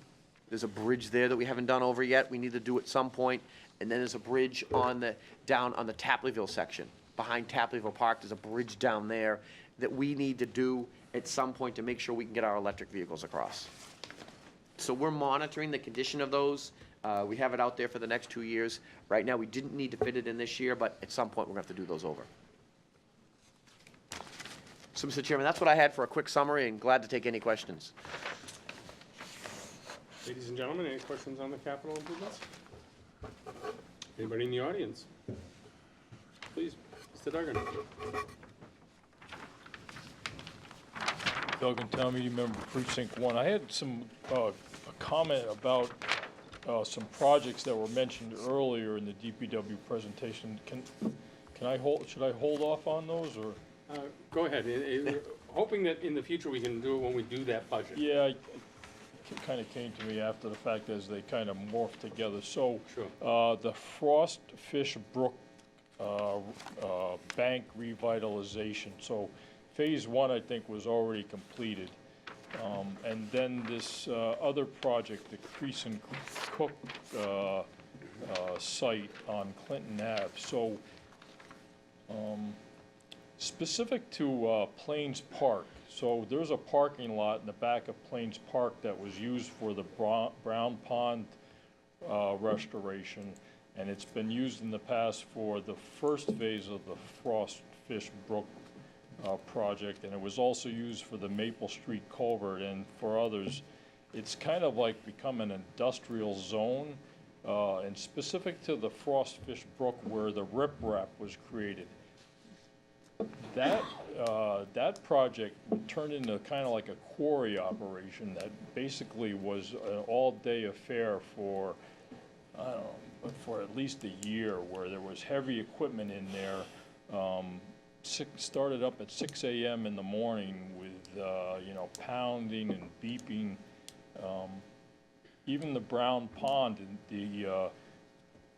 at the initial part of that project, the spoils were brought down in there, and it's still going on today. There's still a big pile of dirt that's down there. The impact that those projects have had on the Back Bay neighborhood, with the heavy-duty trucks traveling up and down Porter Street at all hours of, all day long. Matt, is your question whether we're going to be using that lot for the Clinton Avenue project? Well, I know you're The going answer to is be no. using it. I just want to point out that it's in a residential neighborhood. It has a detrimental impact on the quality of life, specifically the So, people and I on can appreciate the comment, but I'd like to try to keep this focused on the budget if we could. We've got a long day ahead of us. It's an opportunity for me to mention. Thank you. Is there any of the budget-related comments people would like to offer regarding electric? No, thank you very much. Appreciate your team coming in as always.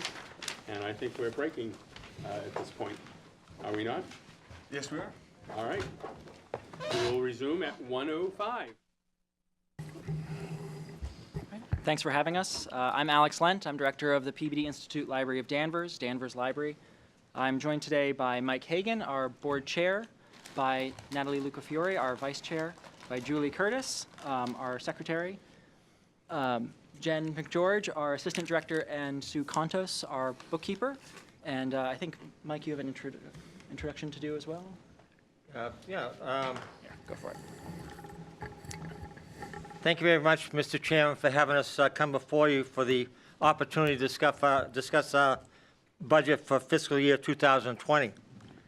I'm sure you'll agree that the PBD Institute Library is a particular source of civic pride for our community.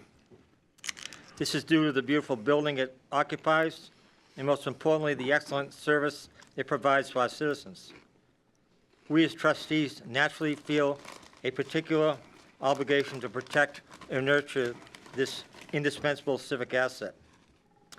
We feel the budget we're about to present is reasonable and will allow us to grow and still provide the level and variety and quality of services that our citizens have come to expect. And we appreciate you allowing us to come before you, and I'll turn it over to the director, Alex Lent. Thank you. Thanks, Mike. Yeah, thank you for having us back. So let's get started. I'd like to start with our new vision statement. We conducted our first new strategic planning effort for 8 years, and this is the new vision statement we've come up with. You're going to see it again a few times throughout this talk, but I think it's the right place for us to start. So Danvers Library is a center for community and curiosity that strengthens our town by enabling all residents to pursue their interests. So we are going to revisit this, but there are a couple things to note right away. The first is that it's a very broad vision. We're not saying we're all about books. We like books fine, but we're really about people, and we're really about the community. Libraries are people organizations more than they are anything else. So let's start by talking about our people. The Danvers community elects among itself a board of 9 trustees who govern the library in the way that the school committee governs the school and the select board governs the town. The trustees appoint a director, that's me, and under the director are our assistant director, our department heads, which include our town archivist, and our bookkeeper. We also have a team of full-time librarians and a team of part-time assistant librarians who are the people you see most often when you come to the library. We also have a team of pages who shelve books and de-shelve books and do projects for us. And including our trustees and everyone here, we have a team of about 40 people. And together, that team of 40 serves the 27,544, roughly, residents of town. And we really do serve just about everyone. Someone said to me the other day, how many people could possibly use the library? About 1,000? And it's actually about 21,000 people. Of the eligible population, 75% of residents are library users. They have library cards. So almost everyone uses the library. It's the default. We are used by pretty much everyone. And this is 10% above the national average of 65%. Nationally, 65% of people have library cards. So we're doing well here. And part of the reason we're doing well is that libraries are about a whole bunch of things. We're not just about books. We enable people to pursue their interests, whatever those interests are. So my job as a librarian, when someone comes in, whatever they're interested in, my job is to be interested in that thing too, so that we can learn about it together. I'm professionally curious. It's a pretty good gig. And that's really the core of libraries is people. Over the past year, we've worked to make the library easier to use and to give people lots of reasons to use the library. We've done a bunch of things, and I'm not going to get into all of them. This isn't an entire list, but I do want to talk about a couple of them that I think are a good example of the kind of work we've done this year. But first, I'm going to have some water.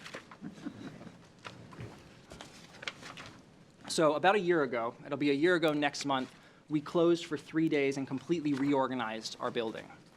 Over the past few decades, our layout became complicated. For a couple examples, our nonfiction collection was on 3 different floors. Our fiction collection, which is by far our most popular collection, was located as far away as we could possibly put it. So we were making as many people as possible walk as far as possible in order to get what they wanted, which didn't seem very nice.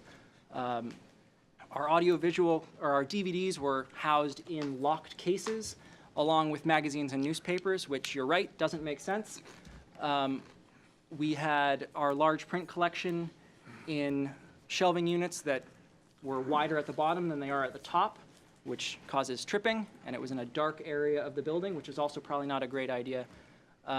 So we decided enough is enough. We're going to rip the Band-Aid off, and we closed for 3 days and moved every single item on the top 3 floors. I think we figured out that we needed to use the elevator 150 times to do it. At the same time, we changed our borrowing policy. Over the decades, our rules became about as complicated as our layout. So it used to be that some items would go out for 7 days, some for 14, some for 21. Some could be renewed, some others couldn't. If it was long enough, it could go out for longer, and if it were short enough, even by a page, it would go out for less time. Some things had a 10-cent per day overdue fine, some things had $1. So enough, it's too complicated. So we changed it so we have one rule that does everything. Now, everything in the building goes out for 2 weeks. It can be renewed 5 times, so you can have an item for 5 months, or 3 months, if no one else wants it. And everything can be renewed, and everything has a 10-cent per day fine on it. So we made everything easier. We also created a new art gallery. We double-checked every item record in our catalog. We created a library of things, toys, tools, games, musical instruments. You might remember this talk last year where I brought a cart with me of stuff. It's in my office right now. I'm going to come back after. We turned a closet into a cell phone booth. We continued to deliver items to patrons who couldn't come to the library.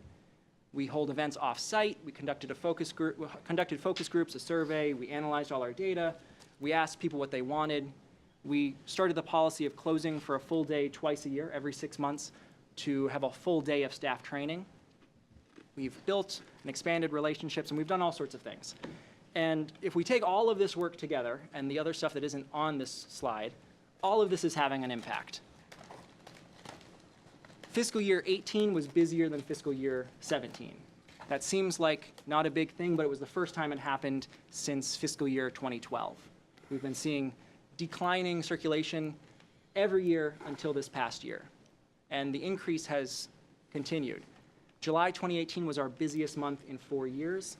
August 2018 was our all-time busiest August, and every month for the past 14 months in a row has been busier than the corresponding month the preceding year.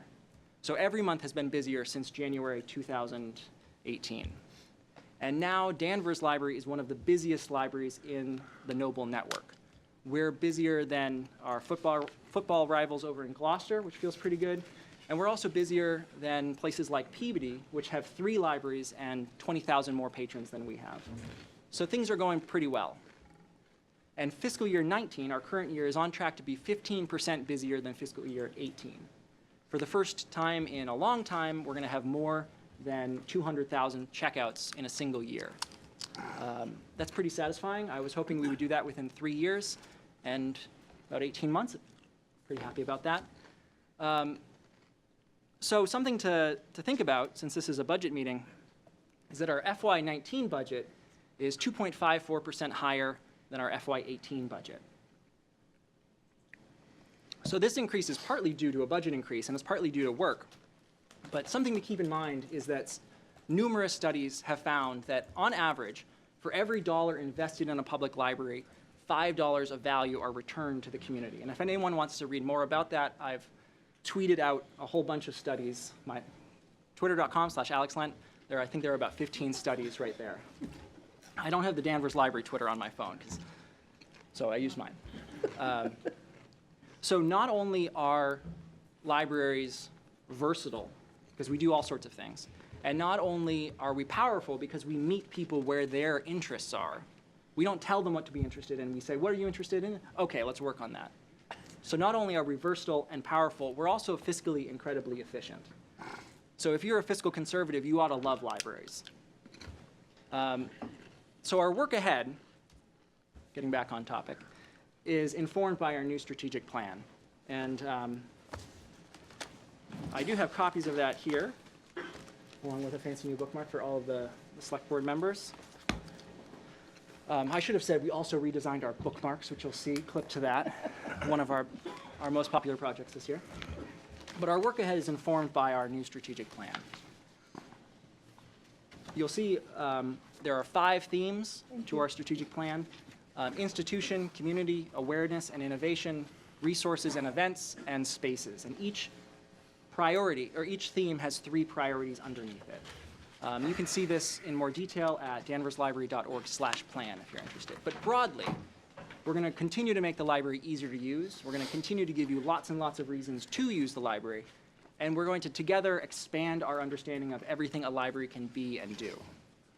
We have broad missions and few rules, and that means the sky's the limit. But I can give you a teaser of some upcoming projects, which I'm pretty excited about. So we're starting with, well, we're going to end with the projects I'm most excited about. So we're about to place a small solar-powered weather station on top of the library, discreetly. You won't see it from the street. And Love it. this weather station connects to the library's Wi-Fi and will push a weather report with wind speed, wind direction, humidity, temperature, rainfall. It connects to our Wi-Fi and pushes it out to the net. So you can see it probably in about a week at danversweather.org. So this is just another resource the library can provide, extremely local weather reports. It's about, 60 feet above, DPW shouldn't have left. It's about 60 feet above the center of town because it's on the roof of the library. So I'm excited about that. We also purchased and set up 10 Chromebooks. Little laptops are very similar to the ones that the schools have. And soon patrons will be able to check one of these laptops out with their card and use it for a few hours anywhere in the building. So this project allows us to significantly increase the number of computers we're able to provide to the public without necessitating a very difficult building project where we would have to carve out new space for desktop computers. Because the thing about a desktop is that it takes up a desk even when it's not in use. So these laptops fold up, they're hidden away. When you need one, you can take one. It also allows us to facilitate students working in groups, and it will allow us to provide one-on-one and group instruction on computer use, the internet, library databases, and more. We haven't been able to do that for a long time. We also just got a 3D printer. So one of the topics we're excited to teach is 3D design. And actually on the strategic plans you have, they're held together with a 3D printed paperclip. And they work. So 3D printers are basically hot glue guns on servos. They take, I happen to have an example here. They take essentially weed whacker filament and melt it down and then lay a grid of plastic. So this was supposed to be a little bear that didn't work halfway through. So you can see it makes a little honeycomb pattern, and it's sort of like an old ribbon printer. It goes one way and then it goes the other way, and it builds something from that. And so you can build little things like paper clips, or you can build little octopus models. There's a natural history museum in Chicago that has a 3D printer that's about the size of 2 tables put together because they use it to create replacement fossils. So people can actually interact with fossils and touch them, and they can repair dinosaur skeletons. And we're not going to, I mean, I'm open to it, but we're probably not going to go the dinosaur route. But 3D printers allow us to provide patrons with technology that allows them to turn their designs into tangible objects, to prototype new ideas, to create unique art. There's amazing 3D printed art out there, and to tackle STEM projects in new ways. So we're excited about that. The 3D printer will at some times live in a new spot that I'm excited to tell you about. So the library, a little bit of a history lesson, was built in 1890, and then it was expanded in 1980. So the spot where the 1890 original building and the 1980 renovation meet is a little bit funky, but in that area, there are 2 large storage rooms, which we've creatively named Storage A and Storage B. And since 1980, Storage B has been completely full of old shelving units, broken furniture, broken books, basically garbage for 40 years. For the first 8 months or so that I worked here, I had never seen the back wall of Storage B. That's how full it was. So this room has never been seen by the public because it was a disaster for 40 years. And it's never been anything besides a closet. So that's changing. This past summer, the library and the DPW emptied out Storage B, revealing a 500 square foot room with good walls, a good floor, good ceiling, updated HVAC. It even gets Wi-Fi. It has an accessible entrance and a fire exit. And we're now calling this room the classroom, another creative name, or begrudgingly the collaboratory. Someone suggested that kind of jokingly, and it immediately stuck, and I'm a little frustrated about that.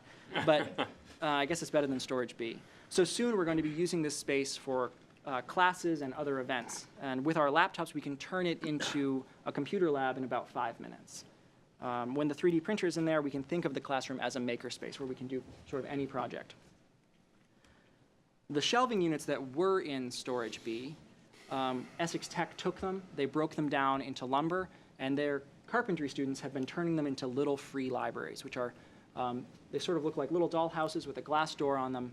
And we're going to place those around town in acceptable locations, and people will be able to take a free book out of those and donate a book to those.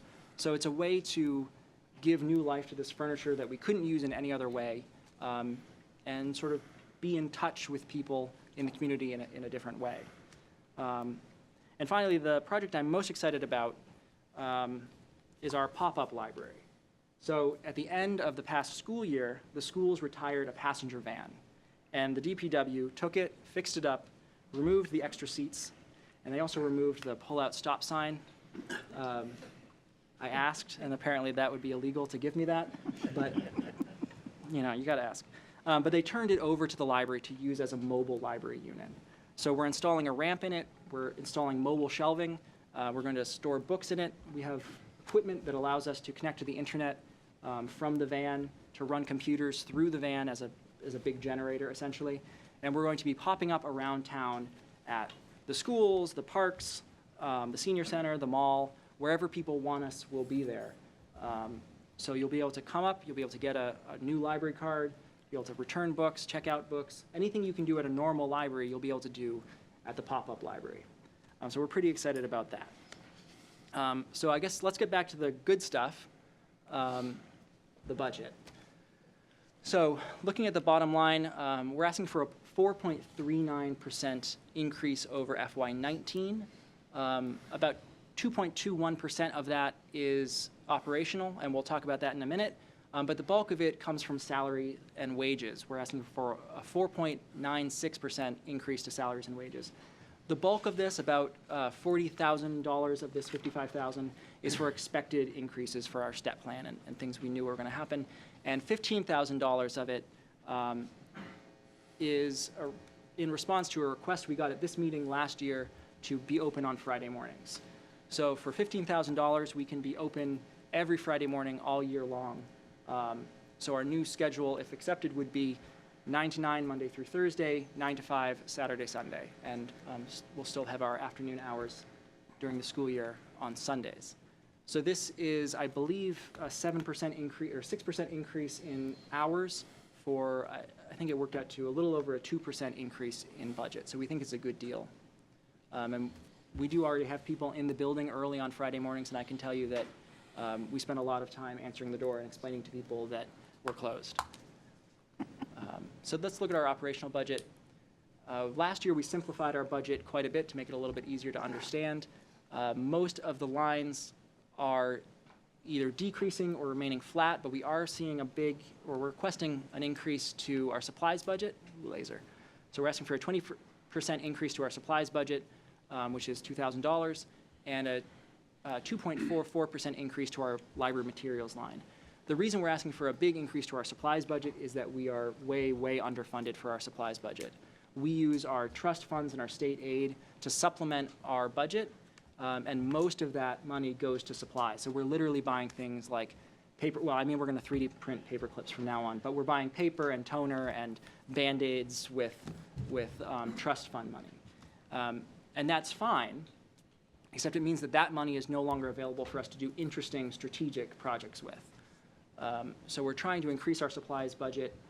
When I'm here next year, I'll be asking for an increase to that again.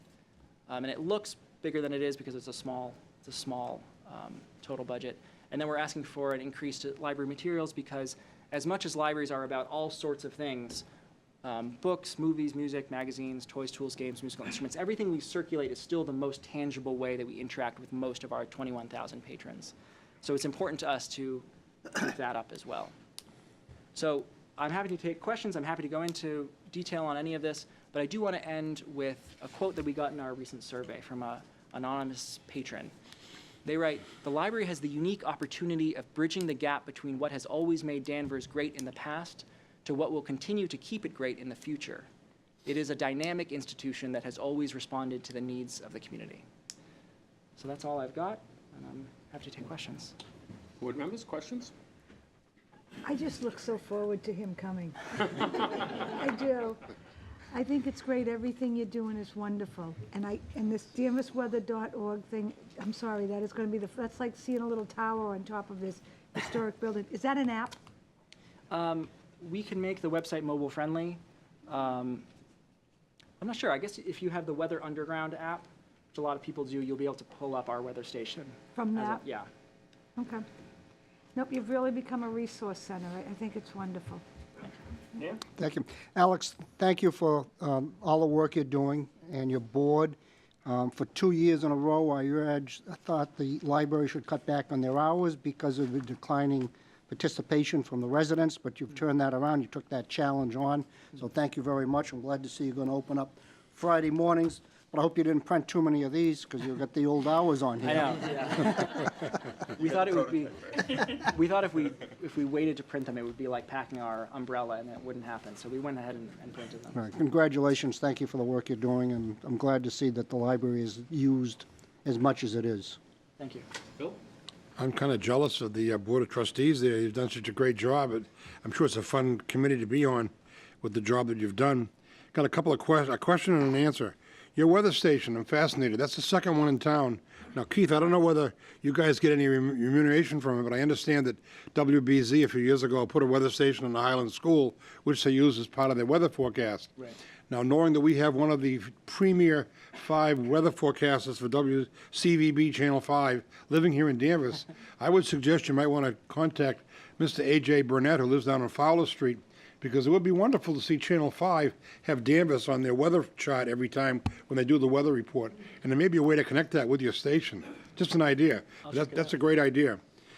Also, one thing you didn't mention, and I just happened to run into the library the other day to talk to our archivist, and I found out that the new fire suppression unit is being put in as of this week, starting now, and that's great, because that's always been a problem that we've been worried about damaging that collection.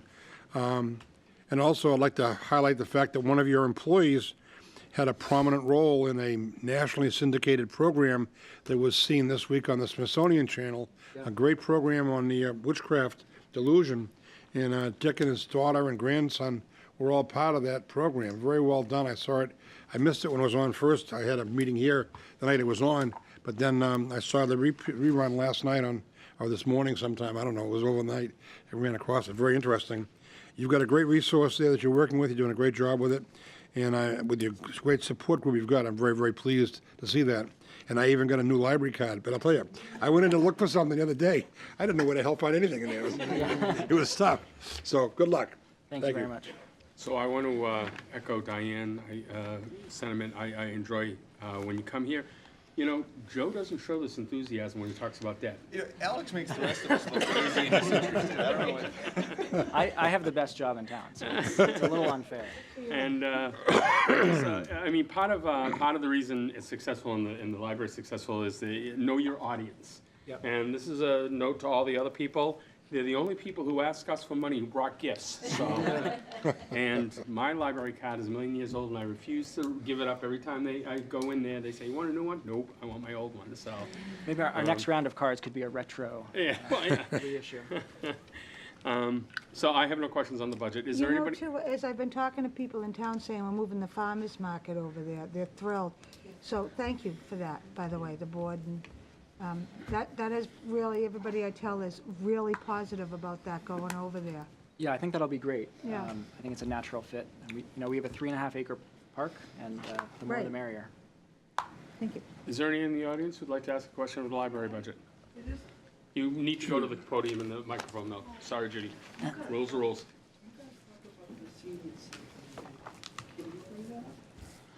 Sure. Yeah, the question was, can I talk more about our collaborations with the senior center? Yeah. So as part of our strategic plan, we had a meeting at the senior center to basically to ask them what they wanted from the library. And they wanted the library to come to them, which is great. So the van will be going over there. We're going to work on the schedule for that, the pop-up library. We're also beginning to host events at the senior center. So on March 17th, later this month, we're having a wonderful performer, David Polanski, who is a jazz musician. He's doing a survey of the Great American Songbook over at the Senior Center. And I think it's a natural partnership. They've got a great big room there, and they're our patrons too. Even if they have trouble getting to us, it's our job to get to them. So. Thank you. Any other questions? Well, thank you very much. Appreciate it. Thanks for having us. Thank you. And thank you again to the volunteer board members, library trustees. Appreciate the volunteers. Thank you. Another great job by Alex. Good to see you, Julie. I see how that all came Thank you. together now. That was really cool. Yeah, you couldn't which is why my slides were cut. That's the best presentation. He is. He's a hoot. That's right. He likes his job, he says. This kid's got some energy, doesn't he, huh? Alex got some energy. Nobody wants to follow. Moved to town, too. All right, schools, what gift did you bring? Keith and Arthur. Boo. We are open every Still school. saved his receipt. Schools through the unfortunate straw of having to follow up the library presentation tonight. Arthur can't follow anybody. Use our 3D printer next year, though, to print something. Don't leave this near me, I don't know We might do like engraved paperweights maybe next year. We'll combine our 3D printer and our laser engraver. And Nice Falcon. now that the bar's been set.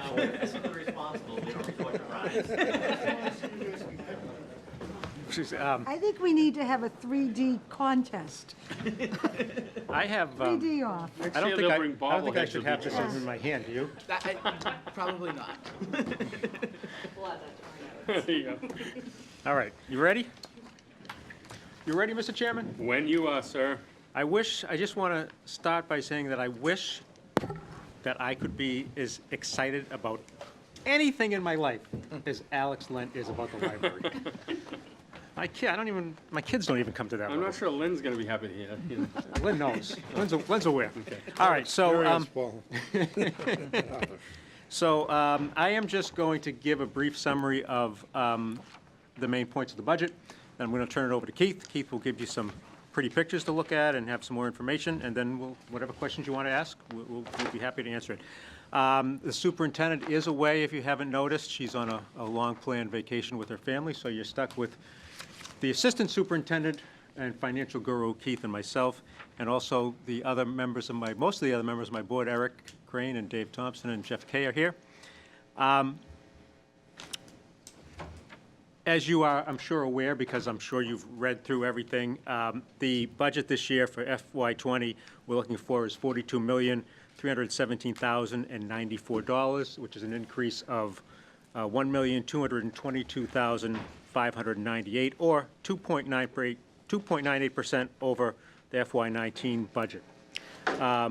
The primary points that we want to stress, the budget is primarily focused on meeting the contractual obligations for FY20.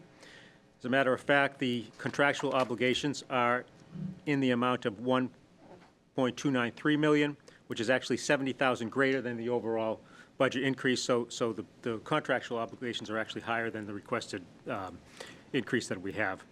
The budget's aligned with our, as you know, our strategic plan and our continued focus now on student engagement and social and emotional learning.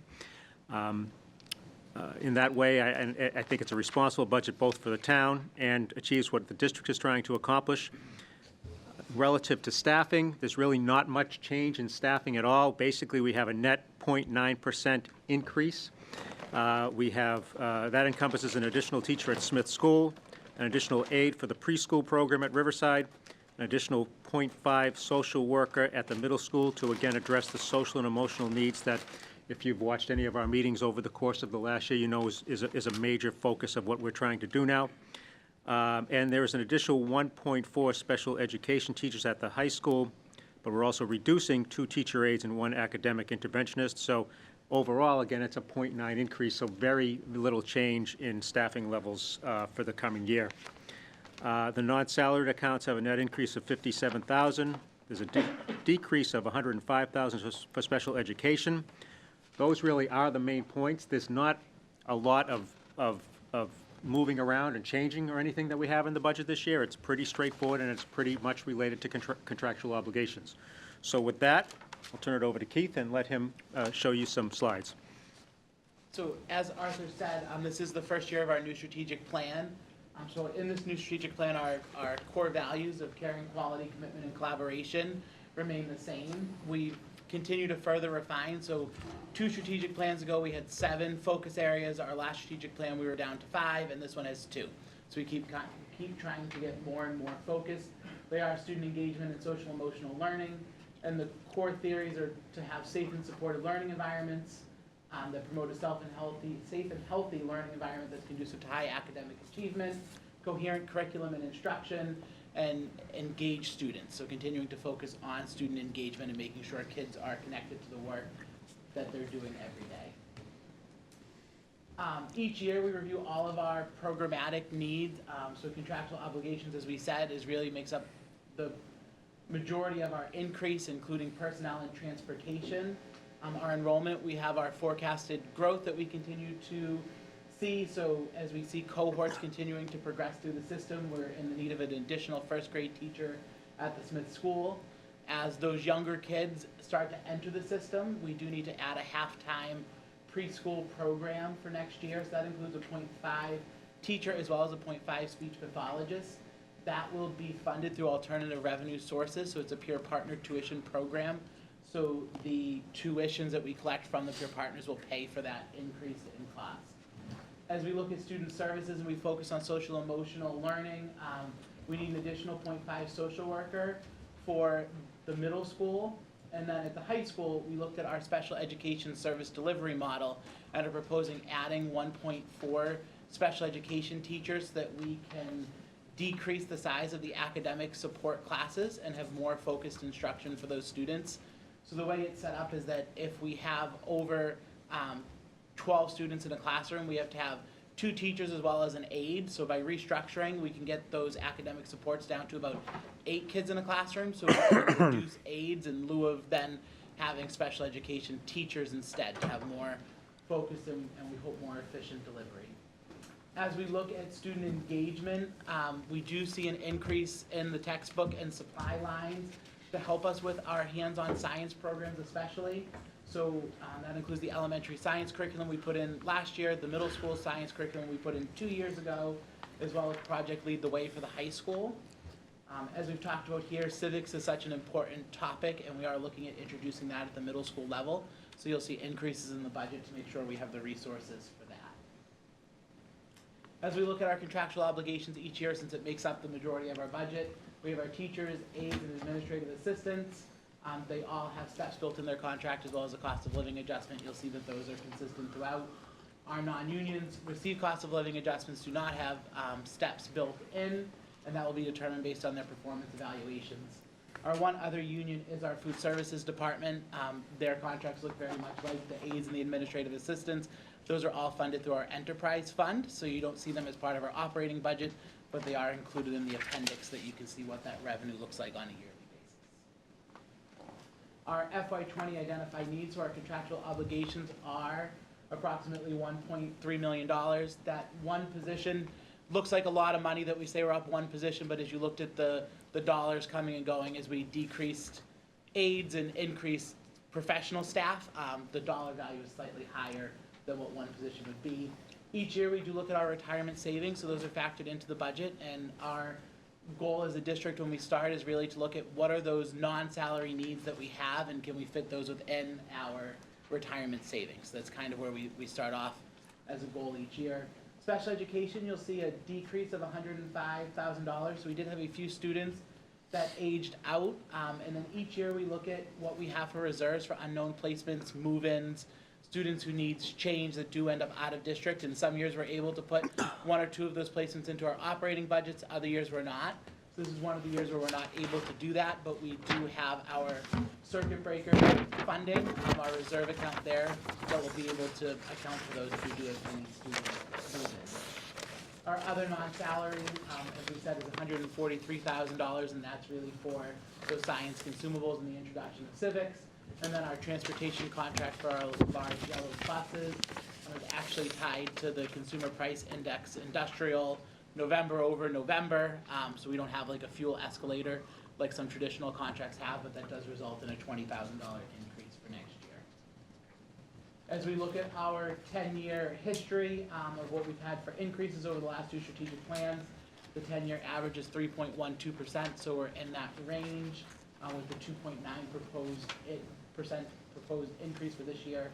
And then as we look at our total expenditures per pupil, we remain slightly below the state average. As of March 1st, the data for FY18 has not been released yet, so that's a complex report that gets submitted to the state, and they try to wait till every community has submitted their reports. And there is one community in the Commonwealth that has not submitted their report and is therefore not getting their Chapter 70 aid. That they've made that perfectly clear at all of our conferences that we go to make sure that you submit your reports on time, or that would be the result. That's not us, right? There's not us. Who is it, by the way? It's a regional school district in Western Mass. So there. Can we get part of their money? Right, redistributed to everybody. So our proposed FY20 budget is $42,317,000, or a $1.2 million increase over FY19. So we'll answer any questions. That was our abbreviated, hopefully 5 slides model of it. You do have the full presentation we gave at the school committee budget hearing in your binders. Mr. Chairman? Please go ahead. Can you go back to the slide with the cost of living adjustment? So cost of living to be determined based upon performance evaluation, somehow, to my mind, those are two different things. They are, but Cost of living is what you pay for groceries and gas. Performance evaluation is something individual. so I guess we kind of just roll it up into that would be their only increase. We would consider it a cost of living adjustment. It does have a floor and a cap, and based on performance evaluations. So what was inflation last year? I'm not sure what percentage of inflation. not All 2%. non-union employees got 2% last year. Right, so it's, And that's why I question that 2%, because that's not inflation. so, And then the cost those of were- living is typically inflation-based. With our unions, those are the contractually agreed upon through negotiation increases. Well, ask For if our I can change the non-union- name of it, maybe. Okay, I mean, I just, look at that for, they're like, they're two different things. yep, nope, that's a good feedback. We can adjust that for next year, how we present that. And so, Mr. Assistant Superintendent, when did the business manager become, this is for you, Arthur, when did the business manager become an assistant superintendent? And help me, explain to me the need for that. So basically, we had, when was the contract done? July, it was for effective July 1st of this current Okay. year that we're in. So what was determined was that when the assistant superintendent, the previous assistant superintendent retired, the way that Lisa presented the new model to us was we now have 2 assistant superintendents, one for business and finance and personnel, and one for curriculum and education. Mary Wormers is the assistant superintendent for that. Keith is the assistant superintendent for this part of it. And it's a model that's been used in other districts also, and I think it works well for us. And I understood that piece of it, but that's a 12.8% pay raise over 2 years that the business manager got by becoming the assistant superintendent. And I think that's, And a lot more responsibility, too. So he's doing a lot I more would hope than he got was. more, I Yeah, would hope so. absolutely. Okay, and if we could go to C7.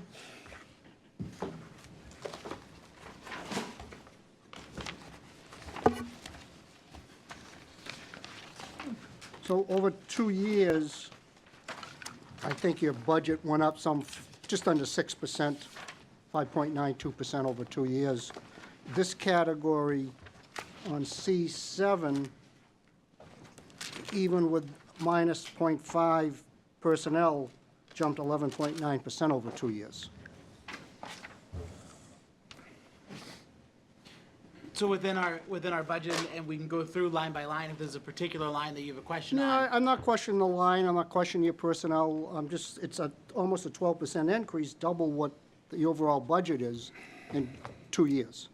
So as we look and at, it- sorry, Go ahead. No, I'm just saying, that's the only one that jumps out at me as being higher than the rest, higher than normal or average. So I would say that we've seen a younger staff at the high school who are, I'm going to say, further to the left on the salary schedule. So as we look at the educational components, there's both a step increase that they receive every year. So when we have a younger staff, they get around a $2,700 increase for that next step, as well as the 2%.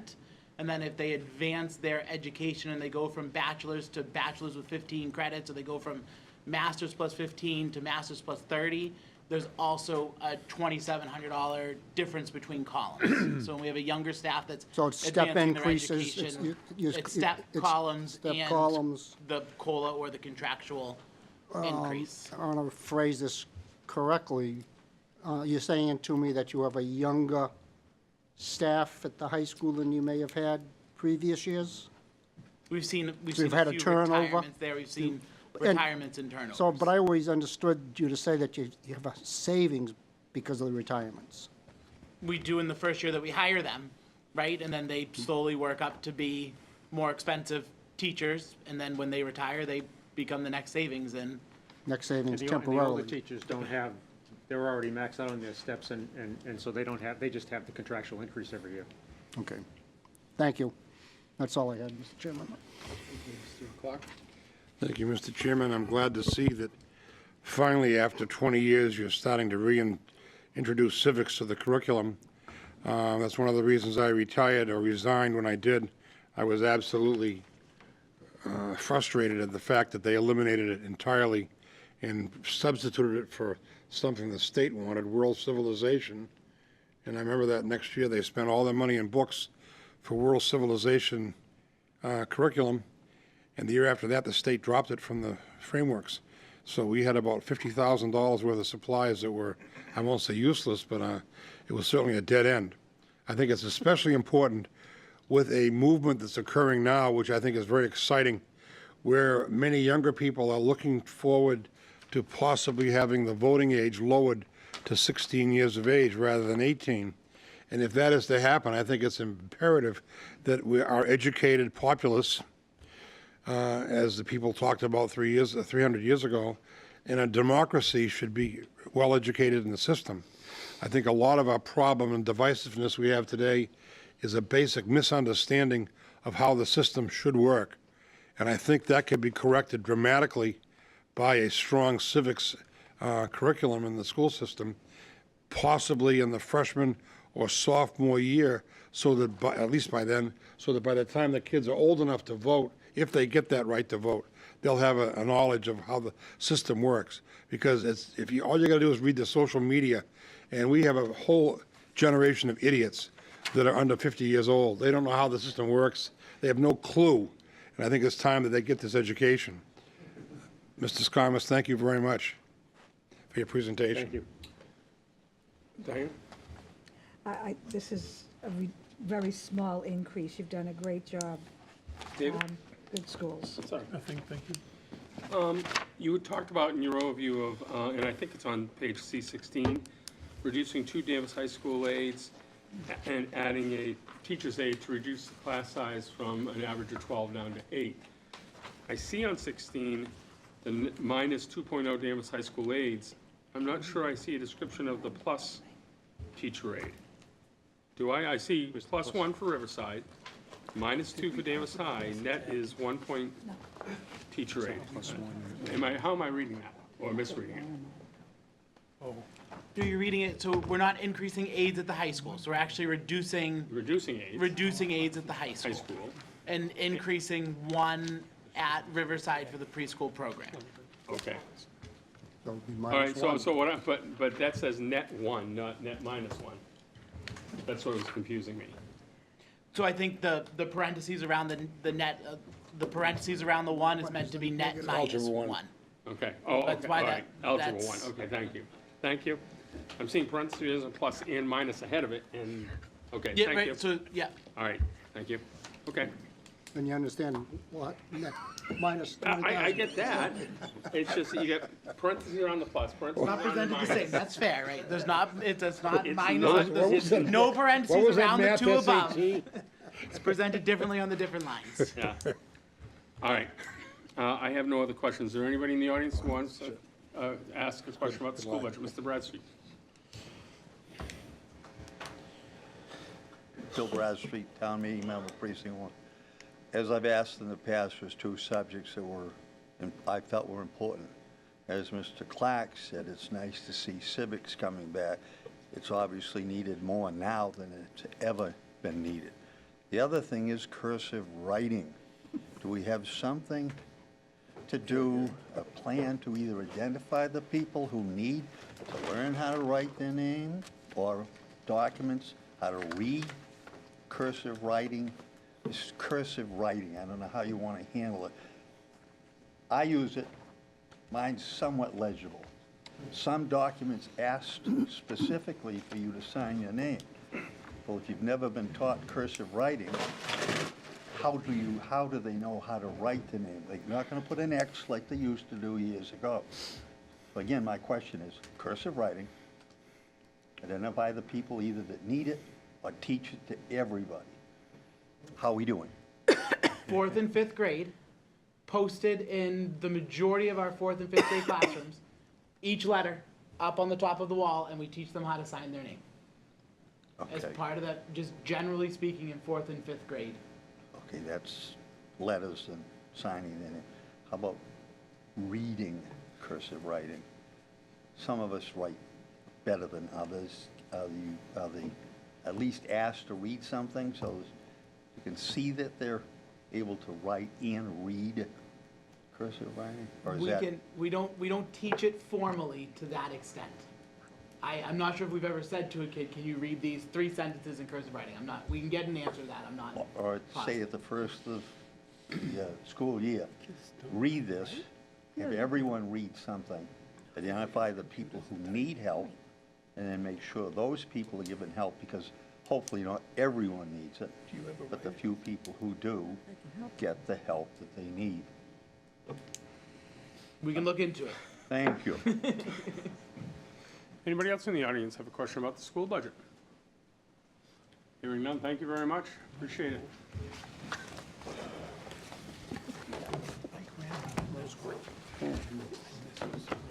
Keith, thank you for having us sent it this. It's nice to have it ahead. It was left in my front door. You did find it, huh? No, I did find it that night. I was I gonna say, went if it's better doors, let us know for future. No, that's fine, but the only time I use the front door is when I get the newspapers in the morning. Okay. So it was. No, it's a good door. Bill, before today, you and my mother were the only people I knew who wrote in cursive, but our finance director also apparently writes in cursive, so I now know 3 people who write in cursive. Hey, come on, I taught cursive for years, elementary. I can do my name, that's it. My name, just my name. I won't make a slate. Maybe he doesn't want you to be able Oh, shit. Yeah, I didn't say it was legible cursive, I'm writing it, but. Management Information Technology, Town Council, Okay, we're gonna go to page 9. page 9. We're following along, we're not far off of where we were supposed to be, and the good news is we tackled retirement this morning, so we're gonna start with management, and then we'll do information technology, and then we'll run through all of the legislative budgets from the front of the budget book. So we're on page 9 in the budget. Okay. The org chart has remained the same in the office: town manager, assistant town manager, the executive secretary, and the procurement specialist. Some of our highlights and accomplishments for the year, working with the HR office, the town manager's office management, completed the compensation classification study. We also worked on advancing the Smith School project through the special town meeting into pre-construction. And we launched our new employee newsletter, the Quarterly Onions, this year. And we're working on our 4th edition of that right now. We caught off the presses in April. Our goals for the upcoming fiscal year, we will be launching in the fall a Citizens Academy. We will work on the successful negotiation of the FY 21 through 23 collective bargaining agreements. We will facilitate the fall 2019 zoning town meeting for the C1, C1A district. We'll continue on recruiting new volunteers for boards and committees. We do that through a variety of ways. We're really pushing it on social media right now. And we have plans to roll out short videos on various municipal services. We will have videos on town departments, town projects, special projects that are going on. So we're really excited to be launching those. We'll work with DCAT on a number of those, and maybe borrowing the library's GoPro and making some on our own as well. You gonna go on YouTube with those? We will. We will plan to have the department budgets will be put on the town website. So when you go to management videos will be on there, so you can go and see short clips under 2 minutes about each department. And then we'll also have links to the YouTube videos, and we'll have a Town of Danvers YouTube channel. There's a slight increase in the wages and salaries as a result of the comp and class study, and funds were reallocated from out-of-state travel to the consulting services to cover the anticipated cost of the Citizens Academy that will be launching. This is the request summary, so the budget's up slightly, 2.49%. And we're happy to answer any questions. All right, open it up. Anybody have any questions? No, it's pretty much contractual. I'm sorry, did you explain what the consulting service was that went up? So the consulting service is going up. That was moved from out-of-state travel. Oh, thank you, you did, thank you, yep, got it. Okay. Anybody in the audience have a question? All right, moving on. Do them real fast, yeah. Moderator? So, no raise for Pat proposed in the budget. So unless there are questions about this or the selectmen's budget, we have a slight increase in the fees and memberships just based on usage. So if you look at the trend in the budget, we were overspending by a small amount, so we're just reallocating a slight amount there to cover costs, but it's largely flat. So Bill and I were talking before the meeting how selectmen's stipend has stayed the same for 40 years. Underappreciated. And it's not even attached to your Unless they salary. overpaid. Well, here's the place where you can make the motion. We want to get reelected. Well, if I I'm were, not up for reelection. I would recommend 4,900, stay under that $5,000 level where you have to get into other issues. Someone want to make a motion? Now, there's only $15,000 left out of the cap. We haven't got the money to do We that. have enough to pay for it. All right, going once, twice, 3 times. Anybody in the audience have a question about moderator or selectmen's budget? All right, hearing none, let's move on then. Okay. So this is a budget where we see the green from the beginning of the day. Only 9,500. The 50% of, and Colby's in the room now, but up until this year, we had budgeted 50% of Colby's salary in the electric budget and 50% of it in the general fund. The 2 positions we're moving out of electric and into the general fund are Colby's position and also the assistant IT director, Brian Green's position. So again, the funding for his position is being moved from the electric to the general fund, but there's also corresponding revenue coming from electric to the general fund. So although the increase in the budget is 6.79%, all but 2.66% of that is already being budgeted in electric, and we're just changing that. So the actual year-over-year increase is 2.66%, and that would be to cover the merit increases that the board would consider in the fall for the members of the department head budget. Otherwise, just want to flip my page to see. And there's the tuition reimbursement there is associated with Ms. Braker's MPA program. So I'd be happy to take any questions on the department head budget. Board members, any questions? Nope. All set. Audience members, any questions? All right, moving on.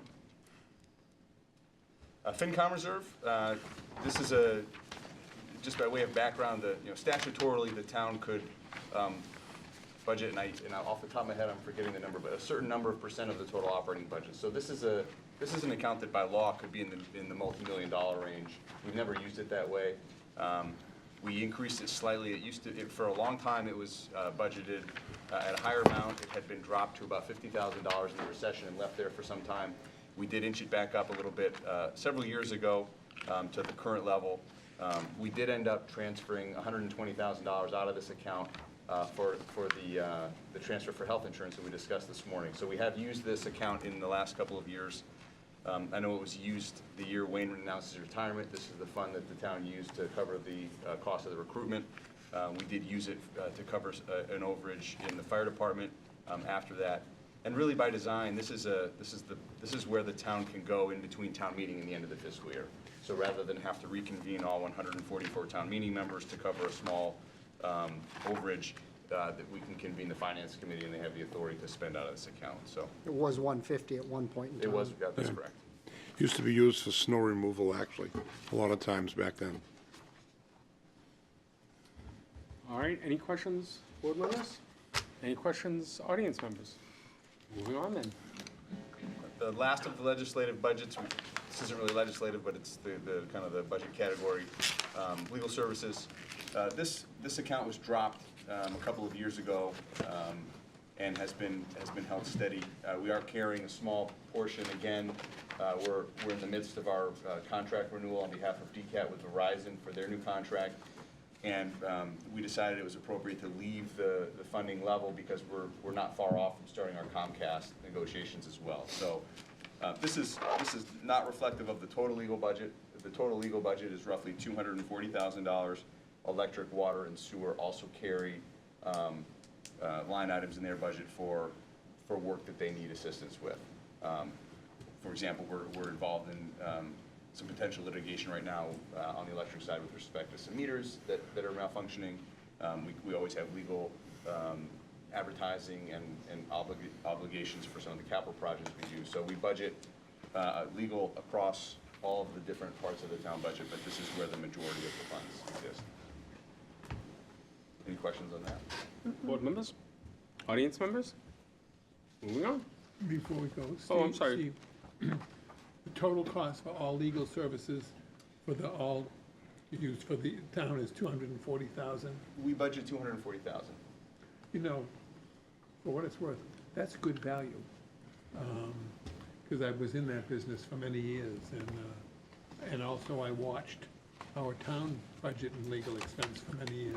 That's good value. So I'll say, when I was in Avon, we had a similar relationship with a firm, Murphy Kalina, which I believe has a Boston office, but they're a Connecticut firm.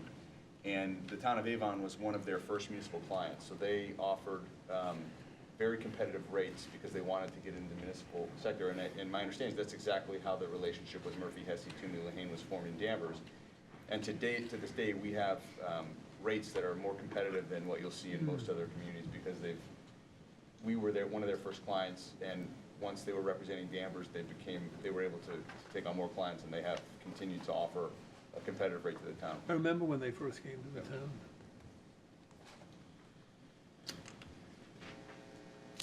And next up is, this should have been the person following Alex, because he might be the second most energetic employee that we have in the town of Danvers. IT budget is on page 10 in your budget.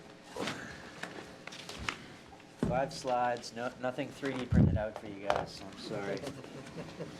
I just settle for the Wi-Fi password. There should be an open one in here. No password. There's a guest. Good afternoon, everyone. I am Colby Cousins, IT Director. Today we're going to be looking at the information technology budget. We'll start with our organizational chart. IT Director, that's me. We have an Assistant Director now. That was a promotion that happened this year. So Brian Green is our Assistant Director. That left vacant the IS Project Manager position, which we have now filled with a gentleman named Andrew Sandelin. We do still have a vacancy at the Network Engineer position, and we're looking to hire someone into that position very quickly. And Chris Serra is our Tech Support Specialist. Some highlights from the previous year. We did an internal IT study with a gentleman named Rich Lucella, who was head of global IT for Estee Lauder Corporation for 17 years, I think. He was very good. He helped us develop a 5-year plan. One of the recommendations that came out of that study was to look at formally consolidating the town and school IT departments. So we created a plan for that, put together a proposal, and we've begun to move ahead with that process. The concept will be more of functionally focused teams as opposed to generalists that focus at the department level. So we'll go from a group on the town side of 5 IT employees. Combining with the schools, we'll end up with 11 total IT employees. We can cross-train those people, we can identify their specializations, and we can scale those teams to address certain services that have greater need. So we're in the very beginning stages of that. Interested to see how that moves along. Some of you may know that Verizon sold its entire copper plant on much of the North Shore, so Danvers is one of the communities where Verizon's not offering copper telephone service anymore. So we had a lot of copper telephone service coming into the town of Danvers. You know, all of our telephone service and all of our buildings, and then you think all of our alarm lines, our elevator lines, all kinds of stuff. So there was a major project for us to move over partly to some of the town-owned fiber that we were in the process of putting up, and partly locations where we wouldn't be ready with that in time. We had to move over to Verizon's fiber optic offering. So, and that was just a transition process we had to participate in. We completed the public radio infrastructure project. That was a warrant request from last year. So that also has a tie-in to our fiber project. So phase 1 of fiber went to all of the towers and public safety radio repeater locations, and we converted off of the old Verizon copper that was going away onto our town-owned fiber optic signal. And we've already seen some overlap too with Electric has radio sites in some of the same locations as public safety. So we put enough fiber in at each of those sites so we could connect multiple units, and they've already been flipping over some of their stuff onto the fiber. Currently, all of their stuff is wireless. They have point-to-point wireless. A lot of places, there's issues with that. Weather affects it.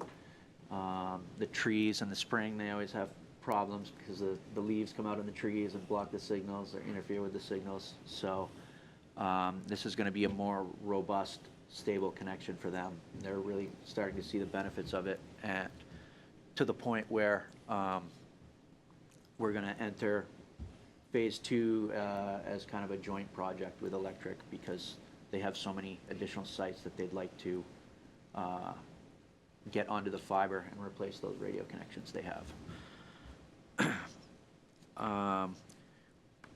We became a regional IT department this year. We signed a 5-year contract with the town of Essex to provide hosting and support services to them. So that's exciting. We're in the middle too of some project-based consulting with them. So they needed an upgrade done of some of their systems and asked if we'd be willing to write up the project and do it for them, and so we did. We're midway through that now. It's going well so far.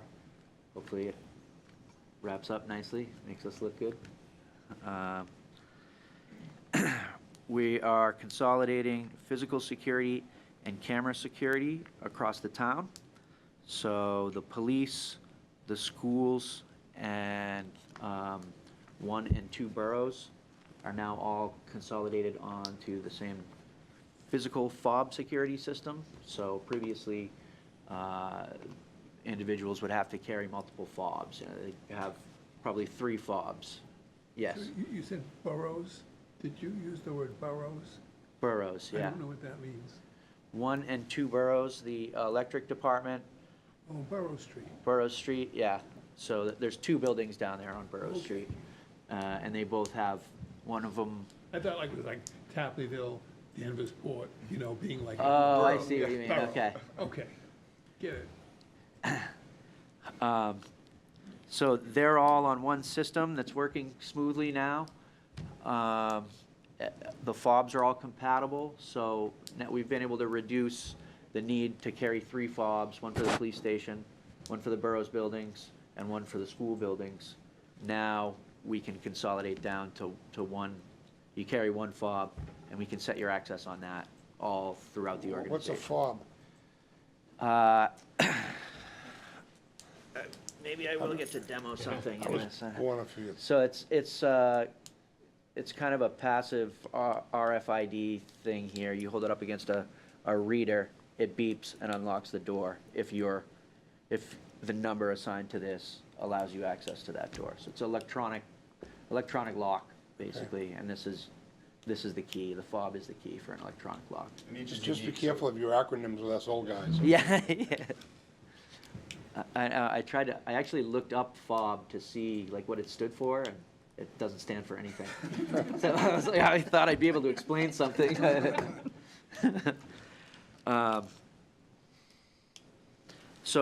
Yeah, that's going well. We previously had, multiple different interfaces that people had to be familiar with, and, it was confusing, stuff wasn't compatible, and we got multiple support agreement. There's a support agreement on every different product, right? So this consolidation allows us to maintain a smaller skill set where we have, standardized on a product, and also maintain a single support agreement for the whole system. And importantly, I think with employees come and go, you make copies of keys, eventually you kind of lose track of who has access to your buildings. This also, each of those fobs is unique, so you know who's in when and who's out. It helps with liability, helps with security, so it's really, Yep. It creates an audit trail of anyone coming and going. If someone disappears and doesn't return their fob, you just disable it. They can't get in. So it's easier than using keys. We completed the final phase of our production data center upgrade. So that's our main data center in 2 boroughs. Our next data center project will be to implement a refresh of the disaster recovery data center, which sits at the high school. So that's where our critical infrastructure will fail over to in the event of an outage at the primary site at 2 boroughs. So we'll have, pretty much replica systems in place. So they'll be able to move between, we'll be able to manually move stuff if we have to do maintenance on the production data center without incurring downtime. So it's nice from a protection standpoint, a compliance standpoint, and an uptime consideration. So,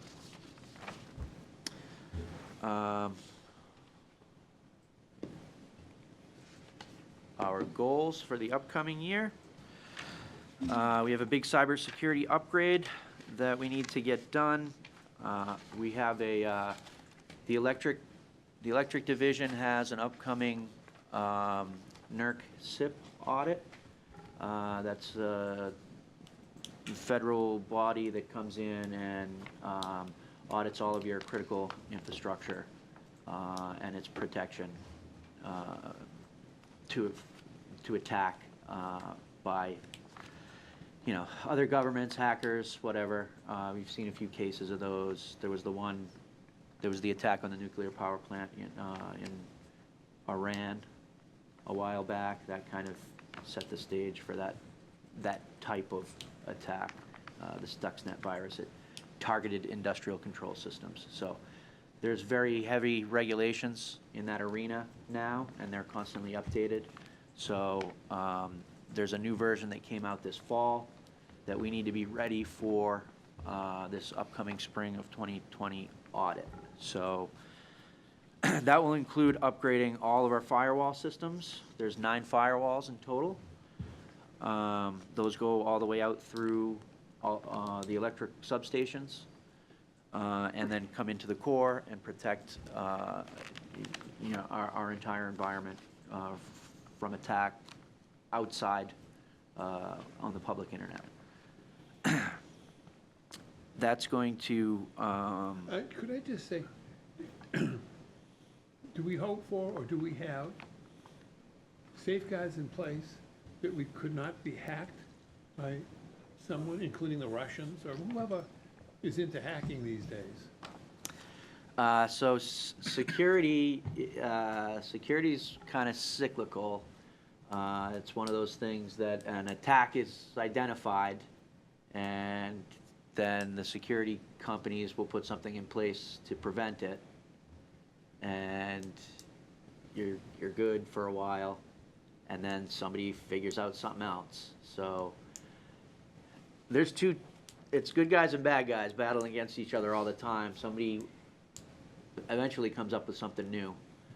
So the design of cyber defense changes constantly, and a lot of what they're looking at is behavioral stuff now. So if they'll track regular operations, and then when something deviates from regular behavior, they may quarantine it and look at it. We have new technology that, and it's actually a requirement on the NERC-CIP regulation this year, deep packet scanning. That's just another deeper layer of security, looking at the traffic that goes through. There's physical segmentation of some systems. Sometimes you have to have an air gap between networks, have them physically separate. Okay, so what we try to do is keep up with the available resource. Yep. So. With no guarantees, except hopefully our vendors are trustworthy and we get the most reliable update there is. Yep. I'm gonna probably screw this up in trying to explain it, but because we own and operate our own electric light plant, we have a higher level of cybersecurity requirements than, say, a town hall that didn't have an electric department would have. And so the rest of because IT supports all of our divisions and we have the electric plant, the rest of the town operations benefit from the standards that we're meeting for the electric department, if that makes sense. Because we have to meet those standards anyway for electric. We have protections in place that a town that did not have an electric light plant wouldn't necessarily have in place. And so when Colby's designing these systems, the rest of our divisions will certainly pay for their parts of that, but we benefit collectively from having that. Now, this doesn't mean that our electrical system would be individually targeted by anyone, but that we are part of a large system, and there is concern of national targeting of. Yeah, I think the concern is just targeting in general. If you're able, I think the concern is just targeting in general. Yeah, sure. Danvers is a smaller target than, say, New York City or something like that. But as a proof of concept, if someone could get onto our system and manipulate those industrial controls to turn circuits on and off, they could cause danger to human life. People working on any of those lines, they could cause power surges. They could shut off the electrical grid. In a smart grid system where that stuff is done electronically, if you can gain access to that. We assume that government at state and local and federal level is trying to guard against that, and so, but this is not redundant so much, but this is individual security for our own system, in addition, and hopefully piggybacking on whatever else federal and state government is doing. Yeah, I'm sure they're pursuing any attacks that they find, and they're also writing the regulations for us to abide by, so. Up to a what? For the compliance regulations. So they distribute those and they come out and they audit you, and if you're not in compliance with your cybersecurity, then it's $1 million a day fine and potential jail time for the person responsible. Please be careful with that one. Yes. That's why we're buying this stuff. It was the jail time that really got to me. So what we've chosen a product called Fortinet. They're one of the top 5 cybersecurity vendors available. They've made some real good advancement in the last about 4 years. So that's going to be our comprehensive security fabric. We're going to standardize our security. Right now we have kind of a mix of different vendors, and it can be difficult to get those different products to work with each other smoothly. But this Fortinet system is designed for that. So, and it goes all the way up through our substations and handles all our internal network as well. Aside from electric, we also have a credit union in-house on our network, which is a little bit unique.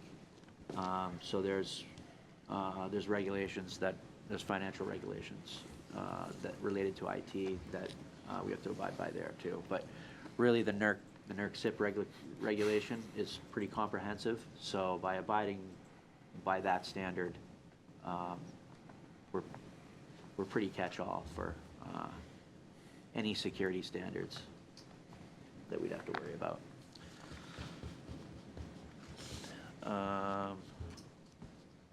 Impressive. Fiber optic expansion.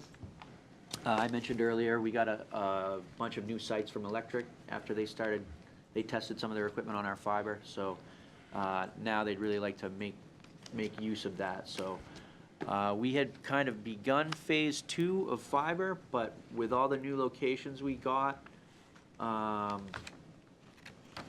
Electric and some water sewer locations, we held back and had our fiber consultant plot the new locations and see if there were any advantageous design changes we could make before we started actually putting fiber up on the poles. And so he came back with, there was one route change that made sense, and then in 3 locations, he's going to increase the backbone count. So in order to accommodate splicing in additional locations that we didn't have until we got those from Electric. So that came through just last week, phase 2 modifications. So we will begin phase 2, or we will reinitiate the phase 2 rollout here pretty quickly, and that will start to get some more sites that we didn't have planned in previously. So that'll be nice. That'll get all the schools as well onto our own fiber. Much like we talked about consolidating with the schools, we've spoken with the library about some IT consolidation, collaboration there. There's one case they had budgeted money for a server, and we have our data center almost right next door at 2 boroughs, and we're connected with fiber. So we said, instead of you going out and buying a server, why don't we just spin one up for you in our data center? We already have capacity. So that worked out well. So library's operating out of our data center to save them the cost of purchasing hardware. We already have the hardware in place, and we just spin up a virtual machine. We carve out some resources and spin up a virtual machine in our system. So I think that's a helpful partnership there. We have to do a smart grid SCADA upgrade this summer. Basically, the software that runs the smart grid, the buttons you click that moves the levers out there, opens and closes the circuits, sends power in different directions. That's all controlled by software. That software needs to be upgraded. That's another thing that we'll be able to spin up in our data center without having to make a major capital investment in hardware, because it's already there. We will be implementing some new disaster recovery. Before you go to disaster recovery, it's really not necessary, because the quality of your presentation keeps me completely confident that what we're doing is right. But smart grid SCADA, of course, I don't have a clue what that is, and I don't have to. But if it can be done in 20 seconds, I'd love to know. Yeah. Yes, so basically, we're all familiar with the concept of an electrical grid, right? So. No. I'm almost 77. And I still can write my name and everything. I went to Tapley School, grades 1 through 6. It was great. Can I take I'll take a first stab, and then Colby can fill. 50 years ago, David, if there was an issue somewhere on the electric grid or system, which is all the wires connecting the town, someone would get in a truck and drive and go and check it out and put on their gloves and maybe take it offline and put it back on. Our smart grid, as Colby was describing, somebody from from Borough Street up in the engineering office can do that from a computer now. We can see where there's an issue. It can be done remotely. So part of the upgrade is that, as he said, we invested in smart grid technology after the recession. We were one of the few municipal light departments that used the American Recovery Reinvestment Act money to invest in this technology. And believe it or not, it's close to a decade old now. So Colby's team is looking and working closely with electric to start to replace some of this technology.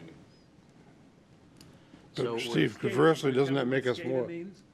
SCADA stands for Supervisory Control and Data Acquisition. Oh, good, that explains it, that's okay. So the supervisory control, basically you can sit in the SCADA room and you can make changes to circuits using that control piece.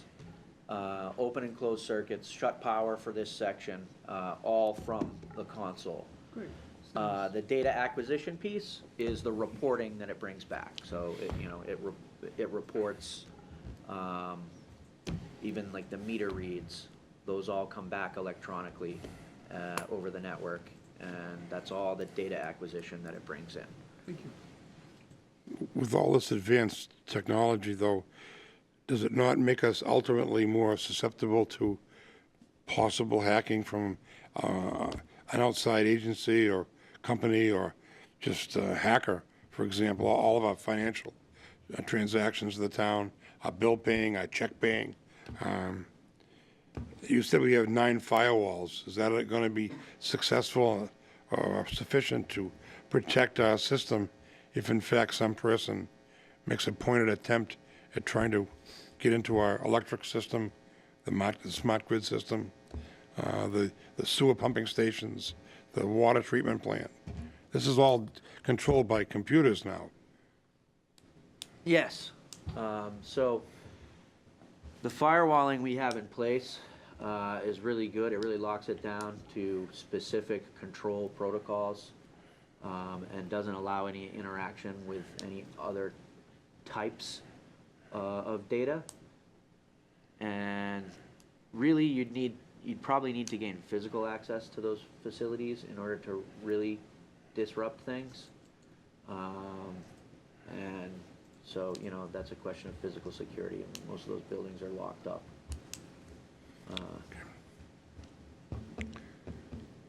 There's always the possibility some genius will come up with something that we haven't. Well, they do. I mean, I've seen kids in a matter of weeks be able to decipher totally undecipherable television signals theoretically and break into them, or create the access to CDs that weren't even supposed to ever be attacked by anyone. But I'm just so paranoid, I guess is the word.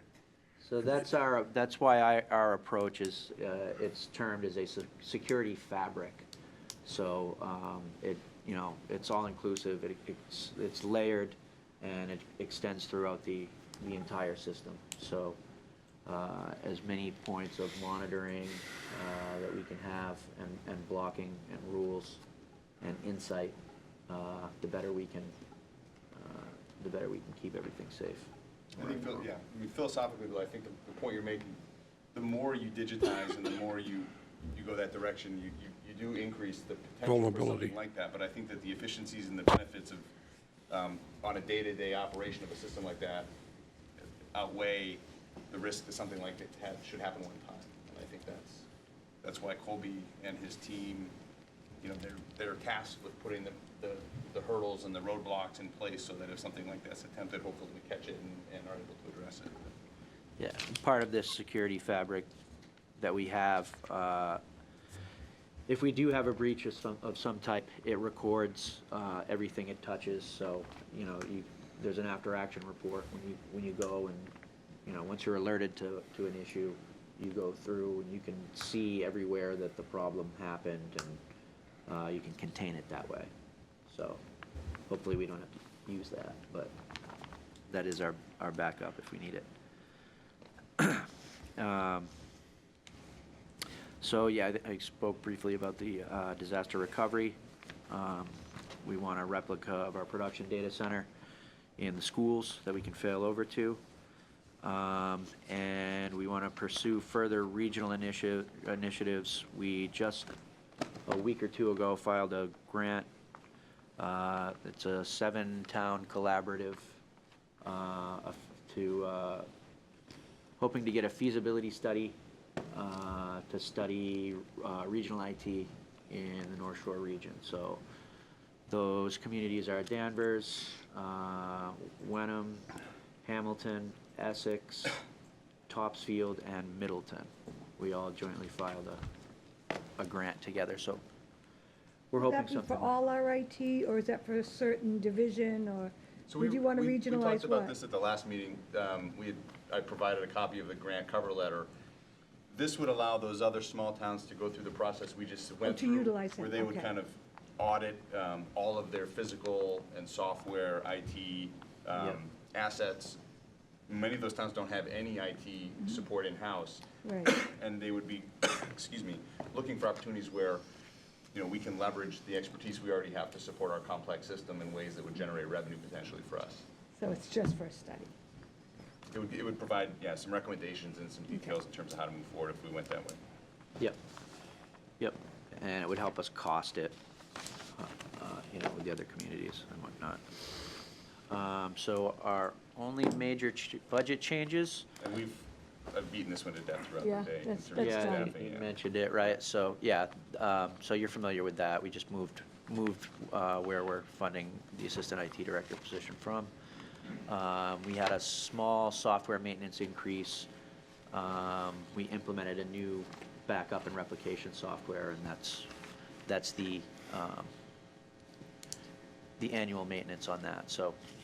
And just a quick note to, sorry to keep jumping in, Colby, but Yep. I had mentioned on Tuesday, right after the budgets went into production for you guys, we, as is always the case, we find a couple little tweaks here and there. So in this budget and the next budget, I've marked in green numbers that are not going to reflect what's in your budget book. They'll have no impact on the bottom line budget, but we've needed to reallocate some of the salary and wages from the accounting department to IT, and that was simply, we kind of missed that when we were putting the budgets together. So they net out, but this is a little higher than what's in your budget book, and the accounting department is going to be a little lower than what's in your budget book.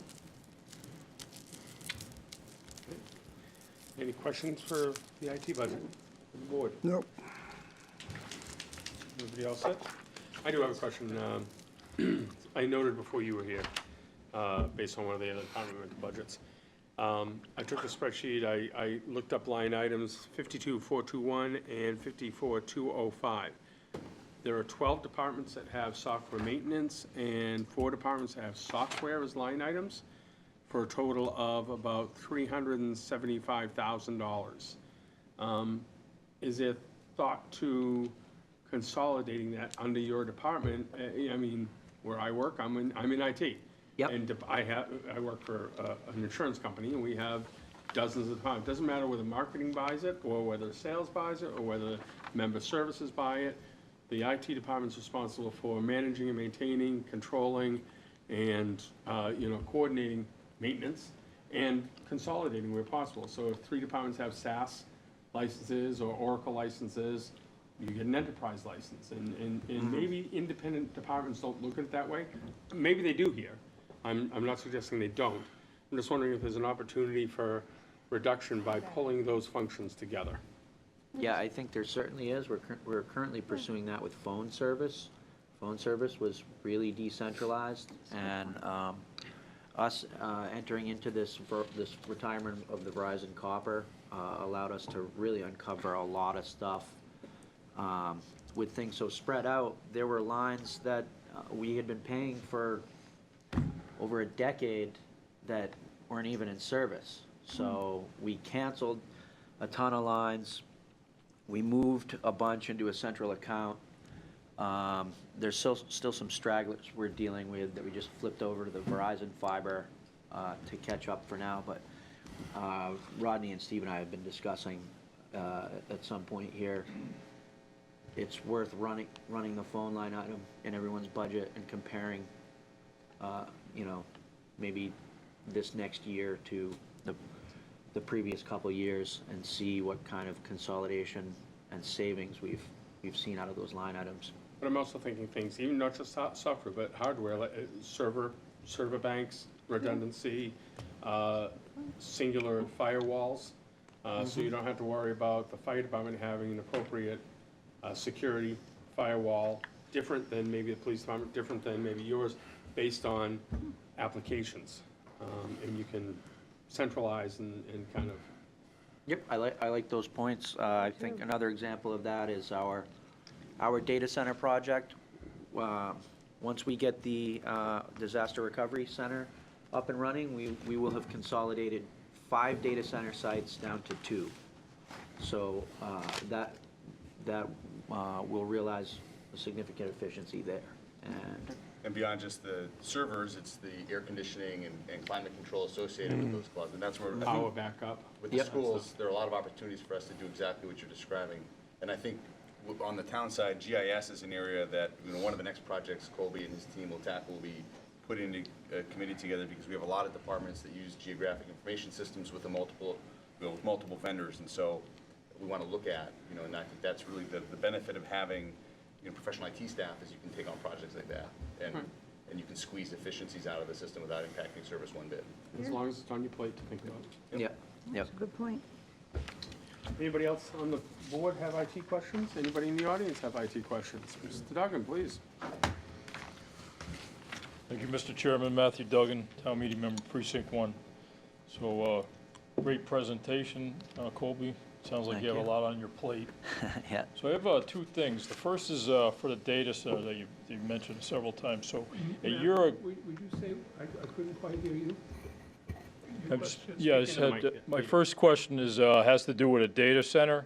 So a year ago, I had asked you, or I had voiced some concerns about the data center at Borough Street, because that doesn't really seem like an appropriate location, given that there's electric department activity going on and down in the basement, welding and other types of activity. It kind of introduces some risk at that location. So, and since that time, it's been become like public knowledge that location is susceptible to flooding.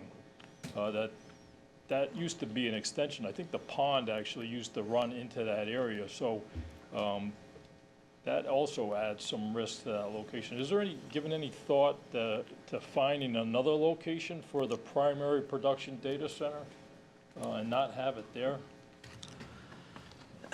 I know there's been discussions about, particularly with electric, about, finding another location. We haven't experienced, upstairs, we haven't experienced any issues from any of that, since I've been here. But I know there has been flooding in the past that's really affected the downstairs. And if I can add, I think part of the answer to that, I think that we would like someday to be able to move electric out of that location altogether, right? This gets back to the first slide today when we look at kind of big picture, having a consolidated public works facility somewhere where you could have electric, all 5 divisions, water, sewer in a single location. I mean, for a variety of reasons, that location is not ideal, in part because of the floodplain. We don't, and as Colby mentioned, we're up above that, so I think the flooding is less of a concern than some of the other risks associated with the welding and whatnot. Ideally, if we ever moved engineering out, that across the street where civil engineering currently is would be a good location to have IT and the data center. But we're several steps away from having the ability to think long-term about that, but we agree. Yeah, at least as long as it's kind of in play and you're giving it some thought. Now, and just one other thing is, as we talk about this build-out of like a backbone along the entire North Shore, just an extension of that would be to sort of do something like that, but locally and in town. And what I'm talking about is a municipal broadband initiative, right? So something like that is happening today in Greenfield, Mass, where the town is taking it upon themselves to build a sort of a nonprofit corporation to install broadband throughout the town. And as they bring more subscribers online, it reduces the per capita cost. And I think Danvers would be an ideal candidate for that type of project, because we already have the infrastructure in place in terms of the electric department. So we have, we have the equipment, we have the employees who have that technical knowledge to be able to execute that. So I think down the road, get rid of Verizon, get rid of Comcast, get them out of town, right? Because they only look out for their shareholders. Our municipal broadband would look out for ourselves. So I think that'd be something just to think about doing in the future. Well, having just had to renegotiate / haggle my internet service with Verizon last week, I agree. But more importantly, we for a couple of years have been monitoring the success of other municipalities in that field because we completely agree. Having the electric division puts us 3 steps ahead in terms of conducting some sort of feasibility in that regard. And I think that's, particularly when the fiber build out is done, I think that's something that we want to sit down, IT, town, electric, and really take a look at, because I agree with you. I think there's a real opportunity there to offer a pretty neat service to Danvers residents and businesses. Include Shrewsbury in that list too, if you haven't already. Yep. I believe Amherst or Holyoke as well. Holyoke, yeah. All right. So as IT's done, what's next? Next Thank we have you, everyone. accounting. Town accountant Corey Grace is with us. We're on page 12 in the budget books. Or where there's with me.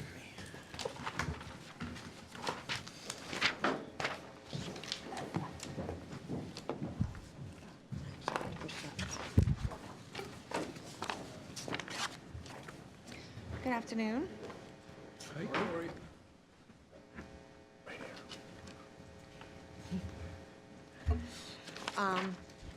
Along with everybody else, we'll start out with our organizational chart, and the town accountant is myself.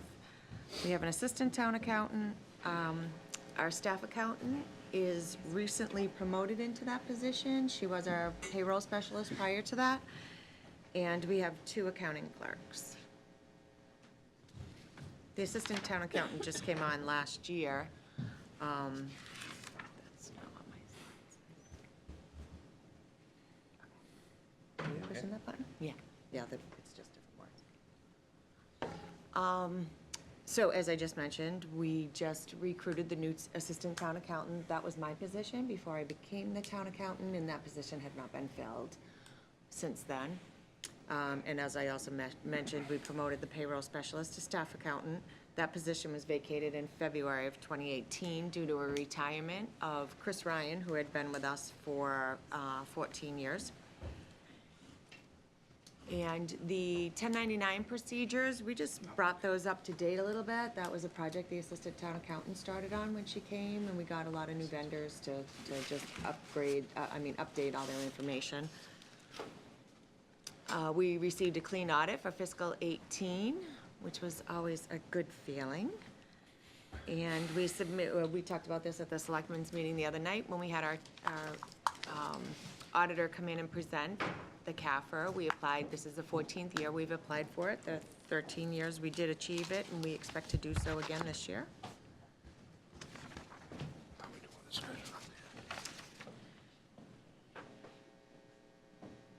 So our goals for this year are to support the HR department. They're going to start a new onboarding process, and we're happy to be on the same team with them and work with this. I think it'll be very beneficial for all incoming employees. It'll also help to make sure that everybody's in the payroll system properly and in a timely manner. The end of the year, the closing at the end of the year, we just need a little help for the timeline of that and to get everything done a little more efficiently. The receivable reconciliation procedures are something that was on our management letter, so we want to address that and get that done and have it done in a timely fashion. And as usual, we want a clean audit coming up for fiscal year 19. And the clean audit of fiscal 19 will then start our application of the 15th consecutive CAFR award. Major budget changes are with the goal of doing a more timely closing at the end of the year. We're going to pull in a consultant to formally train and educate me on how to do that in a more efficient manner. The conference fees and training services were increased a little bit in the budget so that I could attend the GFOA conference next year. Our salaries had to increase a little bit because, I skipped a line, sorry. The funding for the assistant town accountant and myself to go to the Mass Municipal Auditors and Accountants Association. There's a conference/schooling. The assistant town accountant is taking the classes so she can hopefully become a certified town governmental accountant. And the salaries and wages increased due to the comp and class study, I believe, that has been mentioned for the non-union people. Both the staff accountant and the assistant town accountant fall into the non-union grouping. And we are requesting for our budget. The increase, again, is due to the salaries and wage increase for the comp and class study. The operating expenses, the percentage looks large. It's due to the base of the operating expense last year, and that is mostly due to the hiring the consultant. And some of that we would expect to go away in fiscal '21. Since we're budgeting for a project we'd like to accomplish this year, and then the auditing will drop back to its normal level. And hopefully that was your fastest presentation. Any questions by the board on accounting? No, so you had said year-end reconciliation, but the auditor had said that he wanted it done monthly. Is that what you meant to Yes, say? Yeah. yes. Sorry. Yeah, that makes more sense. Well, the Thank two you. recommendations, one was regular reconciliations between clerk and accounting, and then the second was a formal process for the closeout prior to the audit. So as the auditors are coming on site to do the audit. You're going to be like so certified by the time we finish this. What are you going to do with all that? Well, I'll hang them all over the wall. Thank you, Corey. Any other questions for accounting? I think you answered all of mine and all set. Anybody in the audience want to have a question about the accounting department budget? All right, moving on. Thank you. Thank you. Good job, Enjoy Corey. the rest of your day. Thanks. Thank you. Well, up next is fire. That's on page 17 in your budget. We're gonna have a 5-minute break? That's up to you guys. Yeah, 5-minute break. Come for break.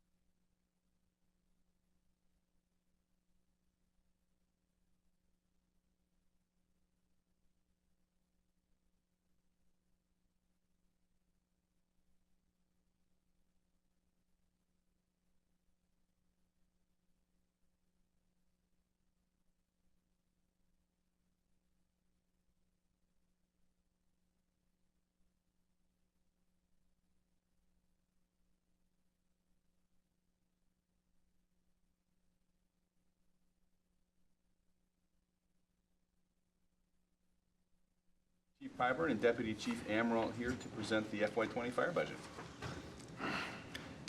Good afternoon. We have a very short PowerPoint. Quickly go over the makeup of the department and our budget in brief, and then I'm sure you guys have copies of the line items. I will be happy to answer any questions you have about the increases and decreases in the budget. But, all right, this is our organizational chart. Right now we are slotted for 46 operational personnel. We're actually down a couple people from injuries right now. We have 4 working shifts, each run by a captain, 3 lieutenants, and then the firefighters underneath them. We're currently operating with 2 groups that have 11 personnel and 2 groups with 12. This is as a result of the cutbacks in 2008. Calls for service. This quick overview of what we've done over the past couple of years, or a few years. As you can see, the number of incidents, total number of incidents is trending upwards. This year, we project that we will have responded to somewhere in the neighborhood of 8,600 runs. Going back to losing the 2 firefighters back in 2008, that puts us at over 1,800 more runs per year than we did that year. So we're doing more with less. Again, the EMS calls, medical aid calls, are the bulk of what we do, averaging anywhere from 42 to 44% of our calls. We do a lot of service calls. Fire incidents are down, and I'd like to think that's a product of our strong fire prevention program. Captain Brooks does a great job in making sure that these things don't happen. They say the best fire to have is the one that doesn't occur. Bob, can you just for a second generalize the main categories within the service calls line in your? Sure. Service calls include a variety of things. You want to pull that out? There's all the inspections, the various types of inspections, whether it be oil burner, smoke detector, plan reviews. There's a number of, I think they're in here, excuse me. Yeah, there it is.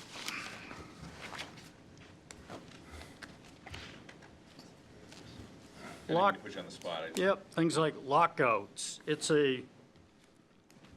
kind of a catch-all for a lot of things. Person in distress, lockout, water problems, investigate unusual odors, all the inspections, master box activities, well-being checks, assist invalids, vehicle lockouts, home lockouts, line boxes and mutual aid calls when we go out of town. So that's what the service calls entails. Like I said, it's a catch-all for, and these categories, by the way, they're all determined. We don't make up these categories. It's all determined by the Department of Fire Services through NFIRS, the National Fire Incident Reporting System. So we have to report our calls in their manner so that they can track it nationally. Where are vehicle accidents? Vehicle accidents, they actually, they fall under medical calls. There are motor vehicle accidents with and without injuries. Those fall under the EMS calls. So of those EMS, what percentage do you think are actual vehicle accidents as opposed to slip and falls or some other medical aid? Let's see. I'm just looking for a thumbnail. I would have to look up, there are several hundred varieties of EMS calls. They're broken out. Okay, his motor vehicle accident with injuries, it was like 1%. Oh, okay. Motor vehicle accident, unknown injuries is another 0.84%. Just plain motor vehicle accidents, they're all broken out. motor vehicle versus pedestrian, motorcycle accidents, motor vehicle versus bicycle. It's all broken down very specifically in the So I report. guess where I was going, and that's maybe more for the town manager, is with our ambulance service, if they go out and they provide service, they come out for an accident, they provide service, they bill the person's vehicle, and the motor vehicle insurance or other insurance. Is there any value in having the fact that the police and the fire always sends a truck, police always sends a car? Sometimes there's two trucks from the fire department under their umbrella, as well as the ambulance. So sometimes there's 3, 4, 5 vehicles there.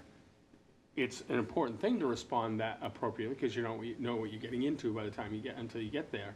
But is there any value in trying to charge an insurance company for the manpower of that accident, not unlike a ambulance charges? I don't know statutorily whether you could charge for a municipal service like that. I mean, I know that, were we to look at establishing ourselves as an EMS provider, then certainly yes. And we do have, there are places that recover costs associated with dispatching for emergency management services. But to be honest, I haven't been asked to think about that before. I don't know statutorily if we could charge off for police and fire services. And maybe it's not worth it. That's why I was just looking for a rough idea of the volume. I think the only way you can do that is if the fire protection, fire service is privatized. You would sign a contract, to provide fire service for your home and belongings, et cetera. Then they could charge you for that. Town manager, maybe you can just take 10 minutes and look. Well, didn't we already have this conversation some years ago when, maybe Chief Ambrose remembers, but I don't know if it was like 5 or 6 years ago, we talked about charging when there was a response to an accident. I mean, I know we already do for other things, but I either was on FinCom or something where this has already been discussed, and I don't know what the output was. I don't know what the final result was, but this has been discussed about, I know police responding, but, yeah. Just a thought. Old note someplace, It's a little bit tricky in that yeah. we're a full-time paid department. And maybe we can. The staff they're already being paid by the municipality to be there, just in case, to try and, it's almost like you're double billing somehow. You're charging these people for a service that's already been paid for. We'll take Just a look a at it. thought. Yeah, I'll look into it. Thank you. Any other questions on the, Yeah, on the false alarms, Bobby, are those all basically treated as first alarm response? We'd be sending out 1 or 2 vehicles to them, or are there some that are a limited response because of the nature of the false alarm? some are limited. A carbon monoxide detector activation, we get there and, we don't find any carbon monoxide. It's technically, okay, it's a false call.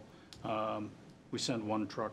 There are certain occupancies in town, one of the condo projects, the Center for Addictive Behavior, daytime calls, we only send 1 unit versus a full response, just because we know we go there a lot for false calls. Yeah. Yeah, I happen to, if we ever build another station, it's gonna have to be on Lindell Hill, because it seems like every other night there's an alarm at RCA. It's the nature of their business. Most of those are medical calls. Are they? Yeah. Not, okay, not door alarms? No. Okay. Any other questions? Isn't some of your medical aid assisted nursing homes? We do respond to anybody that calls us. We do a lot of calls to some of the assisted livings. It's not a great deal. We seem to do a lot more calls to Leahy Danvers, up behind Engine 2. We're up there several times a day, and that's due to their protocol. Anytime somebody has any kind of a medical issue at all, even though the place is fully staffed with doctors, they call for an ambulance, they're instructed to call 911, and that automatically gets us as well. So we're trying to work with them, but they have a specific protocol due to their corporate office that they have to follow. And it's hard to triage some of these calls on the phone. The dispatchers, they do a great job with the emergency medical dispatching, but so you get a call for somebody that says they're not feeling well. We show up, they could very well be having a heart attack, and that's why they're not feeling well. Other times, we've been called for a person non-responsive. We show up, and it's just because they might have had a little too much to drink, and somebody just can't wake them up. There's nothing wrong with them. They're just sleeping it off. So it's hard to judge, from the phone call, whether we should be going or not. So we go to everything. Oh, yeah, you have to go.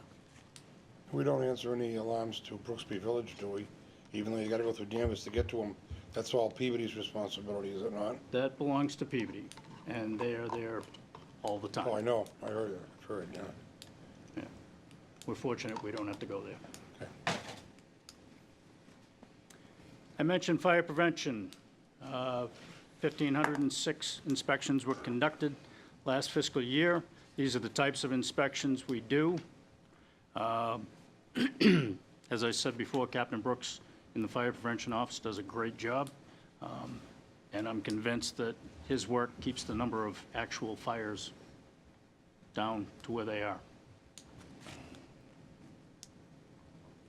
Revenue. We're not much of a money-making operation at the fire department. I tell people we're more of an insurance policy. Our biggest moneymaker is the master box fees. I would expect for fiscal 2020 that number will increase somewhat. We plan on increasing the master box fees. The master boxes are the red boxes that you see. Sometimes you see them on telephone poles. We're trying to eliminate those, by the way. But the ones on the buildings, they're tied into the alarm system. And the way the code reads right now, the building code, is fire alarm systems in buildings have to be monitored 24/7. So the ones that are tied into our master boxes, we do the monitoring, basically. So we're going to charge them a little more for that. You'll notice non-criminal violations are up considerably. We've decided to take a little bit harder line on contractors and occupancies that just don't seem to want to listen to us. Captain Brooks will go out, conduct an inspection, find violations. He tries to work with these people, but if they flat out refuse to correct the problems, we go in, we give them one more chance, and then we issue them a ticket. First ticket's $100, second ticket's $500, and then there are $1,000 for each one after that. Fortunately, we haven't had to issue any $1,000 tickets, but we have issued a couple of 500s. What type of violations? It could be anything. One we just recently dealt with, there's a gentleman that owned an occupancy. He was storing trash, cardboard boxes and things like that between his building and the building next door, constituting a fire hazard. He was warned 2 or 3 times to remove it. He refused. We gave him the ticket. Went back again a few weeks later. The trash was back. Gave him a 500. It's now clear. He didn't go for the 1,000. Well, he appealed the 500 and lost. So he Who knew does he if, appeal to? You? no, he can file for an appeal, and it goes before a hearing officer that's appointed by, who appoints that? The fire marshal's office appoints the hearing officer, and we had our hearing and we won. So he wasn't about to win on the next one either. Smoke detector inspections, real quick. It's down a little bit. That's all dependent on home sales and refinancing. We expect that number is going to go up as well. We are going to increase the fees for smoke and carbon monoxide detector inspections starting April 1st. Right now, they're $35. We're going to bump them up to $50, which puts us in line with all the communities surrounding us. Can that be done without town meeting approval? I thought that any fees and fines had to pass town meeting. It's not universal. We'll take a look at that before we'll circle back. There are certain fines and fees that do not go to town meeting. So Mass general law does allow fire service to charge up to $50 for these types of inspections. the majority do bill, but certainly we'll circle back with an answer on that one. Thank you. Yeah.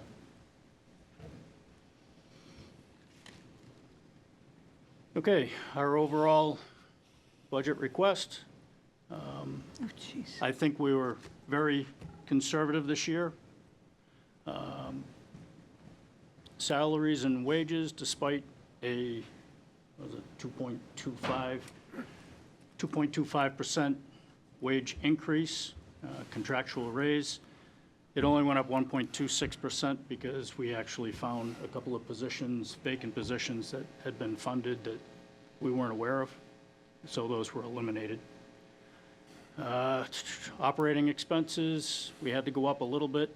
It's just, there's a price of doing business, and it's all delineated in the line items, and I'll be happy to answer questions about that. We managed to reduce our capital outlay. We'll be in, most of that capital outlay is going to be for the third phase of our turnout gear replacement program, and we believe that's only going to, I think we had 50,000 allotted for that. We were able to drop that to 35. So the turnout gear is now 35 and ballistic protection is 15? Correct. What's ballistic protection? Unfortunately, in this day and age, with mass shootings and violent events, we have to be prepared in case something happens. We're working with captain level. We're putting together a procedure for how we're going to assist them at any kind of an incident. Should they occur, you hope to God that you never have to use this thing. But it's out there. The police officers know the numbers better than I do, but I believe since Columbine, there's been, what, 270-odd mass shooting type events across the country. It's ridiculous. It is ridiculous. Okay, thank you.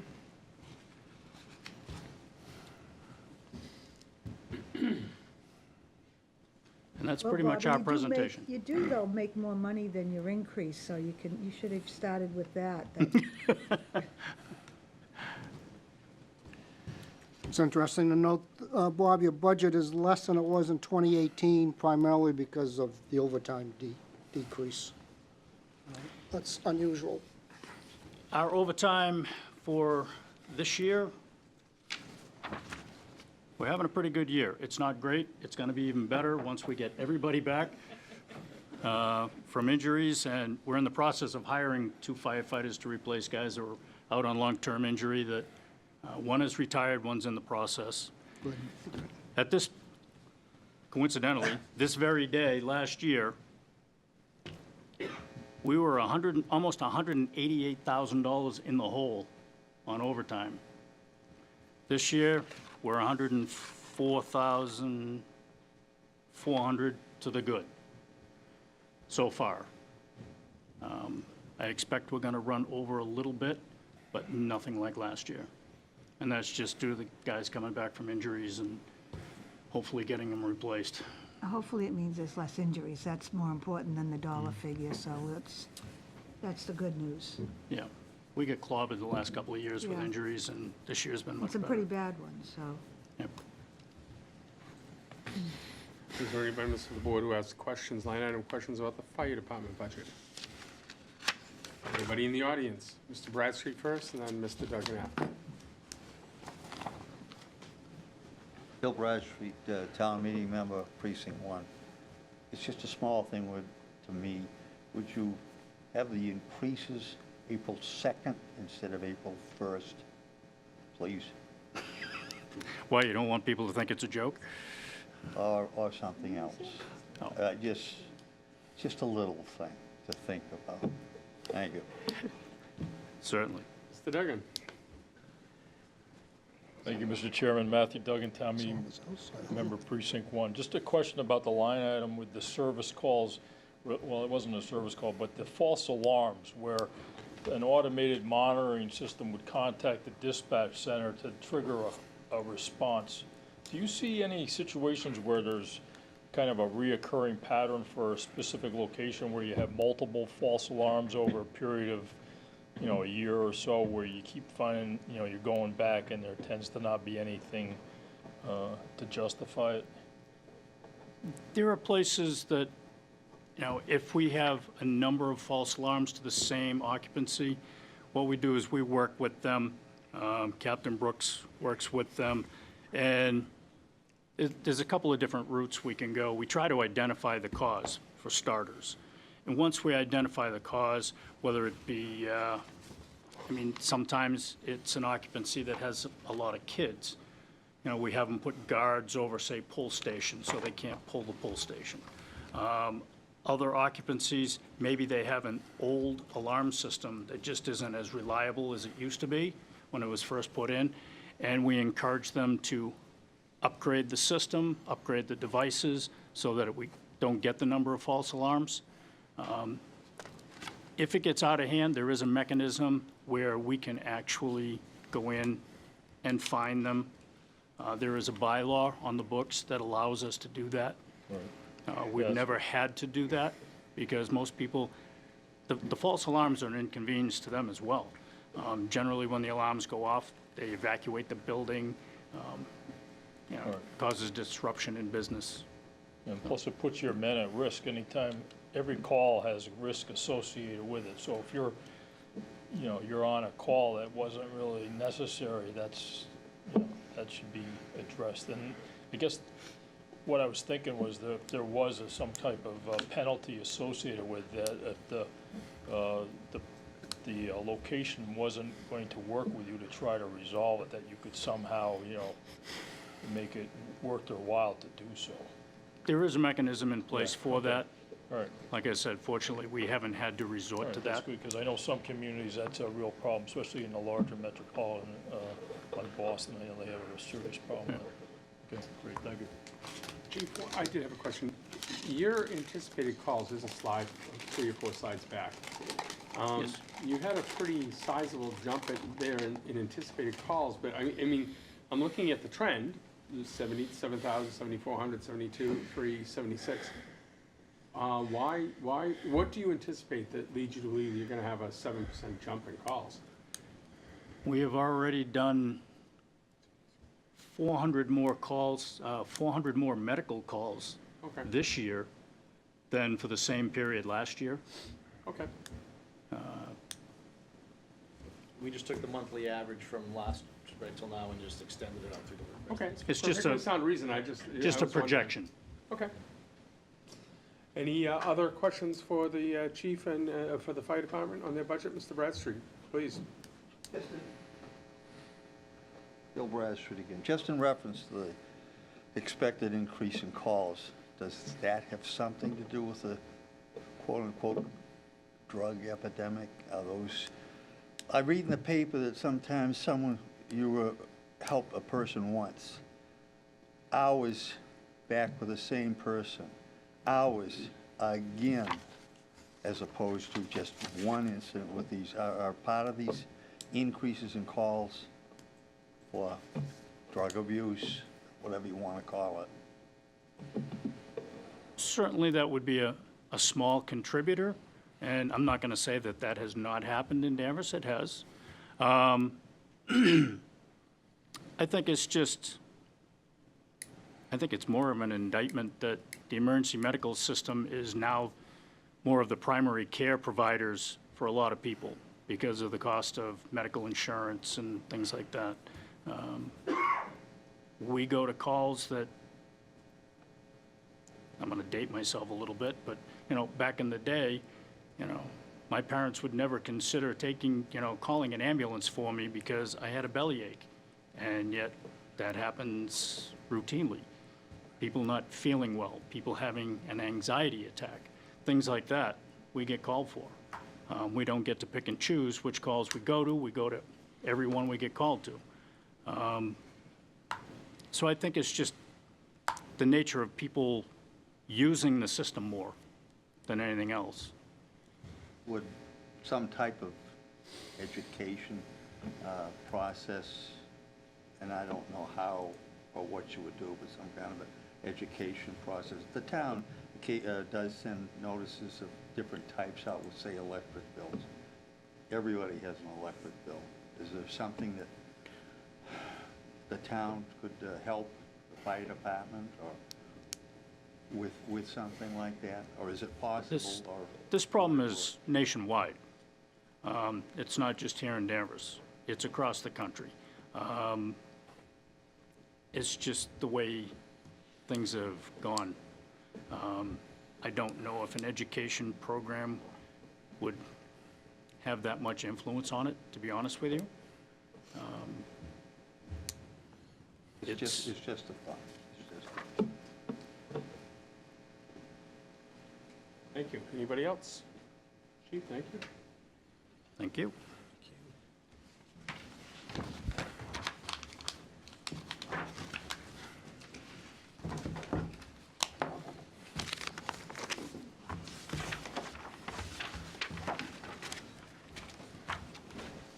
I think fire set a high bar for police with a 1.3% budget increase. They got their overtime under control. That's a. Congratulations, Bob. 30 minutes. Yeah, right on time. This is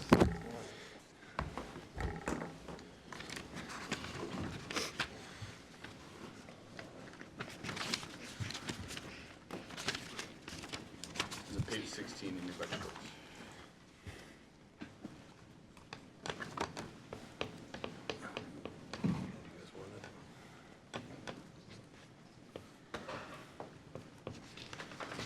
Good afternoon, everyone.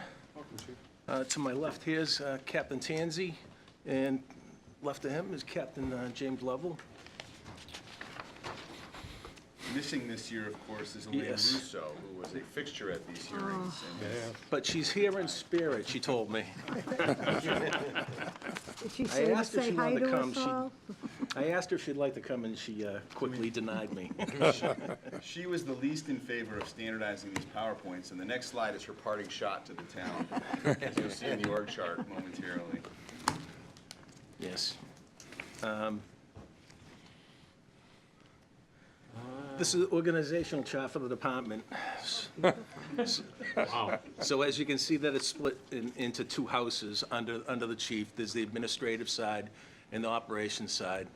And you can see what falls under what, whether it's communication and community outreach under admin or patrol and CID under the operations side. Our grant funding for what we've been able to get a hold of over the last year, and we'll have it into the year coming, the FY20. $45,000 for mental health, our jail diversion program. $6,000 for the Governor Highway, which is the click of the tickets and the drunk driving patrols. $94,000 for the support and incentive 911 grant, and $10,000 for training for the state 911. Also under that, we added our partnership with Parry for providing a recovery coach for overdose victims, and the ability to get a hold of Narcan from them.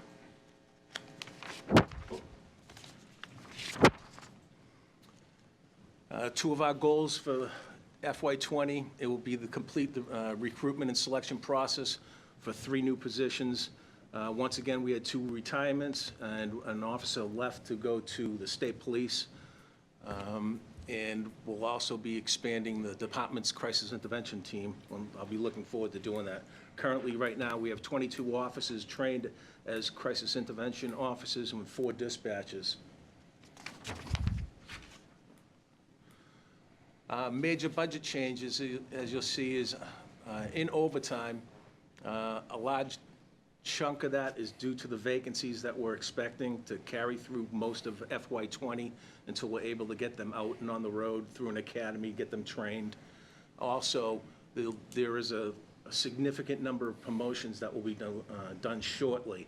And with that, there'll be a lot of additional training to the new supervisors and the effect that it might have on our specialty positions like a detective or a SRO, them getting promoted. Then I have to have somebody else fill that spot, and then we have to train those folks all over again, and it's hundreds of hours. And then capital outlay, the educational incentive, you'll notice, is down. A lot of that's due to the retirements that were more senior patrol officers that were getting paid higher, that may have had a master's versus a bachelor's, and that's why we've brought that number down. Also, in the capital outlay, we'll be looking to replace 3 cruisers, 4 tasers, and 24 portable or handheld radios. The tasers and the radios are coming to the end of their life expectancy. The tasers are over 5 years old now, and the manufacturer puts that as their drop-dead timeline to start replacing them at 5. And the portable radios we purchased over 11 years ago, and they're starting to have some issues, and so it's time to replace them, and we'll be doing that over a 2-year plan. How many radios do you have now? 48. 48, so half this year and half next year? Yeah. This is an area too, when we talked at the beginning of the day about the free cash number, we'd like to be doing more than 3, we should be doing more than 3 cruises this year based on our plan, but we simply don't have the free cash certification to support that. So this is one of the areas where we had to pull back a little bit. And Pat and his team have worked closely with Phil in the equipment division. They think they'll be okay with the 3, but we're falling behind on the plan based on available resources. So we've gone from 5 to 3? The original request this year was to replace 5. Right, so we have it in here for 5 at 240? For 3. Yeah, so now it's 3 at 144. 144? And that's in the Pat, is there page at the back of your books. Is there any possibility that we could, you could look into what the police department did maybe 20 years ago when they approached the auto dealers in town and got some used or new cars on loan for a year for non-first response kind of use, but undercover use, detective use, this kind of stuff? We currently do have an agreement with IRA. Yeah. That provides 1 car for us for free for the DR officer. Okay, I was just thinking, I know that was done quite a bit. I think goes back to like Richie Landis started doing something like that years ago. Yep. And they used to get a couple of cars a year. Not that, some of them were beat-up old cars they used for undercover. The other one was, like you said, for the DARE officer. Yeah, and we've looked into seized vehicles, sometimes that we can get Yeah. a hold of some seized vehicles, and we have done that. Sometimes, though, when you get those vehicles, there's a large maintenance issue with a lot of them. So you have to put in a bunch of money to get them up and running, because usually we're not seizing like a real nice car, and if we do, I don't think the folks up around town would like to see us driving around in like a Range Rover or something. Well, the state police had that, what was it, a Lamborghini or something? We had it up at the fair 2 years ago. The only thing, it didn't have an engine in it, but it was a good-looking car. It looked nice.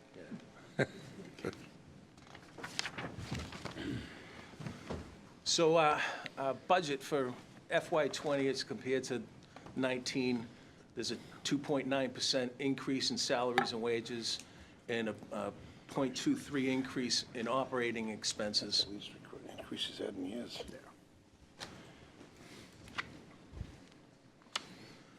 Significant increases that we had over the year. As our deaths were up, that's a lot of unattended deaths that the officers had to go to, whether it was nursing homes or in homes or throughout the town. Follow-up investigations, that's our detectives or officers that might have been following up on an investigation. Town service calls. Service calls, generally, that's like water breaks, power outages, traffic signs not working, the lights not working. Medical aids, We had a significant increase in medical aids, and a lot of that is due to a lot of the runs that we've done to assisted living facilities and some of the other medical facilities. Road conditions, again, that's like flooding and potholes and a road being blocked because a tree is down. And mental health calls, they continue to climb. In a 5-year period, if you looked at it, our numbers have doubled. But what was showing for 18 was 420 calls for mental health issues. And you still don't have the places to bring these people, correct? No. We have a partnership with several of the, mostly Leahy, but some of the other facilities. We work closely with Danielle, our in-house clinician. So she is able, and we're very fortunate, she's able to get a quicker response from some of the facilities to be able to get these people in, whereas we would have a harder time. We would waste, I don't know how much time trying to get somebody into some sort of facility, and she has connections and she can make phone calls, and she generally gets a lot of these folks right into facilities that we need. Would it also be fair to say that as a field, I mean, I think with programs like crisis intervention, that we've just gotten better at identifying and labeling these types of calls, where 20 years ago they wouldn't have registered as a mental health call? Yeah, that's true, and that's I've said that here before. It's a lot of the reason you see some of the increases is exactly that. The officers are able to identify, and they get categorized that way. Instead of somebody being disorderly and locked up and put into the judicial system, they get treatment because we recognize it's a mental health issue. We try to keep it out of court and try to get them the help for the problem that they have. That's good, thank you. Pat, go back to the other slide. Are the increase in deaths that you're unattended, does the Care Dimensions program have anything to do with that, as far as having several people pass away down there, or is it those considered to be attended deaths? The hospice facilities? Yes, yeah. No, but they're not included in this. So that doesn't reflect it in our figures at all in that respect? No, they don't generally they don't get counted in these figures, no. Okay, because I know when you read the obituaries in the paper, and they're all certainly, it's all Danvers, and most often they're not even people that come from Danvers, they're there for a few days before they die, but. Yeah, they handle that all in-house because they're under hospice care. It's not like the police officer has to go now to investigate the crime and see whether or not it needs to go to the ME's office. That's all handled differently because it's under the guidelines of hospice. Yeah, thank you. Where would things like shoplifting land on that list? Excuse me? Shoplifting. Oh, never mind. It's the Shoplifting next is down. page. Thank you. And shoplifting is down, probably directly related to Walmart and how they no longer utilize their loss prevention like they used to. Because they were our #1 contender for shoplifters for years. So that is down. Noise complaints, it's pretty self-explanatory. Those are down. And larceny from a residence, which is more like packages being stolen off of your property, or a family member taking something from the household that wasn't theirs, those types of things. It's not a house break. Is there a category for larceny by check there? Do you even handle with those? We do larceny by check, but that's not one of the stats that we have for this year. In opiate overdoses, in town, we had 8 fatals, 65 total overdoses. There were 57 non-fatal, obviously. Out of all the overdoses, Narcan was deployed 52 times and 32 times by the police themselves. And we're finding that multiple doses of Narcan are needed to bring these folks back because of the fentanyl. It's not simply hit them with 1 can of Narcan or a spray of Narcan and they're all set. We're finding that we have to hit them with 2, 3, 4, and because of that, that's the reason that these folks didn't pass away. Those numbers would be a lot higher because of the Narcan. So there was just something on TV, so our officers touched somebody on fentanyl, because it looked like there was just a police station or something that got shut down because somebody on fentanyl was in a cruiser, and they had to bring hazmat in. So, do we touch, I've never seen it or, been around it, but, No, we treat everything, if we suspect that it's heroin, we treat it naturally as fentanyl. Now, folks are trained not to, they don't touch it with your hands, you put on Yeah. gloves, we put on masks. We try to use all the safety precautions that we can. A lot of times, it's hard to even go get it tested because the labs don't want to deal with it. So, it's, but after seeing that, how do we transport, how do we, I mean, you're trying to save somebody, you gotta put gloves on, mask on, I mean, well, you just try to use the best precautions that you can and then deal with what happens afterwards. Unfortunately, it's just part of the job.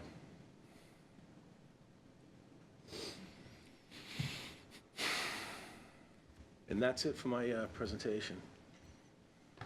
Does the board have any line item questions for the chief that he didn't already cover? Nope. Okay. Anybody else?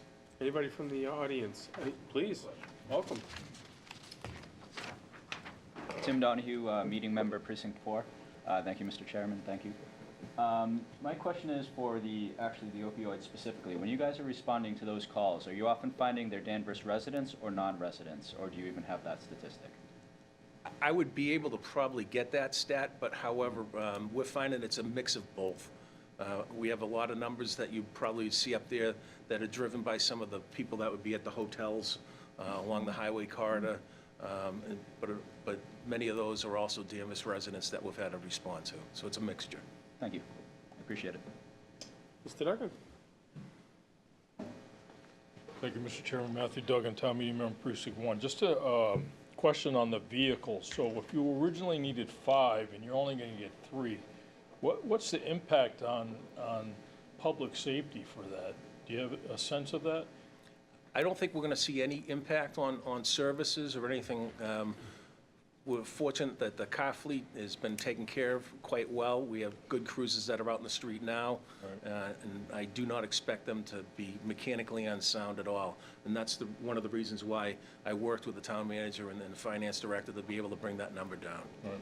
And Matt, I think that, this is from the beginning of the day where you'd see the impact of that would be in Phil's equipment department and also in the maintenance lines, because we wouldn't be keeping the vehicle on the road if we didn't think it was going to be safe for the next year. But as the average age of that fleet creeps up, because we missed an opportunity to replace some of these vehicles, it just puts more pressure on the overtime budgets, the maintenance budgets, and the parts Yeah, budgets. you probably see it at the DPW garage more often, right, getting whatever repairs that are needed. But I think at the end of the day, we would prefer to have brand-new police cruisers rather than like a brand-new dump truck or something along those lines. So I think it's important that we kind of keep things in perspective from where we want to have the newest equipment, right? So fire trucks, police vehicles, that should be the priority, so. We have a line in our budget policy that says that I'm smirking, but I'm serious when I say this. I mean, the departments work pretty closely together to make sure that there's equity across the budget and across the operations. We certainly wouldn't be letting unsafe vehicles go on the road. But there are towns where the public works trucks have duct tape holding them together and the cruisers are brand new, and we certainly don't think that's No, yeah, you an want to appropriate balance. approach. Right, but you would, if, for example, your vehicle broke down on the way to a call, I mean, that's something absolutely. that wouldn't be tolerable. Okay, great, thank you. Any other audience members have questions? Chief, Captain, thank you. Thank you for your service, Thank you gentlemen. very much. yeah.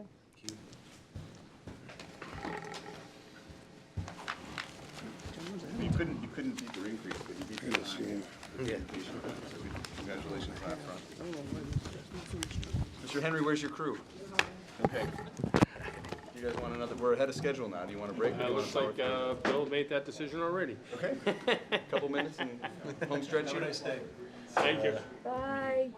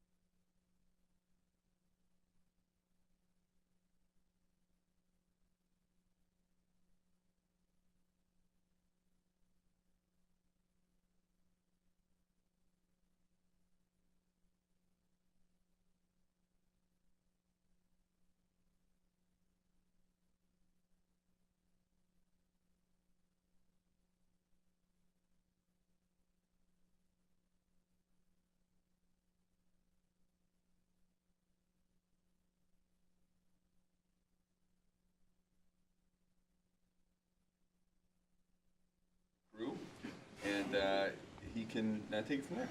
All right.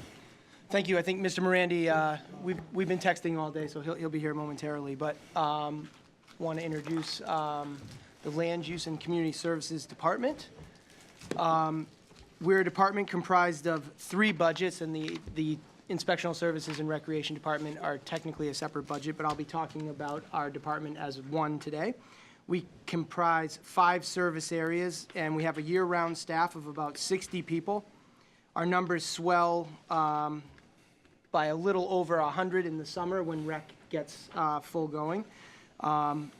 And unlike other department and service areas whose mission is a little bit more focused on one thing, our core responsibilities bring us into contact with the community across a broad range of activities. After-school care, summer programming for the kids, adult programming for recreational opportunities, food, housing, social service assistance for seniors, veterans, and our vulnerable households. Food safety is a big one when it comes to public health. And building and development permitting. So we're really interacting with the community at a fairly substantive level. I think this diversity is also reflected in the responsibilities we have to our boards and committees. By my count, we staff approximately 2/3 of the boards and committees here in town. And we also staff the bulk of our regulatory boards, and those are italicized up on the slide. In short, I think we interact with the residents of this town every day at a very fundamental and personal level. So enough of our pitch, let's get to the numbers. At a high level, the biggest change you'll see in our overall budget is that our payroll expenses have increased by about $180,000. Single largest contributor to this increase was the addition of the Assistant Director of Senior and Social Services. What's not shown and what's hard to show in this presentation is that about 1/3 of that cost is covered by the Community Council, which also brings up a related point regarding our revenues. Our department does generate a considerable amount of revenue, and we also go out there and get a lot of grants that contribute to the overall balance sheet of the town, but don't necessarily show up in our department on our department numbers. And I'll highlight this again momentarily when we touch on recreation and seniors in particular. And I also want to add that we are always looking at the fee structure to ensure that those are set at an appropriate amount, and there has been some tweaking in the last couple of months, and we'll continue that process going forward. So there may be some increases in FY20. On the community council portion of it, will that continue going forwards? That's not a one-time? Yeah, we have a written agreement with the council. Okay, thank you. Returning to the general payroll expenses, however, just other factors included the comp and class study, which I'm sure was touched on earlier today, increasing minimum wage, which impacted our recreation department and our senior department in particular, and the kind of more run-of-the-mill contractual obligations. So, again, this is just kind of all 5 divisions rolled up into one. We were able to take a hard look at the operating expenses and tighten things up a little bit there to bring us to an overall increase of just over 6%. So moving through the divisions, and we'll run through this and then stop for questions if you have any questions on health. We've been interrupting all day, so excuse us if we continue to do that. That is quite all right, quite all right. You guys at this point deserve a medal. You've been here for. And as we're bouncing in the budget book, so health and veterans, senior and social, and planning and economic development are all within the land use budget, which is on page 24. Inspectional services and recreation have separate budgets. And based on the order today, we'll kind of bounce back and forth between the two, but we have veterans first. So Health and Veterans Affairs is led by Mr. Peter Morandi. Hello, Peter. This is the divisional organizational chart. It's consisted of 4 distinct program elements. Environmental health, which is probably what most people think of when they think about the Board of Health, includes sanitation, food safety, pest control. Public health services, which is handled by the public health nurse. This includes epidemiology, wellness services, immunization clinics, and public education. Animal care and animal control, and this kind of speaks for itself, what they do. And then obviously our Veteran Service Office, which provides state and federal benefits, ceremonial services, and networking events for veterans around healthcare and employment. non-regulatory activity by the Board of Health deals with resident complaints, so you'll see we get a lot of calls that we have to deal with. That's that table on the upper left. The public health nurse conducted 15 immunization clinics. We investigated over 250 reports of infectious disease, oversaw the control of 4 large-scale institutional outbreaks this year. The permits issued by the Board of Health are in the table on the right. The table on the bottom left describes some of the stats for Veterans Affairs, includes about 33 beneficiaries receiving an aggregate of approximately $15,000 a month. 75% of this is reimbursed by the Commonwealth, and I know this was touched on earlier on the Veterans Benefit side. We also had to help with 2 burials this year. We also deal with claims to the U.S. Veterans Administration, and these claims include aid, assistance procuring hearing aids, Agent Orange exposure, and several others that we help veterans deal with. So we're going to continue in the health office to maintain a high level of service. There's a little bit of a focus this year on kind of a population control. So again, we get a lot of calls, and so we're trying to shift focus a little bit to more population. So I'll pick on one. For instance, we've been getting a lot of phone calls about rats. Rather than chase down every rat, what we've begun is kind of a population control integrated pest management program to try to deal with that at a higher level. So again, we're trying to shift our focus a little bit to more of an evidence-based process there. Those include the lawyers? Oh, I'm sorry. Waiting for the rebuttal, but I guess it's not coming. Yeah, it's not coming. Yeah. I'm retired too. For the most part, there are some tweaks to the line items, but in essence, we are level funded. We touched on veteran services earlier in the day, so our level of service is level funded, while the line item itself has been reduced to reflect a little bit of an attrition in the population. So the biggest shift in the overall was a move of the animal control officers from a contractual service in FY 18 and 19 into salary and wages for fiscal 20. We actually were also able to review on what we were actually paying out and reduce that overall cost to the town. Otherwise, you know, as I said, we've tightened up the expenses. We did have some increase from comp and class, from COLAs. So that's a basic summary. And a quick note there, so years ago, we had an animal control officer embedded within the police department. We've contracted that service. Peter's managed a contract on that front for many years. We switched providers, and it's showing up in the salary and wages portion of the budget, but it's still a contracted service, so we haven't hired somebody to do that. We're simply from one contractor to another. Okay, it is here. That's one of the questions I'd had is, what happened to animal control? It's still there. It's, yep. Yeah, so that, we had a contractor out of New Hampshire who had been providing that service for a long time. He kind of phased out. Peter was able to find an alternative. We're using somebody out of Beverly on a sort of a per-call basis. It's being shown in the salary and wages portion of the budget rather than in the operating. So you're seeing it zeroed out in the operating budget. It's a cost that's now being carried up above in the salary and wages. Still part-time? Yep. Yeah. Yeah, still functionally the same, but it's being reflected as part of the budget. And they will respond to calls? Oh, yeah. Yep. Okay, my wife called some last night and didn't get a response. Basically, we had 2 dogs that disappeared, and we never heard back from the town. She called the police department, for lack of a better place, and I just wondered, because I'd gone over this a day or so ago and saw that there was canceled. I didn't know whether they were canceling that service or not to the town. No, just moving it. Okay. Any other questions? Other than that. All right. We'll move on to inspectional services. Mr. Maloney, been at the helm for a while. Today, he spent most of his day at the Habitat for Humanity house in town, so that's why he's... Filthy? Yeah. In addition to Rich, they have 7 people working for them. There is some change in the office this year. We'll touch on that in a moment. But this last September, Rich's office started a co-op program with Essex Tech for electrical and plumbing work.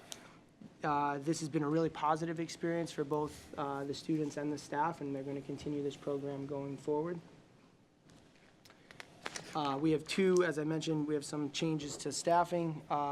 2 retirements of longtime staff, so the focus in the near term is to get the new staff on board as quickly as possible and continue to provide, high quality, a level of service to the public that uses the inspectional use department, the inspectional services department. We're shifting things around a little bit within those positions to increase the hours of one part-time position and decreasing that to another, and that again will lead to a better level of service for those who use the office. And here is the roll-up for inspectional services. Do we want to take this inspection services line item separately? I mean, you've been bundling them all together, so I have no questions. I have none either. It's I just, if we could back, you don't have to back the thing up, but Rich, in 30 seconds, just what kind of partnership programs have been done with Essex students in the past year? So it's our first year. So we take senior students the first half of the year. We have a senior electrical student, comes in once a week. He works with us in the office, and he works out with the inspector out in the field, kind of seeing the trade from our point of view. We think that's very positive, especially when he takes that back to his fellow students, Inspectional stuff. Inspectional stuff, absolutely, yes. And then we have a plumbing student. We had a female senior plumbing student in the fall. She has moved on, and we're expecting a junior. We can take the junior students in the second half of the year, and then they will morph into the seniors in the fall. And it's inspectional stuff. Yeah, whatever we do in the office, whether it's, paperwork, computer work, filing, and then we're out in the field, they're right with the inspector doing everything we do. Thank you. You're welcome. I've got a question for Rich also. Dave Harris isn't one of those retirees, is he? No. Okay, I just, He's close. well, I know, but I just, when I go in the office, I want to know who to ask for. The zoning secretary retired. She's been with us. Yeah. Peter hired her, and then Barbara Downs, Yeah, the manager of the office, Yeah. secretarial manager of the office, is retiring. okay. After, again, Peter, she came on with Peter, so they've both been here more than 13 years. So Thank you very much. very sad. Some great people, Yeah. professionals, have made my job much easier. So it's Protected really- that back it's a office hot- very well, We too. don't know who's going to keep them in line now. It's yeah. Barbara was Barbara was tough. So, but it's yeah. It's good and it's bad, but we'll move on and we'll get some good people and we'll move forward. anything else on inspectional services? Any member of the audience have a question for inspectional services? All right, thank you. If we can go back to land use, because we kind of went through there, and I had some line item questions about land use. Do you want to finish the other two components of land use? Sure. You guys don't mind if I leave, right? Or were they, do you want to need me. ask? No, that's fine. Planning and Other senior two. roles. I got recreation. Rich was gonna, You guys don't mind if I leave, right? No. Not at all. Got to finish the roof? I want to go take a shower. I encourage that. All right. The Habitat thing was, if anybody's looking for something, it was a very positive experience. There were Harvard and Endicott colleges and university were represented there. I work with 2 brothers from Brazil. They are United States citizens. One's a financial guy from Boston, his brother's more of labor. It was excellent. So we had a girl from China, a girl from Venezuela. I met a neighbor of mine. He lives in Georgetown. He's a regular, that regular donates his time for Habitat. So it was a lot of people. They need some people to guide them.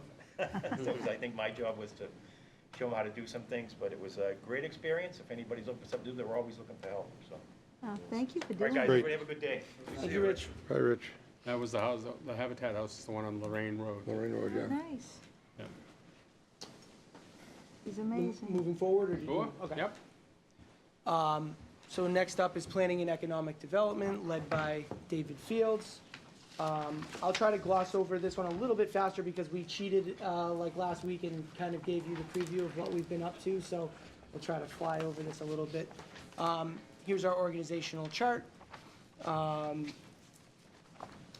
Again, we did, thank you very much, the Complete Streets policy was adopted. We've gotten the bronze certification through Mass Bio. We've applied for the $300,000 trail grant from the state, and we're continuing to dig in on the demographic and socioeconomic trend reports.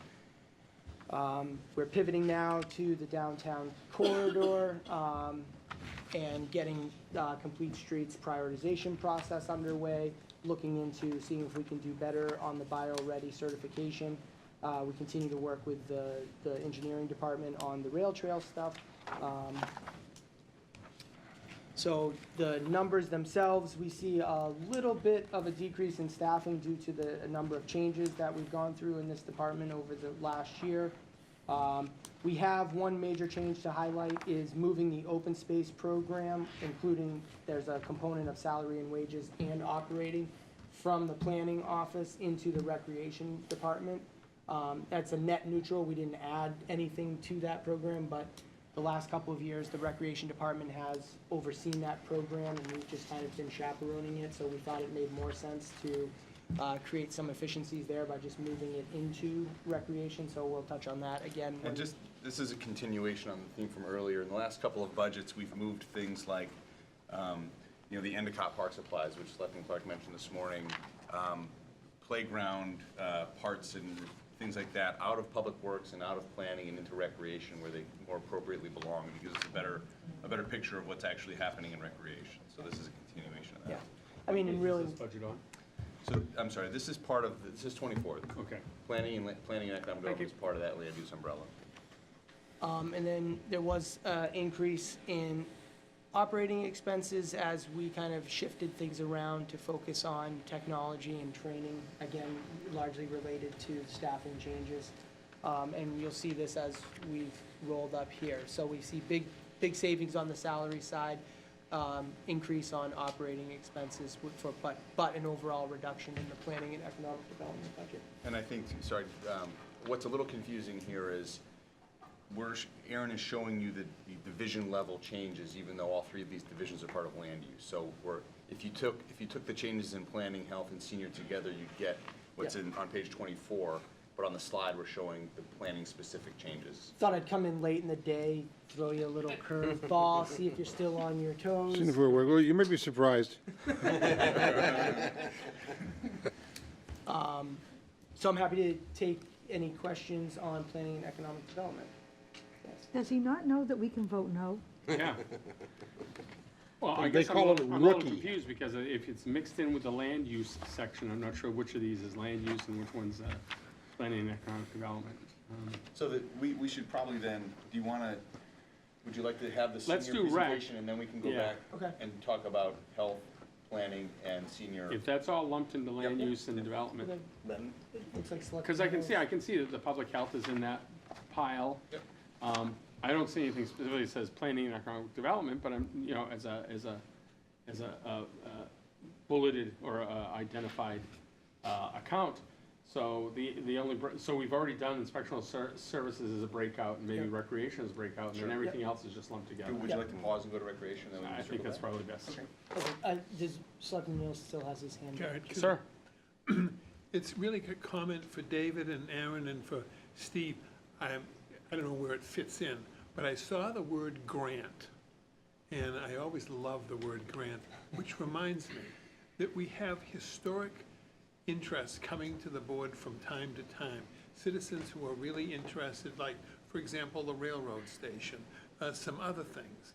And when I'm a selectman, I'm sitting up here and I'm thinking, it is a wonderful idea, but what have you done by way, before coming to the selectmen and asking for like town meeting approval for some funding which is not gonna happen, what have you done about asking, who's that owner of Walmart and all those other rich Bill Gates and everything?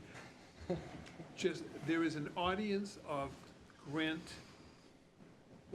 grantors in the country, and I'm just wondering if somebody who might, and I'm looking down at David, if someone might have some grant experience, could plug into that interest from time to time as it arises. Because I see sometimes in different areas where I'm involved in government or other commissions and all, of people coming up with grant money, and I say it's great. And I'm just thinking in terms that 3 or 4 times in the last 4 years or so, historic interest citizens have come to the selectmen looking for money. They have never gotten any. And I'd like to jump in for just a second. Yeah. You raise an interesting question, and I think something we'll do and report back on later is look at, there are many grants we get that are formula-based that you receive without doing anything, but I think we should compile a list of the competitive grants that the town has applied for and received, because they're numerous and they're serious dollars. You know, a couple of recent ones, the dog park was a $300,000 grant. In Stanton, yeah. We were successful. You know, we found a resident of the town who had roots that wanted to participate. This wasn't a grant, but the $2 million gift for the Fields project a couple of years ago. For better or worse, historic, it generally is a field that doesn't have a lot of grantors. Yeah, this I don't know. You can find grants for things like dog parks. It's awfully hard to find people to spend money on preserving old buildings. That's true at the state level. That's true in the nonprofit sector. The next time they come here, I'm going to say, the town manager will be glad to help you. If they want to build a dog park, we can point them in the right direction. But I would say in general, I mean, we, in that particular case, the Mass Historic Society, and there's some other state level resources and we've been building, I think, I know about a month ago, David sent me the list from DHCD of all the grants. I know Aaron Schaefer in our office, the principal planner, just attended a Mass Cultural grant opportunity. So again, we are fanning all of those flames. If we can find them, we're going to pursue them. That said, we're not chasing grants just to chase grants, but we've, following your cue, the priorities that you set kind of indicate to us where we want to go in pursuing those grant opportunities. So when we say no to the historic people, I want to be able to say no, but something, there's Right. a great opportunity. Yeah. Yep, and we're working that. It's similar to the demographic trend and research that we're doing is we're trying to identify all of those opportunities to make sure that we know when we have something available to us. Thank you. Okay, I will keep rolling on. Recreation, led by David Mountain.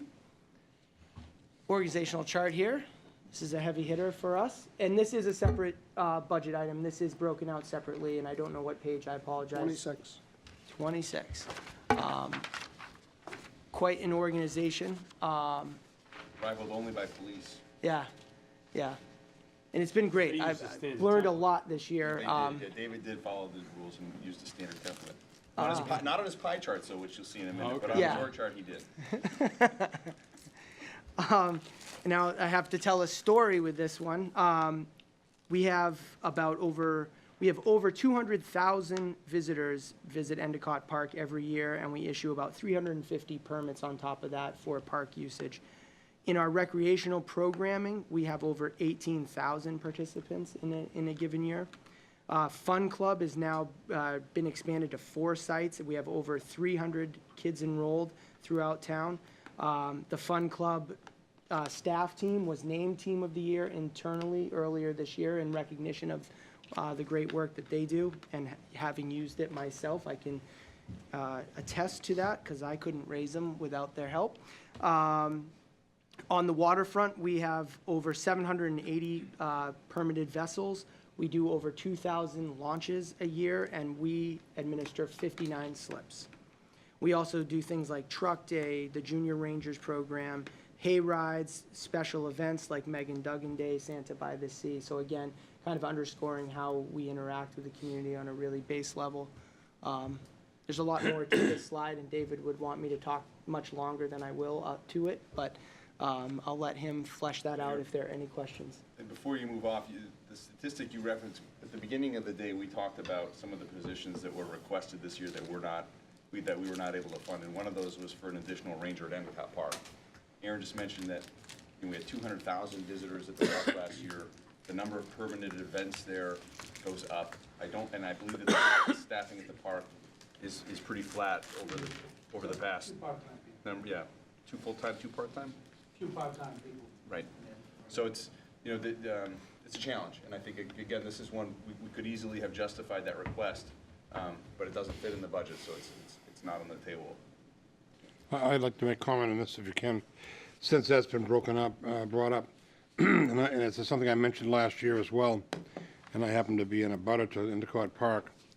I think that you are executing one of the most dangerous gambles in our town by not having full-time or at least a part-time supervisor at Endicott Park.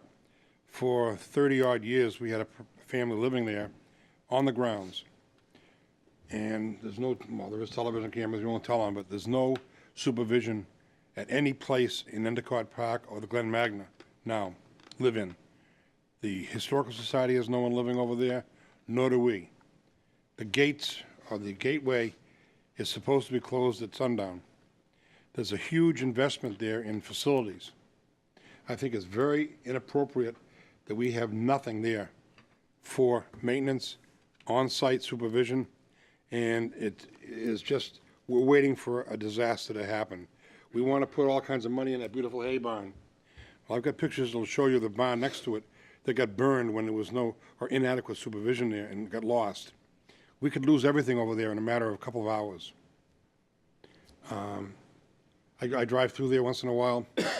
I've been very close to that for my entire adult life. And I know that maybe it's something we can't afford. I know that before, the predecessor town manager had someone who was not a town employee, but a contract person for the town that worked there for a number of years. So it didn't reflect on our retirement system. But I really think that we're running the gamut. We're throwing the crapshoot out there in a big way.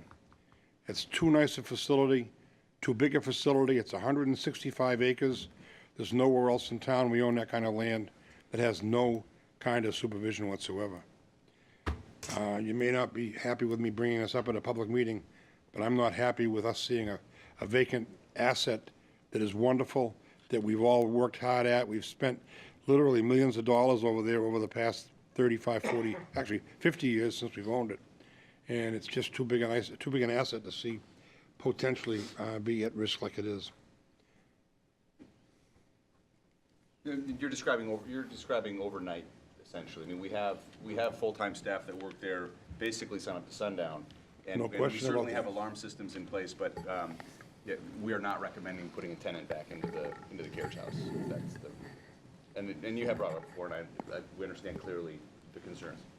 And the way it is set up now, you can't even easily have police patrols through there at night because the gates are locked, unless they get a key and unlock it, pass through the gate, lock it back up again, and go back in and drive around. David Mountain, Recreation Director. If I could just speak to a brief moment about that.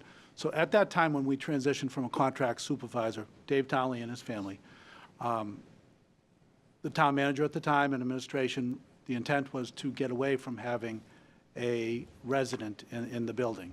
There was some safety concerns at that time when the resident was there, accessibility, fire safety, security. So at the time when Mr. Townley retired, we added a security system to all the buildings, and we also added fire. We upgraded the fire alarm system to all the buildings.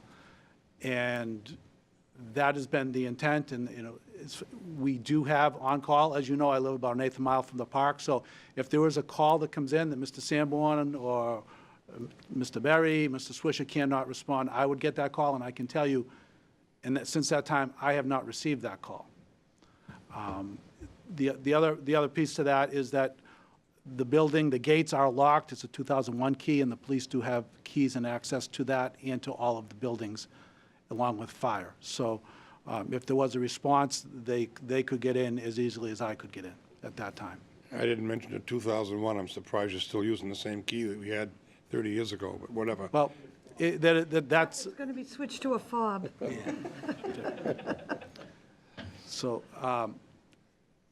the gates aren't keeping people out, whether we have, whatever key we have on that. There's access all over the park to enter the park. But I can tell you what we're not finding is coming in the morning and finding trash or finding the partying that maybe we used to see quite a while ago when it was a destination. You know, Dave patrolled the park all the time, after hours. I knew the tone of the diesel of the truck when it drove by my house. I knew that was Dave, and it's 1 o'clock at night, and he's on patrol. That's what Dave did. I I think it's very hard to replicate that and almost impossible to replace that, because we did briefly look at that at the time for caretakers and looked at the market of that. And we looked at other communities that had people who were residents. And at the time, it was the town's decision not to go in that direction. We went in the direction we went into. So until such time that changes, I think we're doing a good job with what we're doing. And I think we are monitoring, and we're not seeing after our activity that we have seen in years past with you know, the leftover debris that people would leave. So those are my comments, and I'd be glad to look into it any further at the direction of the I town just don't manager. want to be in a position at some point to say, I told you so. Well, if we see any activity tonight, I'm gonna know, we're gonna call you and Dave Mountain first for having this conversation.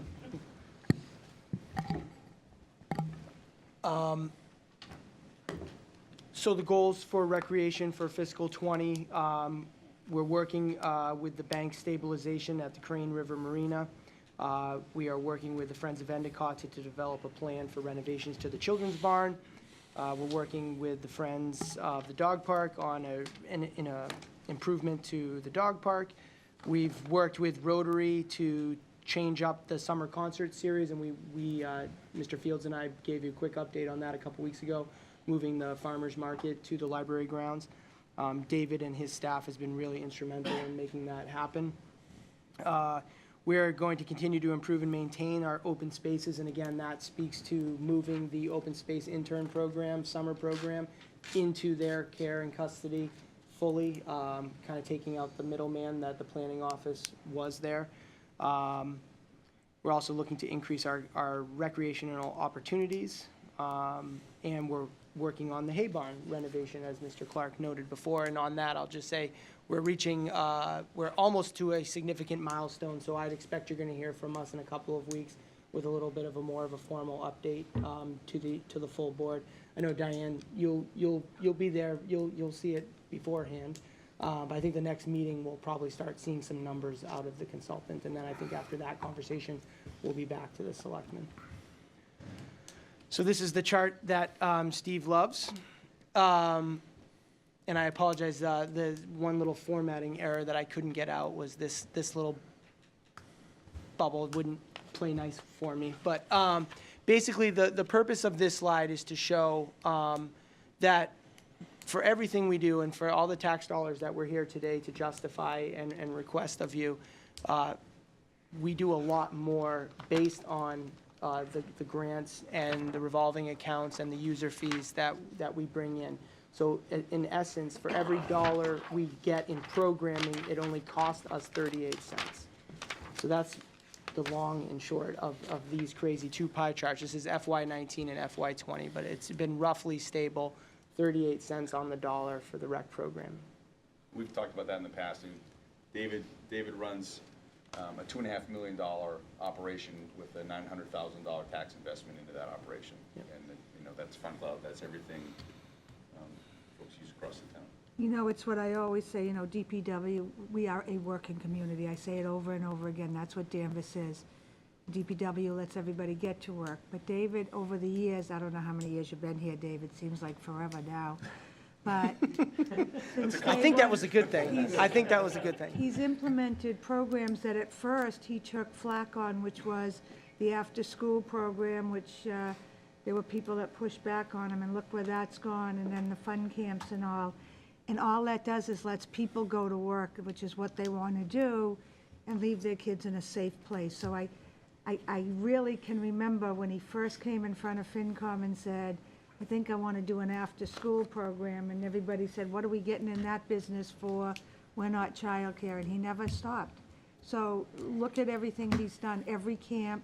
There was, I think we had Hot Shots was about it back then, and so this has been another big step when you stop saying no and start saying yes.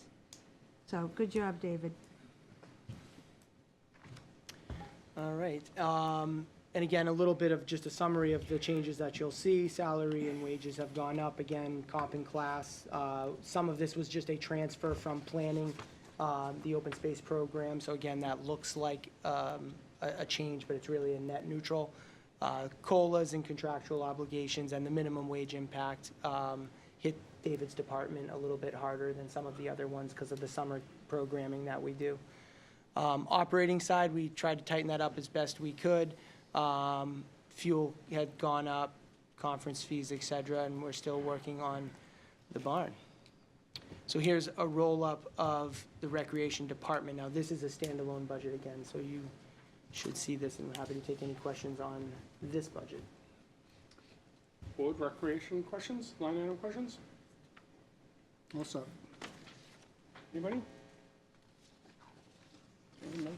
I'm also, I just want to commend David on a great program that he has overall. I do happen to know two other recreational directors on the North Shore, and they both look up to him as having the ultimate program here in the North Shore, and they respect David tremendously.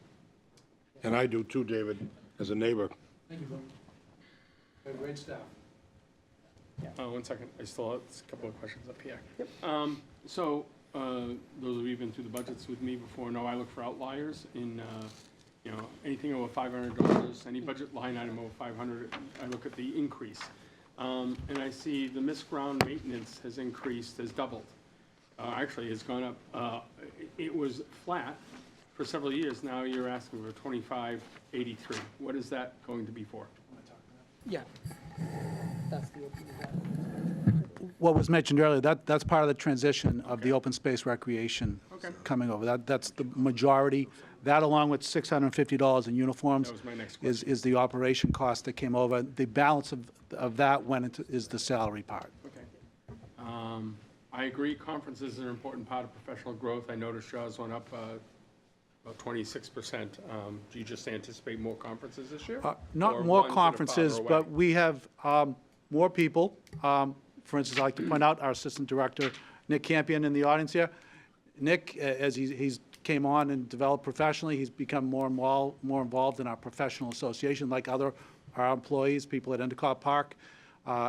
Nature Center Director, who are becoming involved in our association, are becoming more and more qualified professionals and are getting the certifications that they need to maintain their professional status. Great. That's it for me. Anything else from the board? Mr. Bradstreet, I think, okay. Please, go ahead. Hi, Tim Donahue, meeting member precinct 4. Before I ask my question, I just want to say raising a young family in Danvers is really, I can't. Tim, could you speak closer to Oh, happily. Tim Donahue, precinct 4. Before I ask my question, raising a family in Danvers, I have a young family here. I can't ask for a better town to be in, and a lot of it has to do with the opportunities that this town presents with the Endicott Park, with the Parks program, with everything you guys do here. So I really do appreciate it. It makes us stand out quite a bit, and it's a great place to be. My question is I've seen a couple of times minimum wage increase has affected us. I'm curious, where have we seen the increases the most? Is it with our younger counselors, or is it somewhere else? Yeah, the summer staff, we have like a fee schedule, and you get a quarter raise if you come back, and unfortunately, minimum wage has kind of accelerated the advancement of that. So this year, January 1st, 2019, minimum wage went to 12 an hour. It's going to $12.50, $12.75 on 1/1/2020, and so we've had to adjust our pay scale for the summer, largely the summer students. So it's mostly just summer help. Yep. Yep. I mean, I'll let David speak to it if you wanted to get into that. It's summer help, but it's also year-round help. Scale here, our basketball staff, our summer program staff, our tennis instructors, our lifeguards, all of our high school, college students, and then, it goes into our after-school program as well, but that's not shown here in our budget. We absorb that because the after-school program is self-supporting. But it's mainly our entry-level program staff that run the programs for us, high school, college students, but I have a list of those positions if you'd like. Sounds good. Not necessary. I'm just curious where it's based on. We never like to really be at minimum wage and compete with fast food restaurants and other opportunities. We really think we get a quality instructor, and quality kids are applying for jobs with us, and we like to get the best, and we like to be competitive, or more than competitive. Right, and the programs are phenomenal, so. All right, thank you. Really no issues. My other comment is for the past few years, my company has donated a truck and trailer to the Parks Parade. I feel that this has had a lack of exposure. There's just really not much out there as to when this is happening and things like that, and I feel it would be a great draw to the program. I'm curious if there's some way to get more exposure to that sort of a thing across the board in what you guys do, and if there's anything else that we might be missing the opportunity just to increase the exposure, therefore possibly increasing the contributions. We'll reach out to you and see if we can work together and figure something out. Sounds be better. Okay. Thank you. Thank you, Mr. Donahue. Mrs. Bradstreet, did you have something? Anybody else? Thank you. All right, rec being done, shall we wrap up the three that the bundle was? Yep. So finally, Were you done with economic? You got to the bottom line slide, okay. Senior and Social Services is led by Pam Parkinson. She could not make it here today. Had a conflict when we thought this was going to be last Saturday, so there was unfortunately a double booking, and she couldn't be here today. So I'm going to do my best to pitch it for her. Organizational chart, again, not as complicated as Mr. Mountain's, but there is a lot going on there at the senior center. So really, the highlights from the last year, they had a 50-plus jobs grant program through the Mass Council on Aging that was funded there. That's been a success. The 50-plus job seekers program, that was something they started this year, and that has gone well. We've also worked, as we talked about before, bringing on an assistant director of senior and social services, and that was in partnership with the community council. And Maureen Howlett is, I think she started in October, maybe a little earlier. She has fit in seamlessly. The pantry is doing great. She oversees the day-to-day piece with the pantry and helping Pam around the Council on Aging building. She's really been unbelievable. The men's club was started, and that was made possible at no cost. That's volunteer supported. We did recently receive a $50,000 partial disbursement from someone who passed away in the estate, gifted us $50,000, and that was specifically earmarked for nutrition program, and we'll talk more about that in a second. And we also got a $17,000 grant from the Pillsbury Foundation to subsidize the cafe meals. Can I jump in for a second? Absolutely. Just to echo, Maureen Howlett's not here today, but I want to echo this partnership with the council was somewhat of a leap of faith last year, and we've been more than pleasantly surprised with how well that partnership has worked out, both in terms of, replacing Barbara Redmond was going to be a challenge, but Maureen brings to the pantry and the council all of her knowledge about what's happening within the Department of Senior and Social Services, and vice versa. She can bring what she's experiencing in the pantry back. We're able to make connections with customers and clients who need services that we can provide on either side. Aaron didn't mention the bullet at the top of the screen, which is, one of Pam Parkinson's major goals a year and a half ago was for Danvers to work to become an age-friendly community, which is a national certification process. And Maureen's going to be very instrumental in that as well. So I've had a lot of unsolicited feedback from people who have had the chance to work with our new assistant director, and I think she's been a great addition to the organization. So I was going to touch a little bit more on the age-friendly here. Sorry for stealing your No, that it was an excellent segue, because I think, and you'll be getting something, I would imagine, early next week, if you haven't already. Pam and Maureen are out there with a survey, a preliminary survey, looking for some feedback from Danvers residents. It's a short survey, but we're going to assist in getting that out there. I think this ties in really seamlessly with what Planning and Economic Development is working on with community outreach and engagement, and some of the demographic trend and socioeconomic information we're trying to pull together, while they're doing their outreach for the age-friendly planning process. The information we're going to take back from that survey is going to be applicable to many departments in the organization, not just the senior center, and so we're really excited about that, and hoping that'll continue in fiscal 20. We're also looking at new programs that might appeal to the aging baby boomer demographic.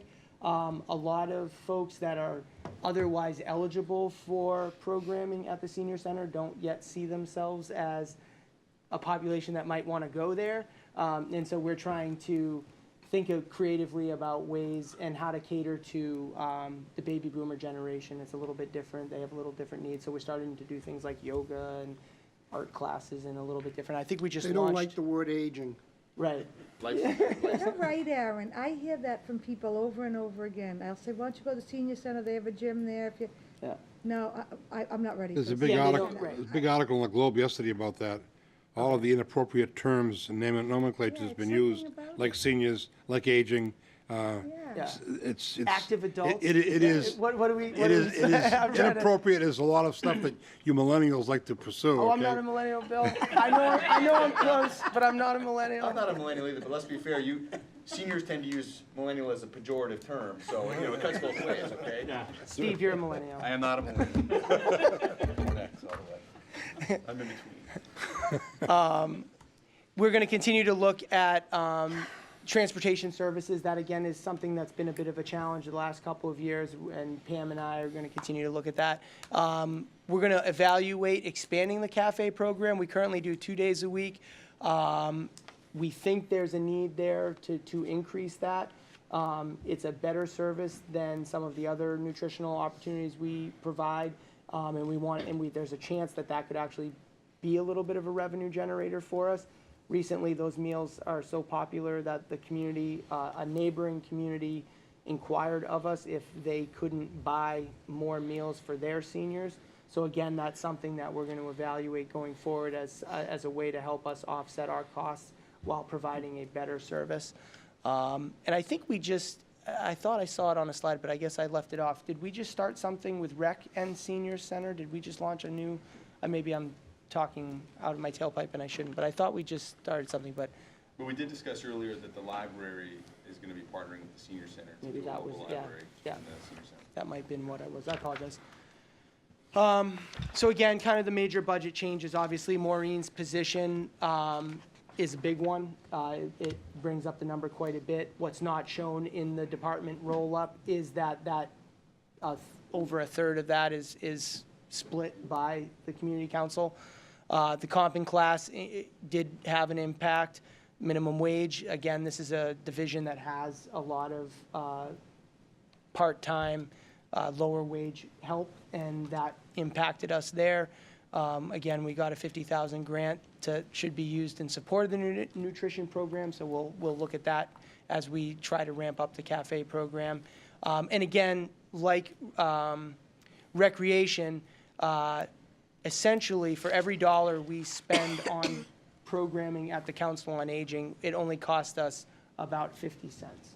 So again, we're really stretching our resources there and looking at other grant opportunities and funding opportunities to leverage our tax dollars as far as we can, and that's going to continue going forward. And I think that the Friends just sent out membership dues reminders, so anybody who wants to contribute, this is their cycle right now. Yep, thank you. And so here's just the roll-up for the division. Again, you'll see the largest change is salary and wages, and then the vast majority of that is the new position that hits the budget for the first time in fiscal '20. So three quarters of the wage increase there is related to the assistant director position, and then almost 40% of that is offset by the community council. Mm-hmm. So, that is, Okay. you have reached the end of your day, and now I will let you stay a little longer and ask us questions if you want, but if Wait a minute, who did the watercolor? That's gorgeous. who did the watercolor? Are the cameras still on? We may or may not have found that online and decided to. I don't think that's true. I don't. My communications person is telling me Wow, no. that's really pretty.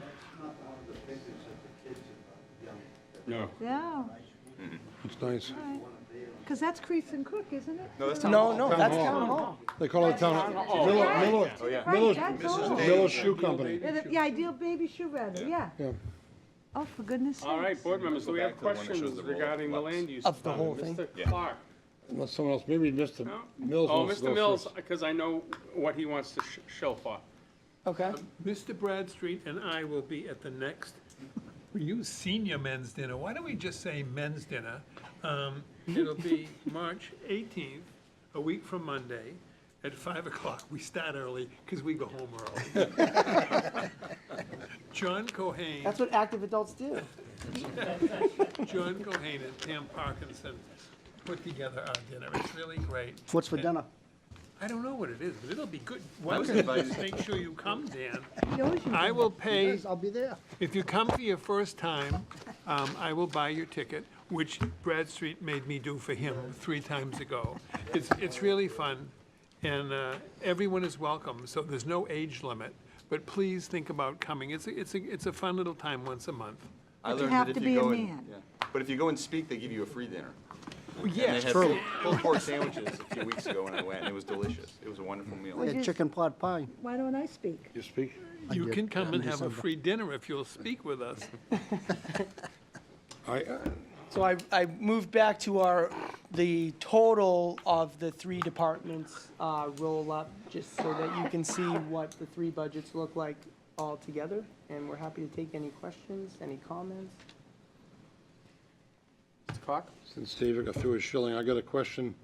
Looks like 2 commissions are not getting any kind of support. I'd like to know the backstory Yep. of that. The so- Historic District Commission and Preservation Commission. Correct. So what, part of the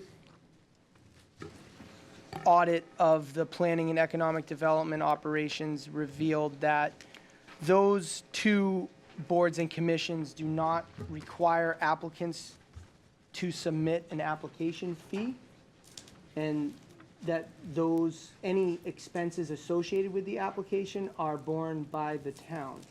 And we, as a result of having to look at, our expense budget, decided that unfortunately is not something we feel comfortable subsidizing or recommend that we subsidize. So we are going to be instituting application fees for those 2 committees. So, residents that are in those districts and have applications pending will have to pay something to engage the services of those boards and commissions. I feel very sad about this because this is something that we instituted back about 1972 or 73 in the town, back before the bicentennial, when everyone was going for the historic types of programs. And they have had it's been basically throwing them a bone over all these years. $400 you can't do much with, but they've certainly found minor things to purchase when it's necessary, or advertising that was necessary. Preservation Commission, I realize that there's some people that don't like it. I'm involved possibly with it as well, with my property that I had. I think it's pretty poor that we can't support volunteer committees to the tune of $1,600 a year for that. We have had, and you people who are younger, and I'm not going to disparage people who are younger, but they do have no appreciation for what was lost in this town in the 1930s, 40s, 50s, and 60s before this happened. We had some beautiful estates, houses, et cetera, in this town that were destroyed because there was no way to preserve them. One of the first that was saved was Glen Magna, and that was a town-wide effort by many people. Many older people at the time literally gave thousands or tens of thousands of dollars to support that and save it when it was on the verge of going. I think that this is a minimal, at the least a slap on the face at all the history people. We have not supported a community preservation commission fee in the past, which they necessarily, well, it's a different philosophy. And if we're going to pursue that philosophy, then we're abandoning our past, which is pretty important. And just for example, this past week, Danvers was one of the communities that was featured on the Smithsonian Channel with a special that was aired on witchcraft. And we had several pictures of the Paris parsonage site on Center Street, the lay of the land for Salem Village, Richard Trask gave quite he was a spot advisor for it, an expert. There was 2 other residents who were in this particular video, quite interesting. We have such assets of the Rebecca Nurse House, for example, which has no preservation restriction on it right now that we could lose. That's only one example. There's many more. And I think that for the tone of $1,600, it's not going to break us in this town. So that I will be asking when we vote our budget to increase this commission's or this department's budget by the tone of $1,600 to restore the funding for those 2 committees. I may not always agree with them, but I think that they did have a strong group of people in town that supported them. And if those people are no longer present in town, so be it. If it doesn't pass the town budget on the town meeting floor, unless I'm dead, I will also ask for an amendment to increase that kind of money. Because I go back with Richard Trask back to the 70s when we pursued these items. I realize the Preservation Commission is much more limited in its scope than it used to be. It used to be called the Historic Commission. We instituted curriculum for the schools. We started the Archival Center. We did a lot of proactive things in this community to save the historic nature. Now, maybe it's because my ancestors have been here for 270 years that I have this feeling. But I think anyone who respects the past or respects the entity of what Danvers is and was would want to support this. But can I just clarify what this is? This is, we still provide professional support and staff support to these committees. This would be if you own a historic home and you wanted to do a $5,000 window replacement, we would be asking you to pay the advertising fee associated with that project instead of the town. That's all this is. Much of this money has been spent maybe prior to the couple of years, most recent years, in advertising those public meetings. Yeah. Or, and on occasion, I know that the Preservation Commission has picked up items that were of historic nature to the town beyond what the library might have picked up or purchased. That wouldn't be coming out of this. The preservation has a revolving account that I thought that those were. This is to cover fees associated with applications before these committees. This is essentially legal advertising for these 2 committees. Right. We're still staffing them exactly the same. That's not changing. The only thing that's changing is we're asking applicants to cover that expense for us. Our staff time into those reviews is going to continue to happen. Because I think staff is in perfect alignment with your perspective in terms of the importance of having qualified people on these committees and providing the professional support they need to carry out their missions. This is purely a technical, when you're bringing business before that committee, you would be asked to pay the fee associated with your project and not the town. So I still would oppose it because I don't think it's fair that someone who is trying to preserve something for the town, essentially doing something theoretically for the favor for the town, should be penalized for this. If you do this, then every person who makes an application for any permit in this town should be paying the fees for it. That's already the case. Does the ZBA or the planning board? Exactly the case. If I go before the ZBA or the planning board because I want to build a garage or put a garage too close to the property line and I ask for a hearing, do I, the applicant, have to pay for the legal notice and for obviously the mailing to my neighbors and? Yep. Yes. So and this is just pulling it into that kind of. Yep. Model. These two commissions are unique in that the taxpayers cover all legal costs associated with the hearing process. If you go to planning, Concom, ZBA, you as applicant have to, whatever it is, the legal ad that it has to run in the paper, plus an application fee. And in this case, we're not necessarily saying we're going to offload all of it, but we just we don't think it's consistent to have the taxpayers pick up the legal ad. So the application fee that we're talking about would basically be to defray that cost. Everything else is exactly the same. So you think that all this Preservation Commission money that's been spent has been on application fees? There is I'm not sure if it's a revolving account. I apologize for not understanding the nature of that, but there's a preservation fund that's out there, and I believe when the Preservation Commission wants to do something that requires an appropriation. That's the $100,000. That came from the state hospital property. And that was converted to a grant program. Yeah. Right. I'm not even referring to that at all. It was. No, these are legal ad fees. Well, provided that. So I'm looking at the trending of those, you know, for Historic District Commission, it was $400, $470, $400 asked for in 2019. We don't know how much was actually spent, but let's presume that's correct. The other line item is $817, $785. It bumped to 12, but again, we're in the middle of 2019. So if you just go with the trend, we're talking about roughly $400 for Historic District Commission advertisement and $800 for Preservation Commission advertisement, roughly. I'm going with rough numbers. And we're saying the applicant should pay that, which, given the description you've given, I think that's accurate. We asked the applicants for all the other boards and commissions that asked for a hearing to be before us and do the same.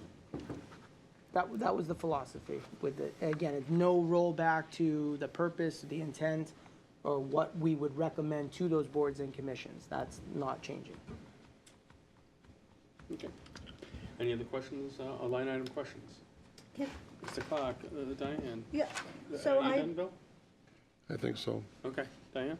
I apologize that I missed the beginning, but, so I'm looking just at recreation. We put in 1,800 for sand. Is that because we're gonna get the water thing going this year, or? Is that beach sand? And where are my kayaks? That's an annual expense that we've been funding. It typically in past years was in the DPW Oh, okay. operation, but it's just something that we're facilitating now. So I'm gonna go back. Where are my kayaks? Well, What did you decide? we've been working with an architect in a study for that, and I'm sure at one point we'll come before the board with that information, but it's still working at the staff level on that design. So I've been telling people about your different suggestions, and they all like that they'll be able to lease a lockup and leave their kayak there. Just saying. Me too. And I understand, I like it, but it's a lot of money, and we're working on a Let plan. us pay for it, but Okay. I can't lift that thing on and off my car. Other line items on this? I do have a couple. The planned overtime and unscheduled overtime have jumped dramatically. What is the, why? As part of the compensation and classification study that we did last year, we looked for the first time in, I think, as long as anybody can remember, at exempt, non-exempt status for all the town non-union employees. So exempt, non-exempt is one of the most confusing sets of terms that we see. It comes from the Fair Labor Standards Act. But essentially, if you're an exempt employee or a salaried employee, if you're non-exempt, you're considered an hourly employee and you're eligible for overtime. What we found is that in some areas, we had been applying that somewhat inconsistently. So we have some employees who staff some of our night committees who are overtime eligible. They have historically chosen to have some flexibility with their supervisors, so if they staff a night committee, they may leave early the next day or to attend an event for a kid or something like that. We have to give them the option of earning overtime or comp time, so we won't necessarily have to spend all this, but we need to have it there in case that employee decides that they'd rather earn overtime than be given comp time to be used within a period of time. Looking at a couple of other line items, it's just like I said, outliers. Engineering consulting went up 67%, and training services went up 85%. So they're 53013 and 53019. Yeah, the training services, I think, was in particular in the planning side, in the planning division, in that we've kind of reallocated things to focus on more training opportunities. That's not only for staff, but we're beginning a process of making sure that the boards and committees themselves are getting the opportunity to go to these sorts of events. The Mass Association of Conservation Commissions, the Planning Board and the Zoning Board of Appeals. There are organizations that want to see the members themselves come in, and so this was, again, kind of a reallocation within the expense side of the budget to ensure that those resources and those opportunities can be taken advantage of. And just to echo, that stems from two things. We've had conversations at the board level about offering more training opportunities for some of our regulatory boards and committees, because some of the general law that they have to interpret and enforce is pretty complicated. There are also trainings that don't show up in the budget. We've done some open meeting law trainings recently. We did the ethics training yesterday. So we're trying to offer a variety of training opportunities. We've had a lot of turnover on our boards and committees, so it's a good opportunity to start to revisit and refresh some of the people's skill sets in that regard. I think the other item, the contract that we use for Beta for DTAC hadn't been adjusted in some time, so there was a slight increase to that to ensure that we still have the services of Beta for DTAC. Those are all my questions. Any questions in the audience? All right, seeing And none. Aaron, what's the date of the downtown, I don't know if anybody cares, but that's what, next Tuesday? Oh, yeah, Tuesday night, here in the Toomey Room. The meeting starts at 7, not sure when we'll get to the downtown zoning conversation, but the planning board will be working with Mr. Brovitz, the consultant, on the latest, greatest version of the downtown corridor Downtown project. We got snowed out about a month ago. That was supposed to happen February 12th. So this is kind of the planning board's last check-in on the draft zoning for the downtown corridor before we pivot to public outreach. So my guess is if you're available, certainly come. But you'll start seeing a lot more about public outreach opportunities regarding downtown in the coming weeks. At Thursday? Tuesday. night. Tuesday. And it's at the end of their agenda, which starts at 7, right? Or Yeah, 6? yeah, we have 7. Starts at 7? Yep, we have 2 regulatory items, and then we'll do, the balance of the night will be downtown. I have that it starts at 6. All right, that's probably me blocking my schedule. You know, So, maybe it's the hour change because of the, Ah, you think my phone's that We're smart that leaping it knows forward already tonight. that we're gonna be? it's A very tonight. smart phone. At 3 o'clock in the morning instead of 4 o'clock. So before we move to a vote or a series of votes, I want to ask, does anybody on the board have any other questions about budget items that have been presented so far tonight? Anybody in the audience? All right, board members, do you want to carve out any departments individually for consideration? Hearing none. Yeah, the last one. The land use. We'll consider that separately. So aside, I'll entertain a motion, aside from the land use budget as presented, regarding passing this to FinCom. I move that we forward the entire budget shy of the land use at this point to FinCom. Second. Motion made and seconded. Any questions on the motion? All in favor? Aye. Aye. Opposed? In consideration of land use, is there any motion? I make a motion that we increase the appropriation for land use and community services by $1,600. Where are you getting the 1,600? It's available from, there's still $15,000 left on the surplus revenue. So you're saying you want 1,600 and 1,600 from free cash? Free cash. Not from free cash. No. It's Levy capacity. levy capacity, okay. Levy capacity? All right. Oh, levy capacity. You've used all the free cash that's available? We would not recommend using free cash to pay for operating expenses. Okay. If that's the motion, staff would recommend doing it from the levy capacity and not from free cash. Okay. That 1,600 equates to last year's budgeted amount. I hear a motion. Is there a second? Second. Motion made and seconded. Is there discussion on the motion? Well, yeah, I don't agree with this. It's not, you know, if it was for preservation or whatever, it doesn't accomplish anything. It's $1,600. Staff has made a recommendation, and everybody else has to pay a fee for anything they do, so I don't agree with this. And it's not fair to people that are paying for the ZBA or planning, et cetera, for their permit hearing. Yet, in the preservation, it's a free ride. That's not equitable or fair. Can I It's ask- small dollars. Yeah, can I Still- ask what a standard public notice might cost? Even just a ballpark, $100, $200? Yeah, no, under 200. Under 200, Oh, yeah. okay. I was, I Add I mean, it $75. depends on actually, you know, what we have to describe, obviously, Right, so. right, yeah. If how you're doing extensive, you planning know. or ZBA, it's pretty lengthy sometimes. The Lees would have been quite long this summer. Okay. Joe homeowner, a lot shorter. But I think that, I mean, We that's can- a good example of the kinds of applications.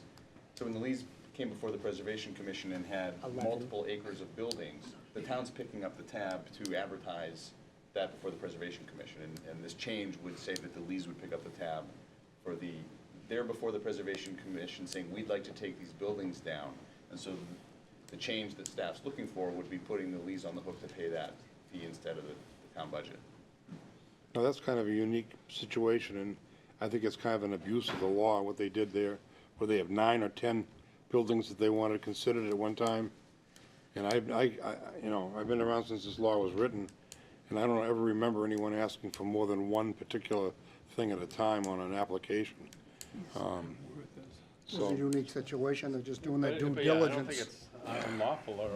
No, it isn't unlawful, no, it's just a matter that it's a whole different ballgame. I don't think it's abusive either. I think it's just that's the way it is. But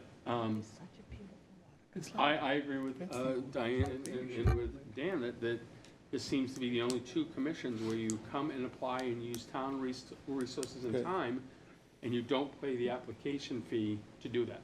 And then I have the misunderstanding that all of this money was used for advertising, because it was my understanding that this was a pittance that was offered to these 2 committees in case they had incidental expenses to do their duty.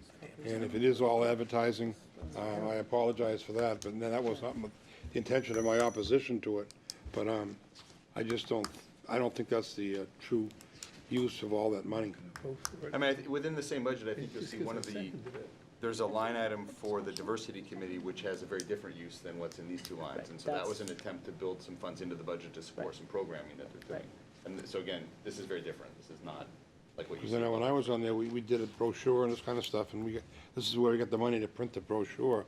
And it seems that if you're not gonna give them any kind of money at all, you're gonna tie their hands from being a functioning But I want committee. to be clear about that, though. If, for example, the Historic District Commission wanted to do some sort of educational, we would be able to find that within the office supplies line within the budget. Yeah. We wouldn't say to them, you don't have a line Yeah. item for something like that. Yeah. So we can take a vote.